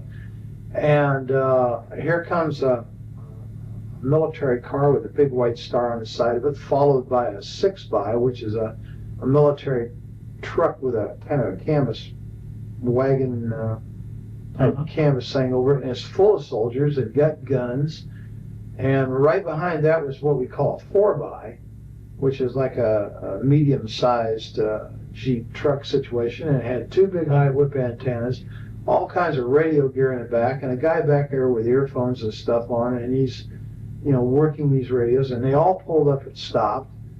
And which direction had they come from? They came from the north, from the Horse Springs area, right? So they could have come off the highway there. Oh yeah, I'm sure that's exactly how they got there. They come off the highway the same way we did. Well, in the meantime, when it stopped, this black soldier, the sergeant, and the reason I know he was a sergeant, my brother told me he was, and he got out of this car, and then a guy got out on the other side, and Glenn said he was a captain. He told me later he was a captain. And this guy had orange-red hair. And all the soldiers then came running over there, pointing guns at people, and telling them, get away, get away, get away, And when this creature saw these people, the military, he went nuts. He went into an absolute panic, worse than what he did when he saw us. Did he move around, or just his eyes? Or? He just went crazy, and it was like he was looking for like he was looking for a place to run and hide. But he never got up. Never got up. He never left the one injured one next to him. And this red-headed officer, this guy was a real butthole. He made all the threats. He threatened to have people shot. They didn't move away. Everybody? Oh yeah, get away, get away. We'll shoot, get away from there. This is a military secret. Just screaming and hollering. And he told my uncle and my father that if they didn't want to spend the rest of their life in prison, they would never say anything about what they saw there. If they ever wanted to see us kids again, they'd take the kids away, and they'd never see the kids, meaning me and Victor. That we'd better keep our mouths shut. If we did not, this is what was going to happen. They were threatening people and pushing people, and the students as well, and Dr. Oh yeah, they were hustling everybody. And one of the soldiers pushed my uncle. He had a rifle, I guess, and he shoved him back like that. Well, that was something you don't do to my Uncle Ted. Ted had a violent temper, and he grabbed the rifle and reached over top, smacked this guy, and dropped him right there. And Ted had dropped the hat. This guy's a cowboy. He'll hit you in a minute. And of course, when he did that, there was bolts opened, and I guess cocking. They were cocking their rifles. They were pointing guns at people, and everybody, Buskirk and Glenn and Dad, grabbed him and pulled him back and got him away. Don't, man, they're going to shoot. Don't do that. Trying to stop this. And I think we came very close to having someone shot. Then they really started threatening, and they interviewed. Well, did the redhead do all the talking pretty much too? Pretty much, except once in a while the sergeant would chime in and make statements like that to other people in response to the redhead. But mainly it was the redheaded. Was there a name tag? Yes, there was, and his name was Armstrong.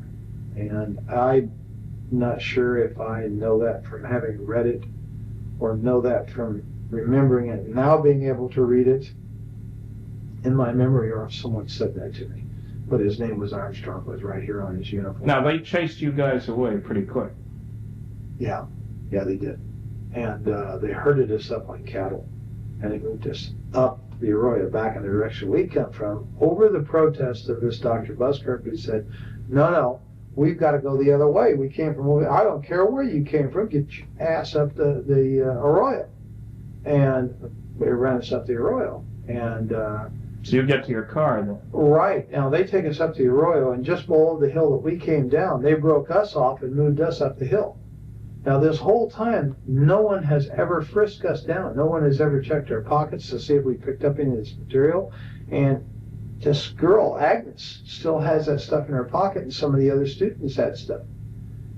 To my knowledge, up to that point, they had not been searched. Whether they did so afterward, I don't know.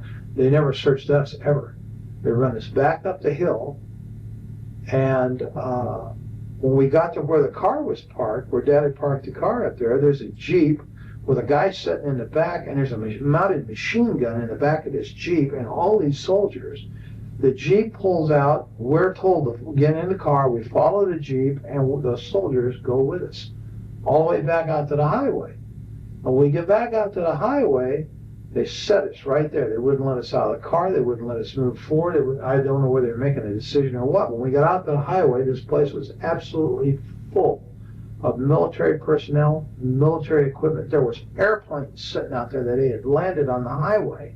Did you see any airplanes when you were back at the site? Yeah, there was airplanes in the sky, but nobody thought much about it. I didn't think anything about it. I was used to airplanes being in the sky, having been raised in Indianapolis, Indiana, the home of the Nordum bomb site. The sky was always full of military aircraft. I never thought nothing about it. And when we get back onto the highway, there's observation aircraft, high-winged aircraft, and there's one, what I know now to be a C-47 sitting there, and how we didn't hear that land's beyond me. And how he landed, well, of course, I guess you could land if you're a good pilot out there, because there was no drone poles or anything. And they had tore the fence down on the north side of that highway, and all this equipment was setting back up there, and that plane was up there, and they were taking stuff out of the plane. There was military ambulances, and there was trucks with wreckers, cranes on them, and there was tankers, like maybe had fuel or water in them. There was just, everywhere you looked, there was military. And a major recovery operation. Yeah, it looked like an invasion force. It really did. And they were all wearing these light khaki uniforms. They didn't look like, olive drabs. They were light khaki, and they all had the same patch over there, that kind of blue funny patch with the circles on it was on their shoulder. And Did you have any clue as to where they came from? Did your brother or your uncle? No, I don't know where they came from. I don't think anybody ever ascertained that. There were a lot of them had MP patches, and some of them were wearing nightsticks off of these webbed utility belts. They had nightsticks, and they had 45s and holsters. The automatics in a full holster. And these were the people who were given most of the orders. They had the road barricaded off out there, and we sat there for a very long time, and we were getting thirsty and everything, and we asked, if we could go back to Horse Springs and get some water. Oh, no, you can't go through there. And right after that, they said, no, you just turn around and you head out of here now, and you go to Socorro, and this is a redhead again, you keep your mouth shut, just keep going, and don't look back. Well, so we drove away, and Dad and I said, hell with it, we'll go to Magdalena, we'll get water at Magdalena, because that's where John Trujillo lived, their relative, Ted. And so as we drove away, I was looking out the back window, and I could see Dr. Buskirk and these kids, and that guy that got out of the pickup was standing there, and this Dr. Buskirk was doing just like this in this redheaded officer's face, and he kept pointing back behind him. And I guess that meant, we got to go back that way, and he was fed up with this guy or something, and he was shaking his finger in his face while they were yelling at each other. And that's pretty much the last I saw of the whole situation. I don't know what happened after that because we just kept going. Did you get home before dark? Oh yeah, it was before dark. Of course, it was in the summertime, so it didn't get dark until way late. And we stopped in Magdalena very briefly, and then just kept going. And the adults were really funny. They were really scared. And I had very rarely, well, of course I didn't know him that well, but over the years I knew that Ted was not much of a disciplinarian. He really didn't discipline the kids that much. But he really knocked the fire out of little Victor. Victor wanted to talk about what we just saw. He just saw Ted kept telling him, shut up, don't talk about it. Nobody's talking about this. Finally, he just turned around and knocked the living hell out of Victor for shooting his mouth off. Did Ted work at Sandia then? Yes, he did. He did something out there in the technical area. I don't know. Had a clearance? Yes. And later your dad worked out at Sandia? Yes, he did at security. And he worked there for years. Until he retired? Until he retired. My dad had some very high clearances. Okay. When we got home, Mom was over at Uncle Ted's house, and Mom perceived instantly that something was wrong. I said, what's wrong, Glenn? He's again. And they decided to tell him. Well, when they did, then of course Isabel, oh my God, you saw demons, you saw the devil, because Isabel was Ted's wife? Ted's wife, a devoutly religious Catholic person who thinks anything that isn't a vision of, say, the Virgin Mary or Jesus is quote unquote demons, and that's what we saw. And of course Ted, oh God, just put her off. And we really never talked about it much in the family because of the reaction it got. And my dad was really afraid, and so was Ted. And Glenn especially, because Glenn made the statement about when he first saw the military, he told my father, he said, and Ted and everybody there, don't let them son of bitches know I'm a Marine. Don't let them know. And of course nobody did, and he was in civilian clothes, so, he had a pair of blue jeans on, and he was in civilian clothes, so, he didn't look like military, or I'm sure his ass had been in real trouble. And they never checked. They just assumed, I guess, that we were... Did they ask your names? Oh yeah, they took our names, they got all that from my dad. And my brother just very cursory would, just hardly talk to him at all. He let Ted do most of the talking, which was pretty smart, I think, under the circumstances. And of course, they never really asked me any questions at all. You were just a kid? Yeah, I was just a kid. And, well, you first went public with this. Now, let's first square away. All the other 4 that you were with are dead? Yes. It's been some time. My brother died of a heart attack in Mexico City. My dad died of a heart attack in 78. And Ted and Victor were killed in an automobile accident in the mid-60s, and I assume it was 65. Right, now, there's a strange diary that's turned up. How did that happen? Well, when I went to my father's funeral in 1978, a lot of Dad's personal belongings were given to us boys. You didn't live in the area at the time. Oh, no, You'd gone off to the military. I've been in the military, and subsequently on the return to the military, moved to Colorado immediately. And your dad had remarried a couple of times, and oh yeah, this was Dad was on his 3rd wife, and his personal belongings and stuff, were kind of given to my 2 brothers and myself. And my cousin Valley Jean was there at the funeral. That's Ted's daughter. Yes. And she came up and was talking to me, and she said, here, you were there, you need to have this too. And she handed me these photocopies. And at first, I thought, well, what is this, Dad's diary? She said, no, it's my dad's diary, but you were there, you need to have this. And then it dawned on me what I was looking at, because I read a little bit of it.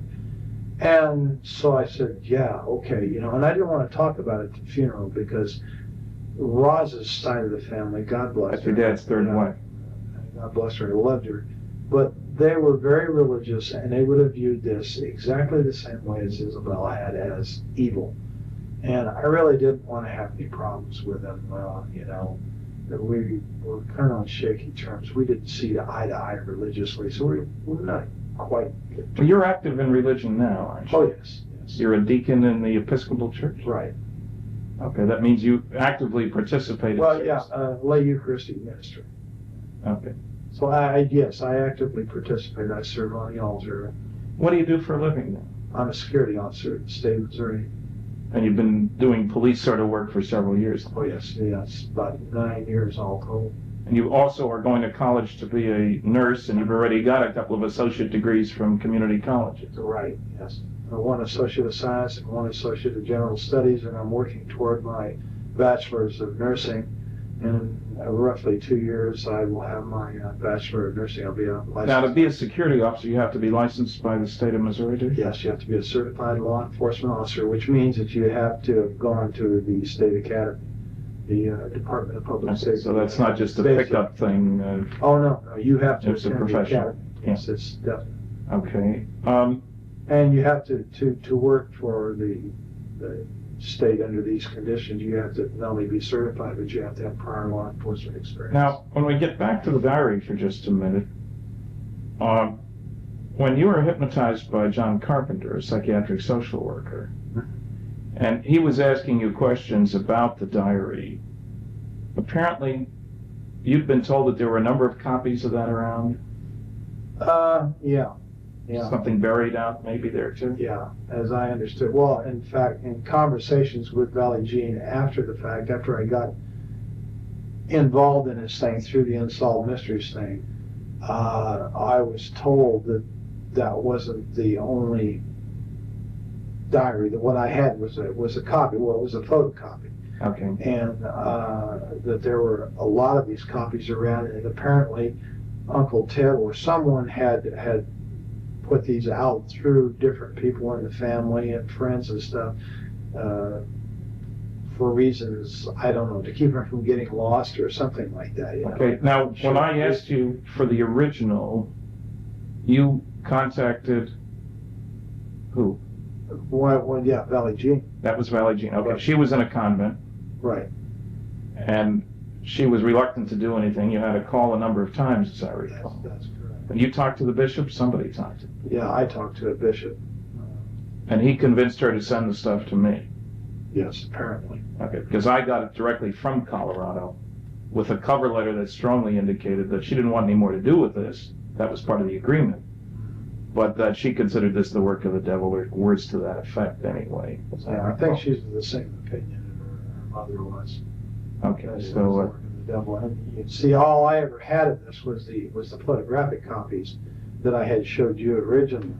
And as I understand it, you received the original. I received the original from which those have been made. They were partly burnt. She mentioned she had intended to burn them, but because of your persistence and with the agreement that I never contact her, she would send them to me. And as you know, when I had forensic analysis done, it showed that the ink dated from the early 70s. The paper could have been available in 47. So it was clearly not an original. But it was also done before there was any publicity about this case anywhere. As I know, I was the first one to get involved. Exactly. Now, as you know, we have discovered, not I, but you had identi-sketches done by a police artist of the various people involved in this. Right. Mm-hmm. And as you know, there is a picture, several pictures that seem to indicate that Dr. Buskirk was Dr. Winfred Buskirk, who had received his PhD at the University of New Mexico. And you had described him as in his late 30s, early 40s. It turns out he was 39 in 1947. He was bald and been bald most of his life, even up to then. Was there other contact between you and he at that time, as far as you knew? Your family and him, or? I don't know.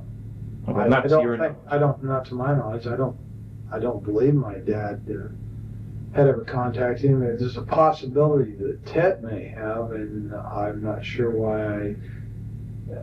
I think Valley Jean had alluded to the fact that Ted had been in contact with him, and that they had corresponded, this kind of thing. But as far as any personal knowledge of it, no. Okay, now you didn't tell your story really until the Unsolved Mysteries program was rerun in January of 1990? That's right. That's when you contacted them, got my address, wrote me, wrote Yeah, Kevin Randall, and It was- were a little upset that the program wasn't quite accurate. Well, yeah, that was the whole thing. It started off as a fluke to begin with, because everything that I saw didn't jive with what I had seen personally. I guess I was kind of miffed, here all these years. I had been primarily forced, by not only by others, but by, my own sense of survival to keep my mouth shut. And wow, here it is. It's on TV, and he got it wrong. And so, I just impulsively called the number and told the lady, wait a minute, that whole thing was wrong. Well, how do you know that, sir? And I said, well, because I was there. That's why. And boy, that apparently pulled somebody's string. Yeah, and the key thing that was wrong, of course, there were a few mistakes in an otherwise excellent program, was that they had that, the Barney Barnett, the civil engineer story, over near Corona, and you knew that it was over in the plains. Right. There's a lot more. Well, yeah, and then the fact that the thing looked like a tent flat hat or a tent top hat, and it didn't. It was disc shape, and Barney Barnett, or whoever the guy in the truck was, did not drive right up to it on a road. It wasn't parked conveniently next to a thoroughfare, Right. And it was just things like that. And I don't know. I just, for some reason, I thought, well, geez, look. It's already public. Yeah, the story's out, and let's get it right, Of course, I don't think I realized at the time, how involved this was going to be, but what kind of you live and learn. Now, I got you together with John Carpenter, the psychiatric social worker, and you guys had several sessions, and then we flew out to the site. Uh-huh. You're reasonably convinced now that the second time around out there, we did find the exact location. Yeah, the first time in, it was like 43 years. And we're in a helicopter. And I was in the air this time, and the last time I was on the ground. And so, the landmarks were a little confusing. I was positive I was in the right place. But until we actually got on the ground, John and I, and retraced the route in there that we had come in the car, I wasn't absolutely sure. There was two ridge lines there, and I wasn't really sure of which one it was.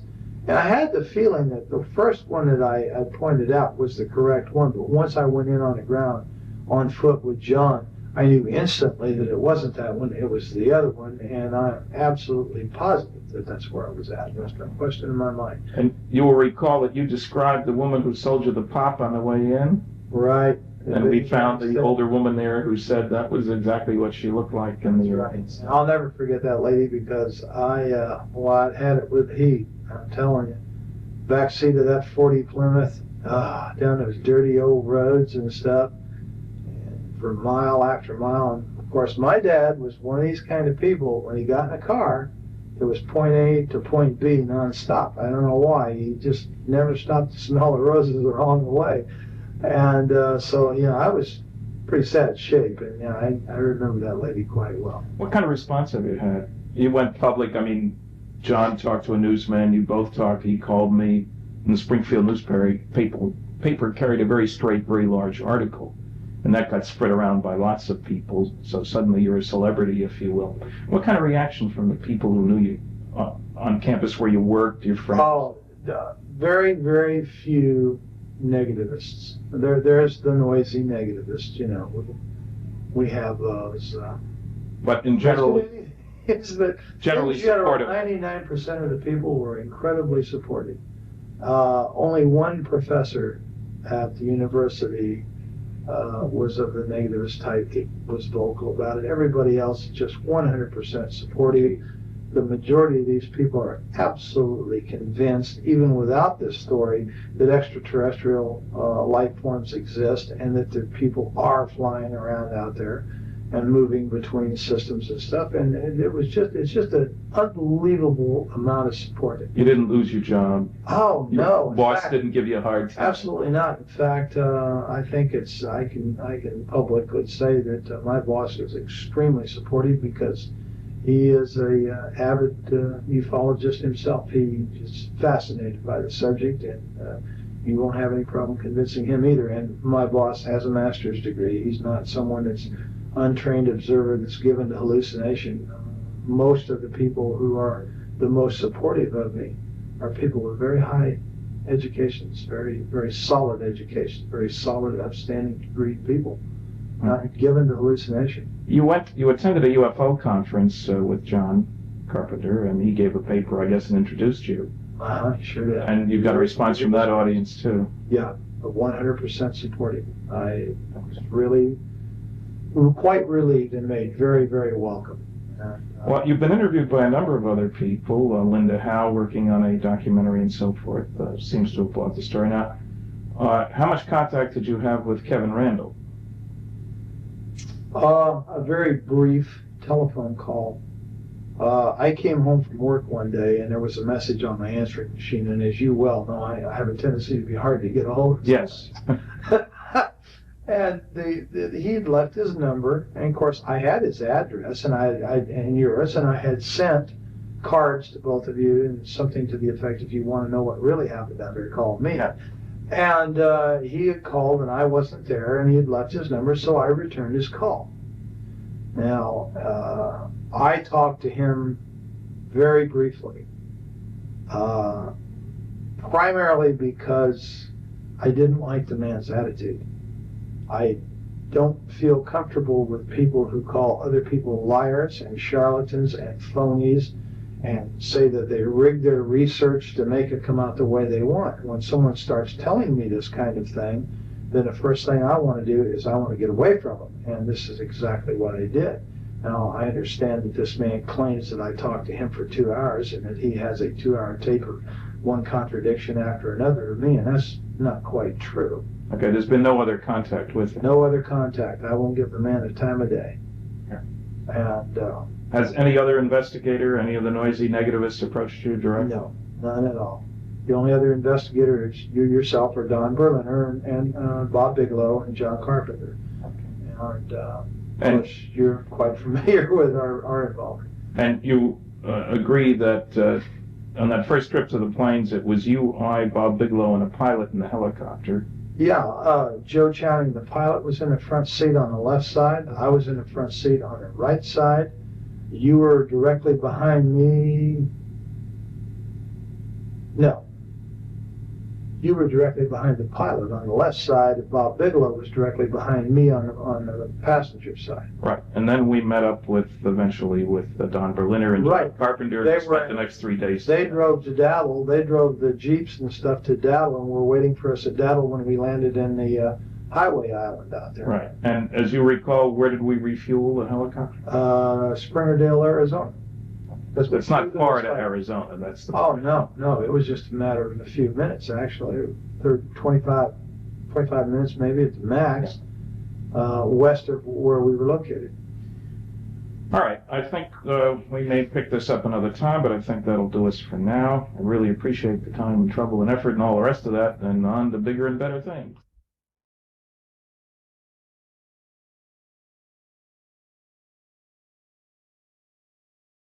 Yeah. By what they've read and seen since, describing essentially what they remember.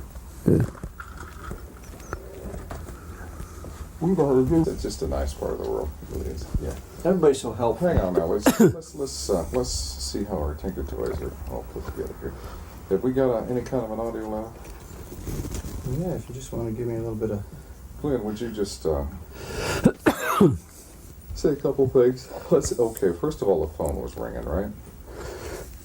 Okay, the way I became involved in this was started out in the early afternoon, around probably 1:30 in the afternoon, and I received a telephone call from the mortuary officer out at the Walker Air Force Base, Army Airfield Base, and he was inquiring about what would be the smallest possible casket that we could get that would be hermetically sealed.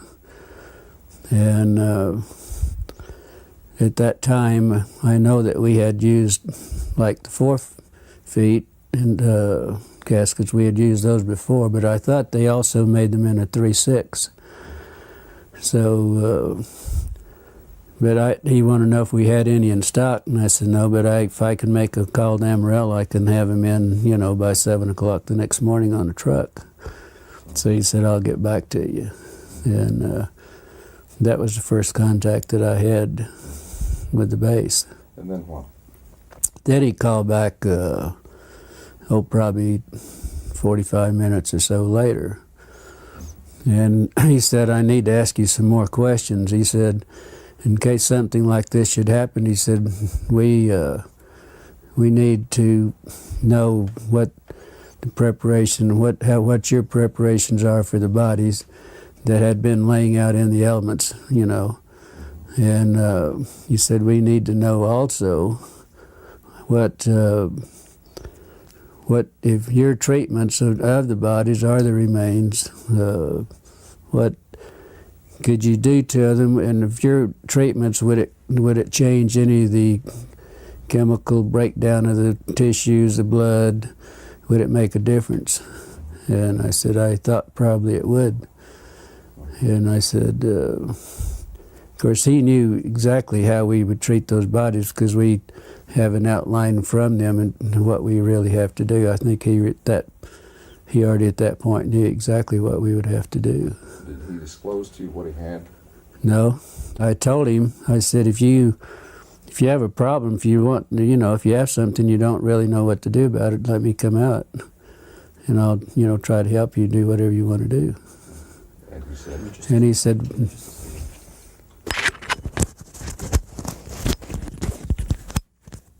okay. And he said, no. He said, let's just back up just a minute there. Let's start again with, you were saying you told him that you could come out and take care of what he had, right? Yeah. Why don't you pick it up from that point again? So, and he said, well, we don't really have anything. He said, we're sitting here thinking in case we should get involved in something like this, what would be our preparation? Should we do?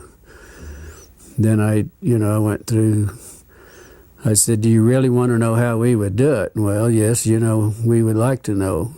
So that's when I explained to him that we would have the vats that we would fill up with formaldehyde solution with water, and we put the bodies in them, let them stay there for 24 hours, and then take them out. And then we would pack the bodies in, would be a sawdust and really a lime, what we would pack them in, then wrap them in the plastic. That's bodies that were badly decomposed. If there was tissue, deep tissue, we would have to do it hypodermically with needles to get to the deep tissue.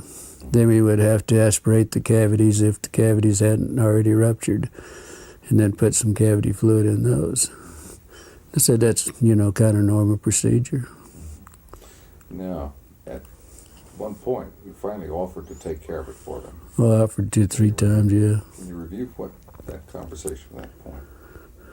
You mean when I offered to take care of them? Yeah. He said, well, we don't really, right at this time, we don't really need your assistance. But he said, in case something like this should happen, then he said we would be prepared and we would know what to do. Mm-hmm.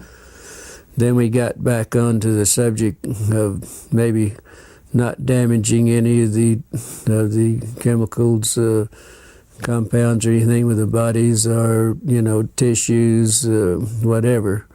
Because and they wanted, how would you pick bodies up like that, and what would you do not to contaminate any of it? Didn't this begin to seem a little strange to you at that point?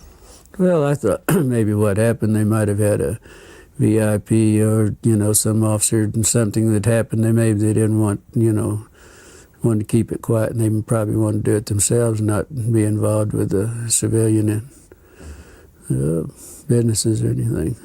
So, after these conversations, you were curious, and you went on out to the base, as I understand it. Can you review that? Well, I didn't go out to the base.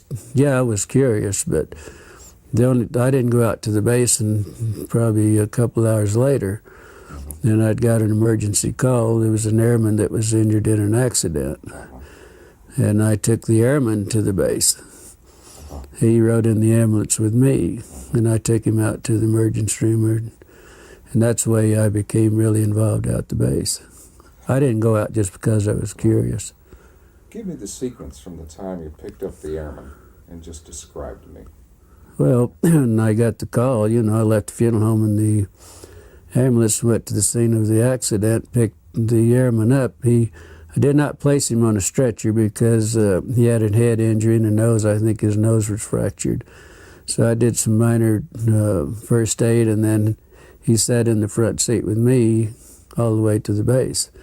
When we got to the base, then he walked into the emergency room. I didn't have to take him in. They didn't bring out a gurney or anything. He just walked in on his own. Then I never did see him after that. Then I had this friend that I wanted to talk to and see. This is a lieutenant nurse that I knew quite well, that had only been there approximately, only been commissioned and been out to sign. This was her first assignment out to the air base.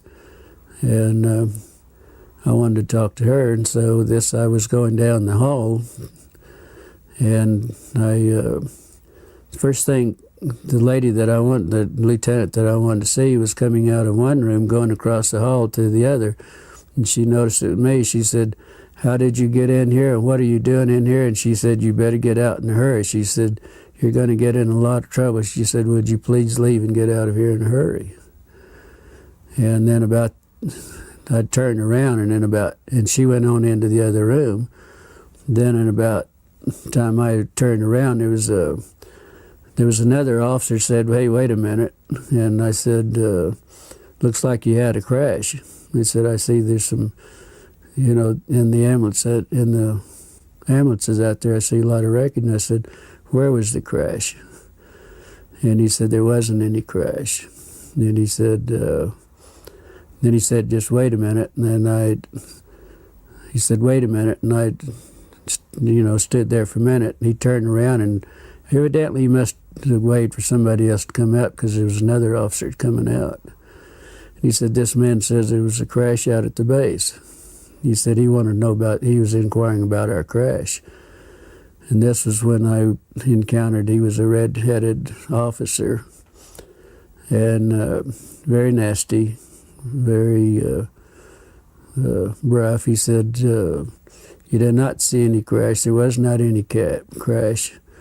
And he said, "You get the hell out of here, and you didn't see anything, and you don't talk to anybody." He said, "You're going to get in a hell of a lot of trouble." And I said, "Look, I'm a civilian. There isn't a damn thing you can do to me about it." He said, "No, but somebody might be picking your bones out of the sand." That's when he made the remark there. Then there was a black sergeant that was standing beside him, and he said, "Yeah, but he would make better dog food for our dogs." Of course, I didn't understand that, but my father happened to be an old trapper and for a hobby and everything, and I said, "My father uses guys like you for bait in his coyote traps." And then there was two MPs that joined me right on, took me outside, and each holding me by my elbows, and they escorted me out back to the ambulance and followed me all the way back to the funeral home. Now, as you were entering the hospital, you saw something in 3 trucks. Yeah, because usually where I parked, there was 3 field ambulances parked in the area where I usually park, where we back up to the ramps. So I just pulled up to the side in front of those and parked out in the front, and the airman and I got out and walked in. So when I got up, went up the steps and up the ramp, and I was walking, going into the emergency room, I noticed that the doors were open, but what was odd about it, there was an MP standing beside each one of the vehicles in the back, just standing there. And the doors were open. Naturally, I was curious, and, I just happened to look in. That's when I saw some debris that looked like parts of a plane or something that they hadn't had a crash. Because I've seen them do this a lot of times, bring in pieces and the old ambulances in. Can you describe the debris? Yeah, I noticed in 2 of the ambulances there was some debris that was probably 2.5 to 3 feet, long and probably high, that was propped up on the side of the ambulance there. They were kind of in the shape of maybe like a half a canoe. They were like the front part of a canoe. And you know, it looked like it might be aluminum, but it looked more like it was, the metal looked more like stainless steel that had been heated. It was blue, kind of a bluish tint to it. But what was odd about it, it looked like around the curved part in the front of the canoe there was some designs or something. It kind of reminded me of maybe some Egyptian signs or whatever. And it was probably about 3 inches in high, and probably the length of what the wreckage I saw, it looked like it was the length. And the same thing was in the other ambulance too. I mean, I saw practically the same thing. The pieces that were practically the same size, and the insignias looked like whatever that might be was part of the wreckage. How did your friend feel about what she saw? Well, I didn't know really until the next day. And I called out. I kept trying to get a hold of her because naturally I was curious and I wanted to know what was going on. And so I called out the next day, and then probably around 11:30, she said, "I know you've been trying to get a hold of me, but I haven't been available." And she said, "Why don't you meet me at the officers club? If you have time, meet at the officers club and we'll have lunch, and I want to talk to you."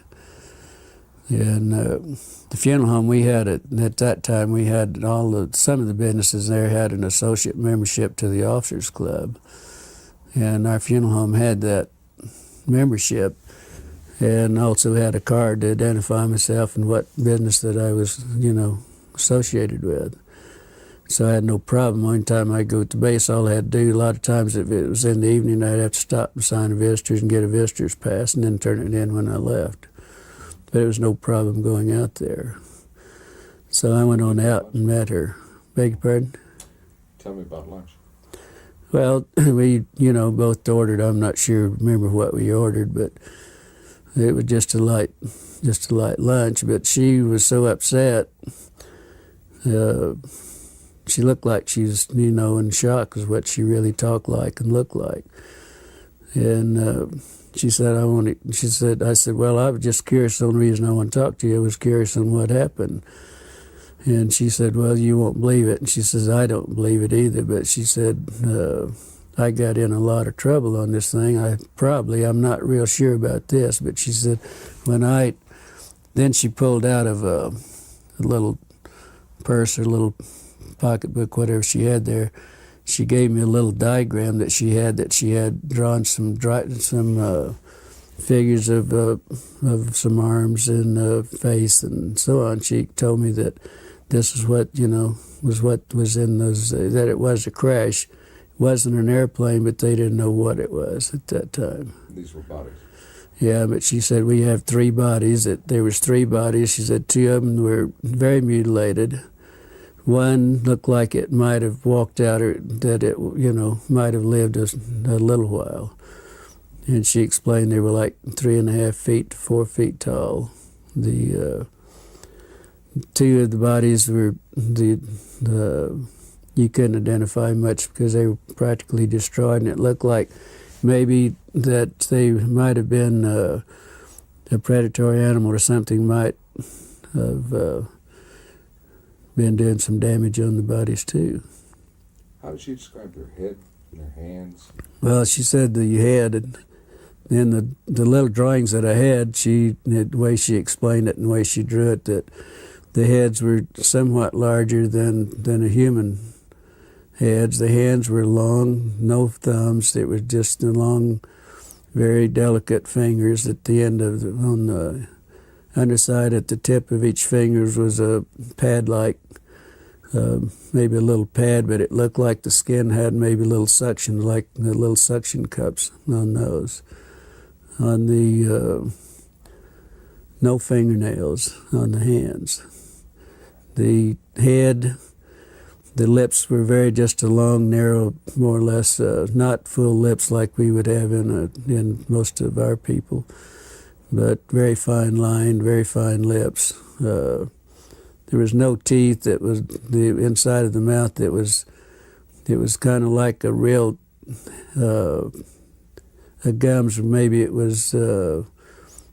She said to explain it. It was almost as hard as if it was rawhide, maybe, at that.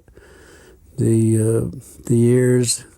There was only 2 small orifices on each side of the head, with looked like a couple of small lobes that might, some way that might cover both of those, but there was not a protruding ear.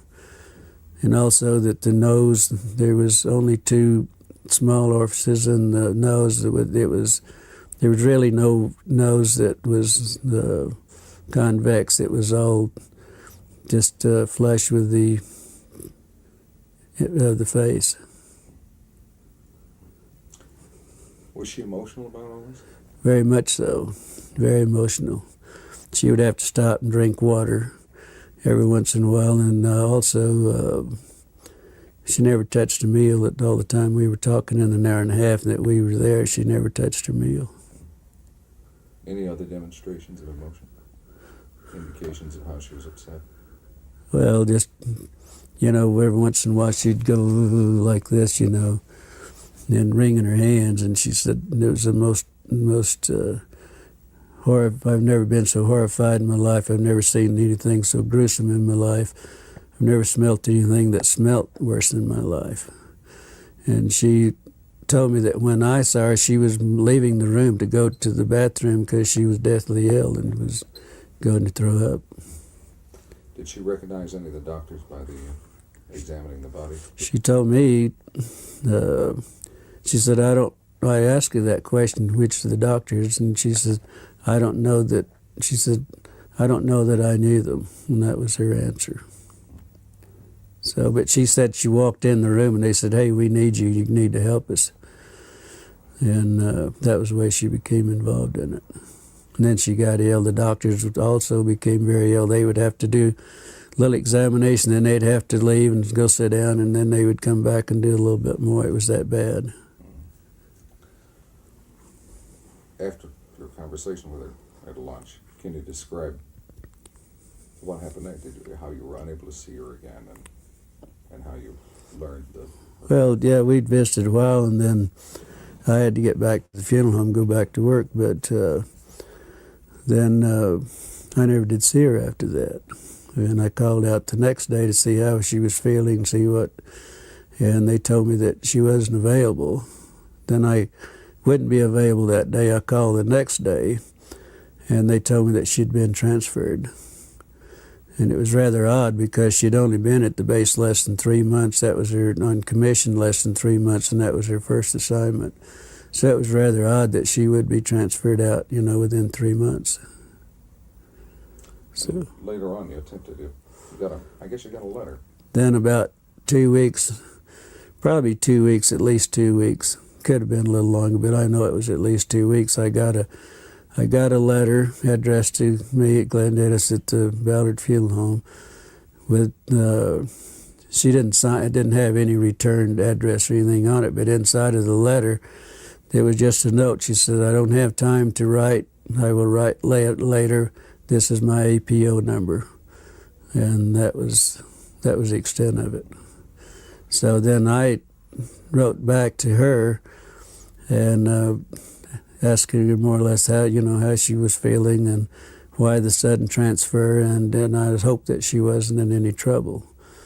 It was just a short note. I really didn't go into a lot of detail or anything. Then probably 3 weeks or probably a month after that, then I got the letter that I had mailed to her.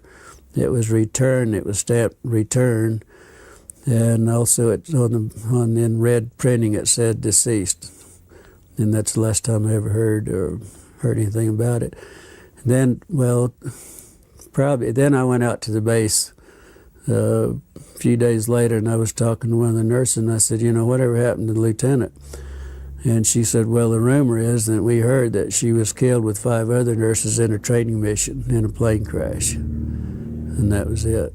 No indication of where?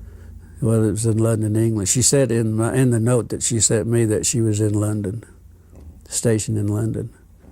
and that was it. That's the last time I ever heard. Do you believe that she's dead?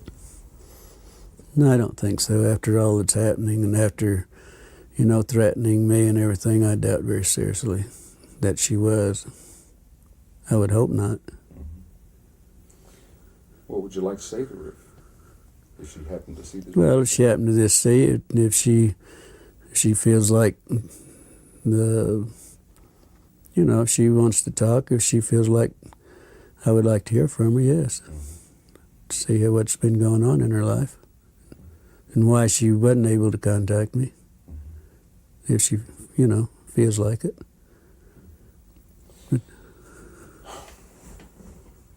Let's stop tape for that. Okay. Now, the sheriff told your father you were in trouble. Okay, what happened there? Then the next day after I was there, when I had the problem with the officer and the black man, I was told my father was contacted by our sheriff, George Wilcox, which was a very close friend of my father's. They were very good friends. And he called to see if my father was home because he wanted to come out and talk to my father. And he did so, and he told my father that there was a black sergeant from the base that came to his office, was inquiring about who my parents were, my mother and my father, if I had any brothers or sisters, and all, wanting to know what my personal family, who they were and where they were. George said that he knew I had some family, but he didn't know, where they were or anything else. So anyway, he told my father that he did contact my father, and he told my father that he thought I might be in some trouble. And but they evidently didn't explain why I was in trouble. So, first thing my father did was get in his car and come to the funeral home. He said we had to talk because he and I were very close. We were real good friends. The best friend I ever had was my father. He said, I've got to talk. He said, if you're in trouble, he said, we've got to do something about it. And I said, I'm not in trouble. He said, well, you are. He said, George Wilcox told me that you were in a lot of trouble and that you got involved in something that you had no business getting involved in and that you could be in a lot of trouble. And I said, so I told my father the story, and he's the only man that I've ever told this story to until I talked to Stan Friedman and to you people, and that's it, period. And I did tell my father what the story was. Of course, it was, it was unbelievable for him. But then he became very upset, and he wanted to go shoot a few people and all that because they did threaten my life, and, and they, so that was the way my father heard about it, and that was the extent of my family. And he never would tell him who my brother, and I had a brother that was a fighter pilot during that time, and I had 3 sisters, and one of them was a nurse. But he would never tell him anything, and so he didn't tell the sheriff or anybody else, because the sheriff was supposed to call him back and give him the names and where they were at, and he wouldn't do it. Let's get back to your friend. Did she express an opinion as to what she thought these beings were? Did she think they came with the? Well, the only remark that she ever made was that they definitely weren't humans as we know humans, but they could be from another planet. Or the doctors were explaining this, that they couldn't be from our planet. They had to be an alien, or had to be something else, but not in our planet. She had a phrase she used to describe how they looked to her. You remember that? You were telling me, like little black Chinamen. Well, she said that. Well, of course they were.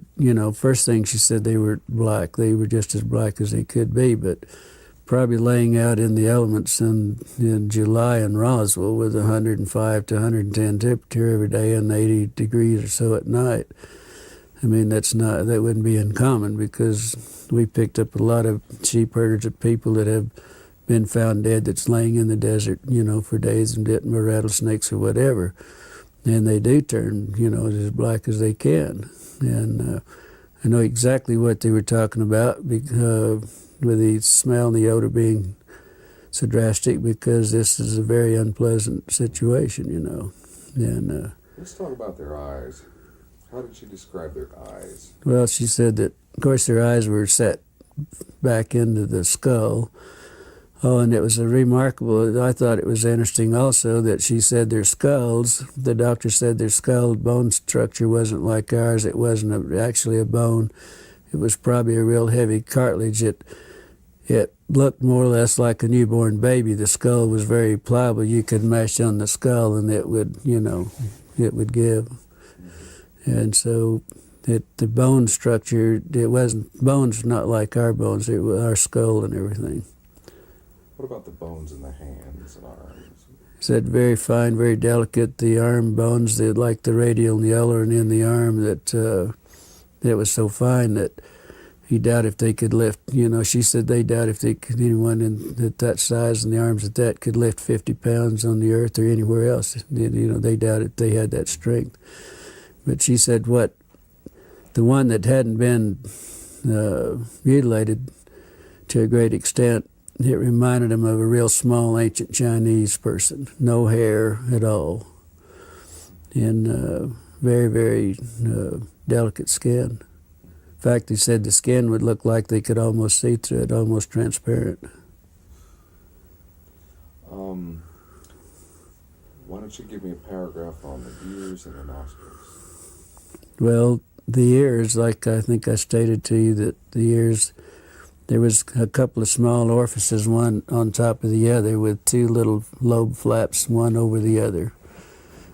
They didn't really know how those, if they had any significance, how they worked or what. They didn't go into that.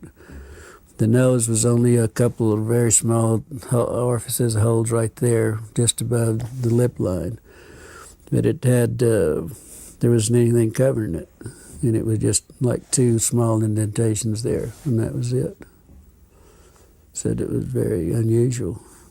Does anyone else, Don, Phil, do you have anything that you think You're talking about the hands. The hands. Yeah. Describe the hands. The hands, well, there was one hand. There was one hand that evidently wasn't attached to the arm.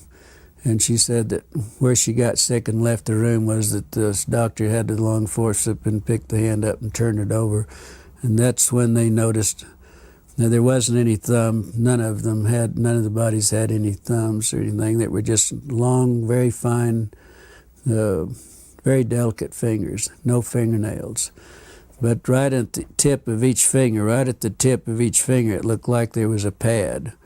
And in this pad, it looked like it might have had very small they were like little suction cups, but very minute suction cups. The doctors, that's the way he explained it, that was looking at it. Let's have tapes right now. Okay.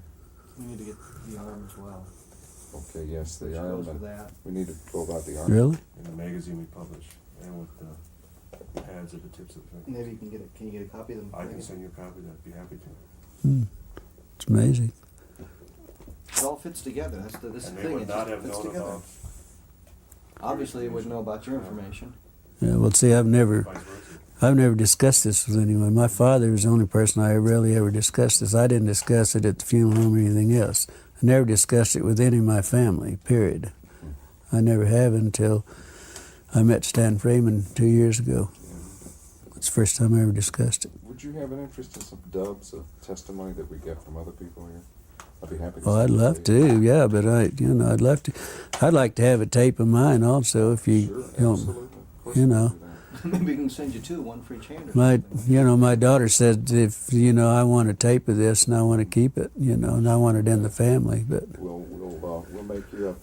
Yeah, I would love to, whatever, if you guys feel comfortable, I'd love to, have some tapes or whatever, Absolutely. We've got quite a few that we could probably run off. What, you have VHS or beta machine?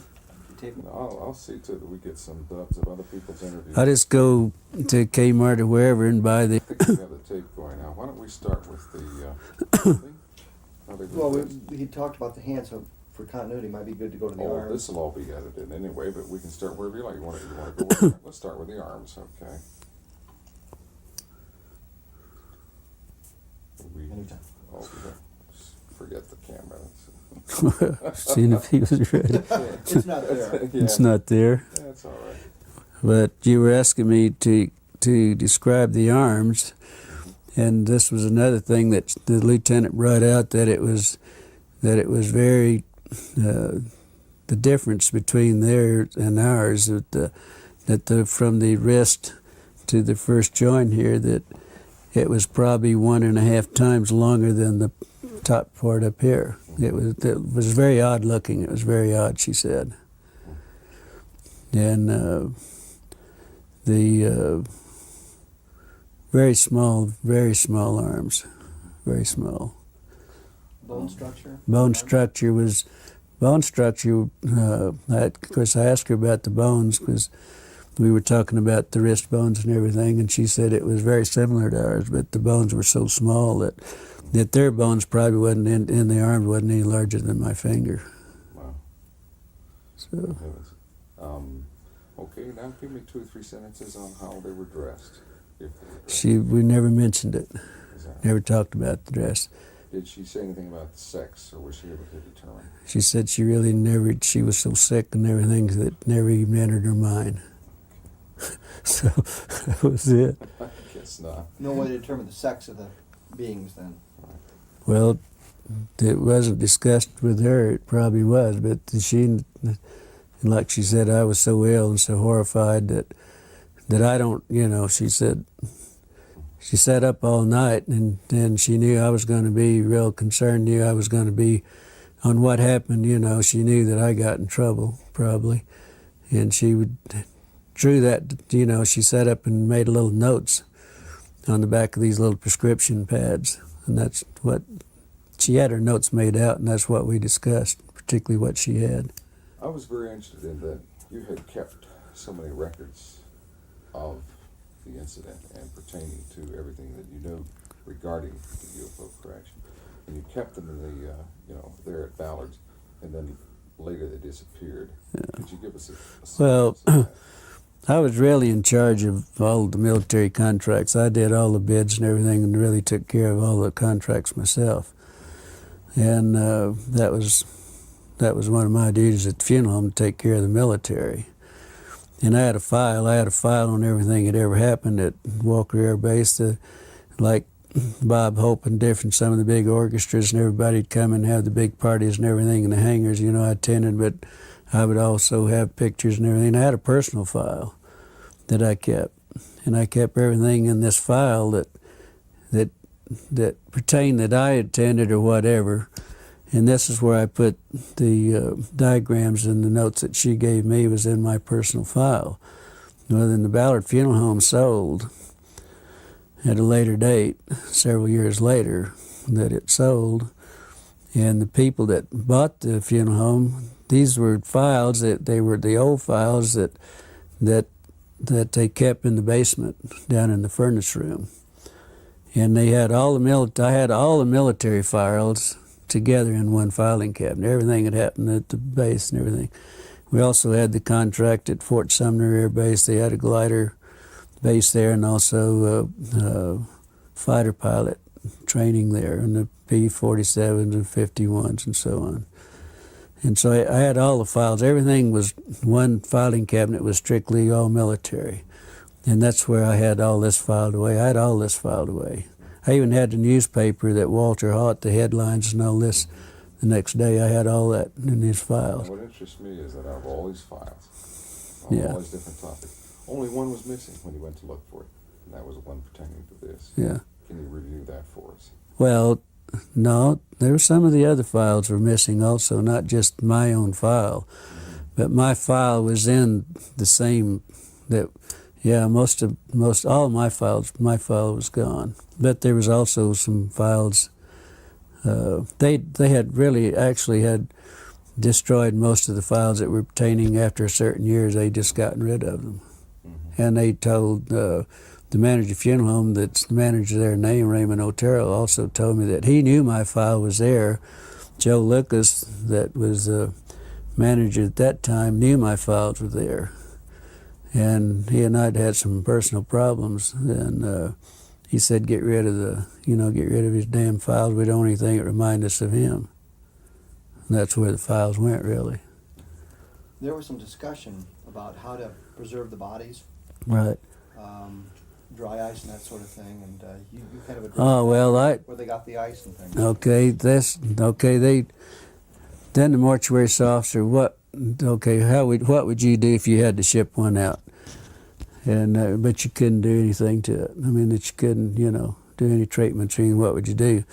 I said the only thing you could do that I would suggest, that first thing, if you have a problem, don't want to destroy any of the tissue, any blood cells, anything that you don't want to destroy, I would suggest that you contact a pathologist. And I said, I'm sure the Army Airfield, somebody's got some pathologists around. I didn't know that they had one in Roswell, but I said, if I were you, I'd call a pathologist and ask him how he would like to have it done, or whatever you're going to do, or whatever it is. You better do what the pathologist, because he's the one that's going to do the autopsy and make the reports. But I said, the only thing I know you could do is just go to Clardy's Dairy or Sunset Creamery, we had 2 at the time, and buy all the dry ice you can and pack them in dry ice, if that's possible. And that's what I suggest that they do. Excuse me, Glenn, you're hitting my mic with your thumb. Sorry about that. That's all right. I've done it at least 8 times already this week. It's not personal. No. Okay, what do you think? I think, as a suggestion, you might want to do that part again if you think you'd like to use it, because the dry ice? You probably hit it just a few times. And it might Sorry about that. Isn't this a picky business? Glenn Dennis, take 2, Clardy's Yeah. All right, let's go back and go over the dry ice then again. Well, okay. What I suggested to the mortuary officer, I suggested this to the mortuary officer and we discussed this probably for 20 minutes or better on the telephone. And I kept telling him, hey, if you have a problem, if you got something out there, if you need our services, we have the contract, I would be glad to come out and help you take care of it. And he said, no, this is for future. Kept always referring this was for future use in case we did have something. But then I said, well, first thing you better do, you better get a hold of a pathologist. I don't know whether you have one at the base, but I know you probably have the top pathologist, something similar to those words. And I said, that's what I do, and you better let him give you the instructions, and then you better do what he tells you to do, because he's the one that's going to do the autopsy. And if it's this sensitive, you better do what he tells you. But I said, the only other suggestion I can make, that you go to Clardy's Dairy or you go to Sunset Creamery, buy all the dry ice you can and pack whatever you have, whatever the problem is, you better pack it in dry ice and then do whatever you have to do with it, because that's the only way. They tried to put it in the morgue. Out at the morgue, they had 2 refrigerated body compartments that we used to put them in, and then we would go out and get the bodies from there. But they always brought the airmen to us, but on the dependents and everything, we went out for them. But they weren't cold enough, and it became so offensive, they were afraid they were going to, we were going to upset everybody in the hospital. So they later moved them over to a hangar. And that's the last that she knew anything about them, too. The lieutenant knew anything about them.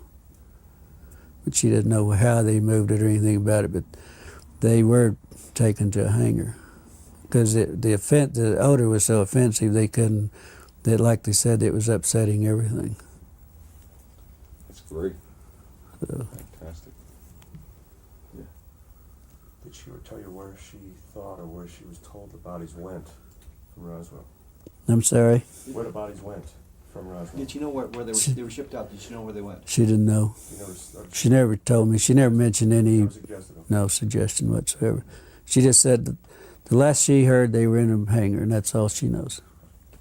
And we never discussed anything else. I guess if that takes care of everything, would you like to watch it? Or just a portion of it, just to get an idea. You don't need to watch the whole. Sure. Yeah. Let's turn it around and watch it. Do you